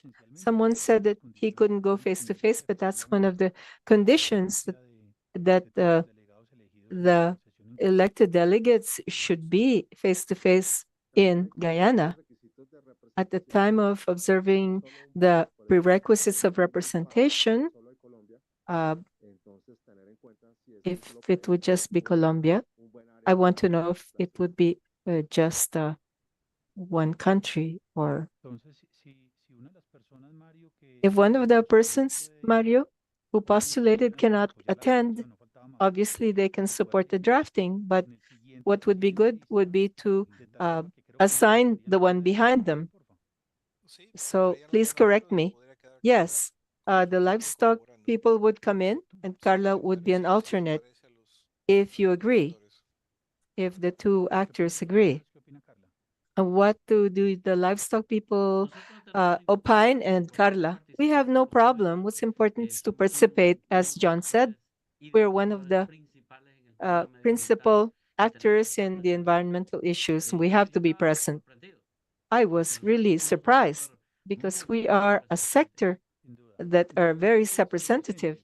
And so, Vicente, could you go back and show the list of the first vote? And I think that with that, we could close the representation, taking into account that Carla is ready to support the draft, but cannot attend the session in Guyana.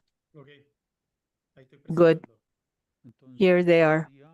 And so we would have Dania Ferreira, Pablo Barbieri, Juan Camilo Montes, Carla would support, and then Hector would come in and Patrick would come in, and the other three, Carla, Antonio, and Carlos. I believe that we could even include the three in the drafting. Well, livestock people would not be there. Vicente. So Vicente would have to make the adjustment.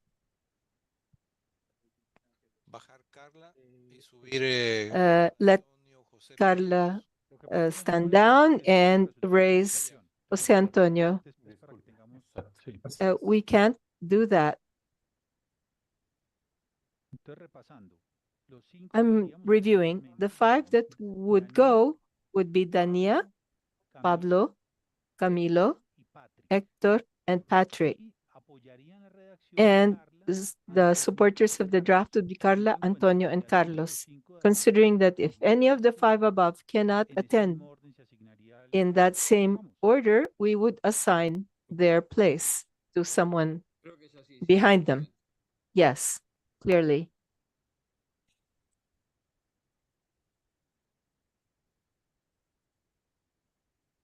Creo que Antonio José está pidiendo la palabra. I believe Antonio Jose is asking for the floor. I can send you the breakdown so that everything can be much clearer.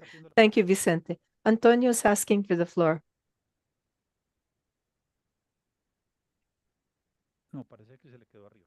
No, apparently it was left up there. Correct, yes.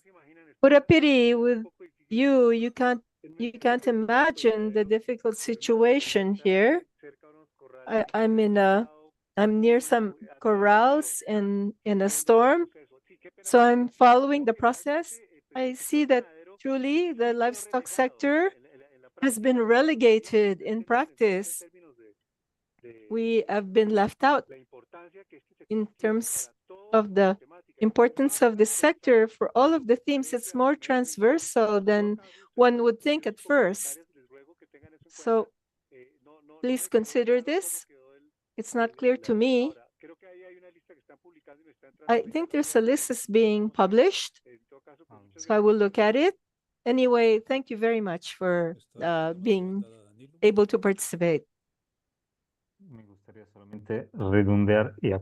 I would just like to clarify that in our case, Pablo Barbieri would be the speaker of the Cooperativa Las Americas of the consumer and distribution sector, and also our representation in 24 countries, and the agro livestock breeding sectors. So I'd just like to clarify, because in the voting roll, it was between parentheses. If you could put in the 2 names. Thank you.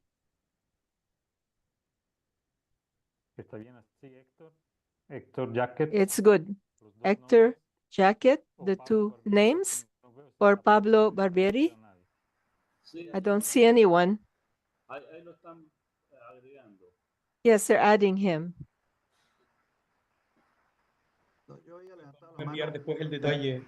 We'll change the breakdown. It'll be clear. Right now, we're editing in real time, so you can send comments if you have any.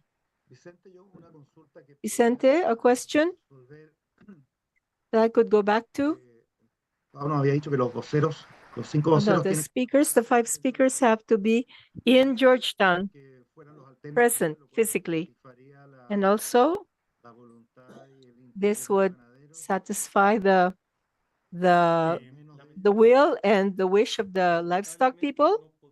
Unfortunately, we cannot, because we have other sectors that we have to give voice to.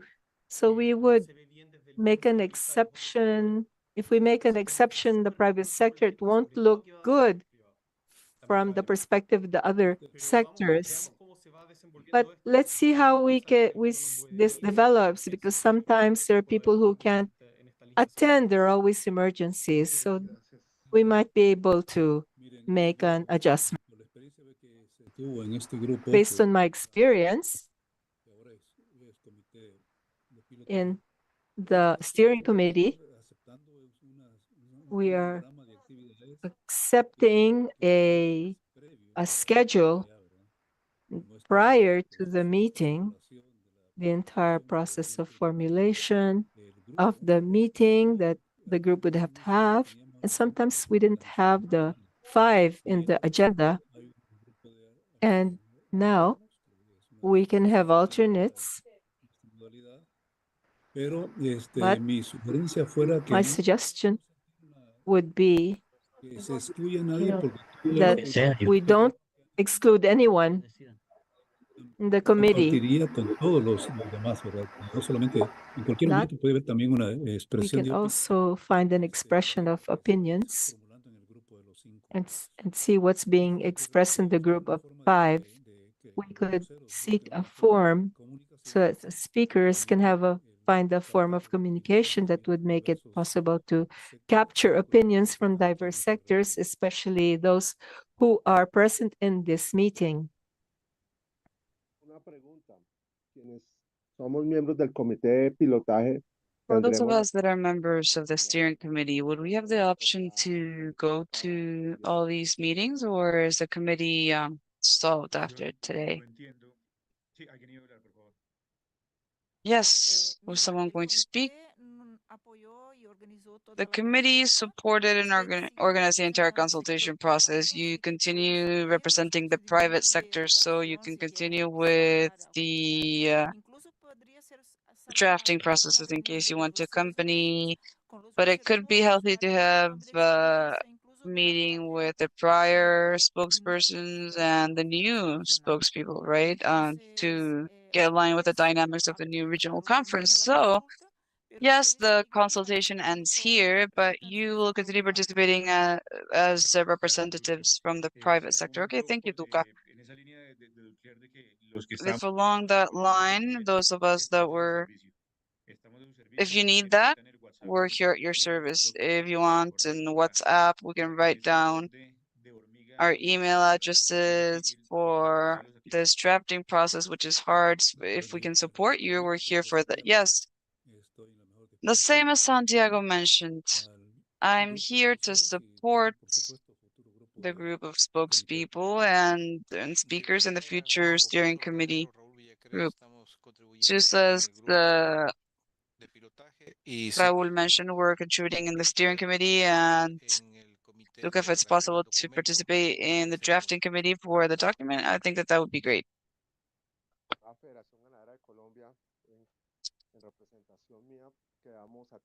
And yes, we are here to collaborate in whatever you need. Bueno, con un retraso de 1 hora y 10. Well, we have a delay of 1 hour and 10 minutes. And with that, we will conclude this session today. Thank you very much, everyone. I'd just like to tell you that you will receive quite a brief summary of what happened in our session today in your email, and you also get some guidelines on the next steps to come. Okay, so congratulations to everyone. Yes, we're all free now. Congratulations. Feliz día. Thank you. Gracias. Have a great day. Bye-bye. Thank you. Que le vaya muy bien. Muchas gracias, Luego, Fao. gracias, Vicente.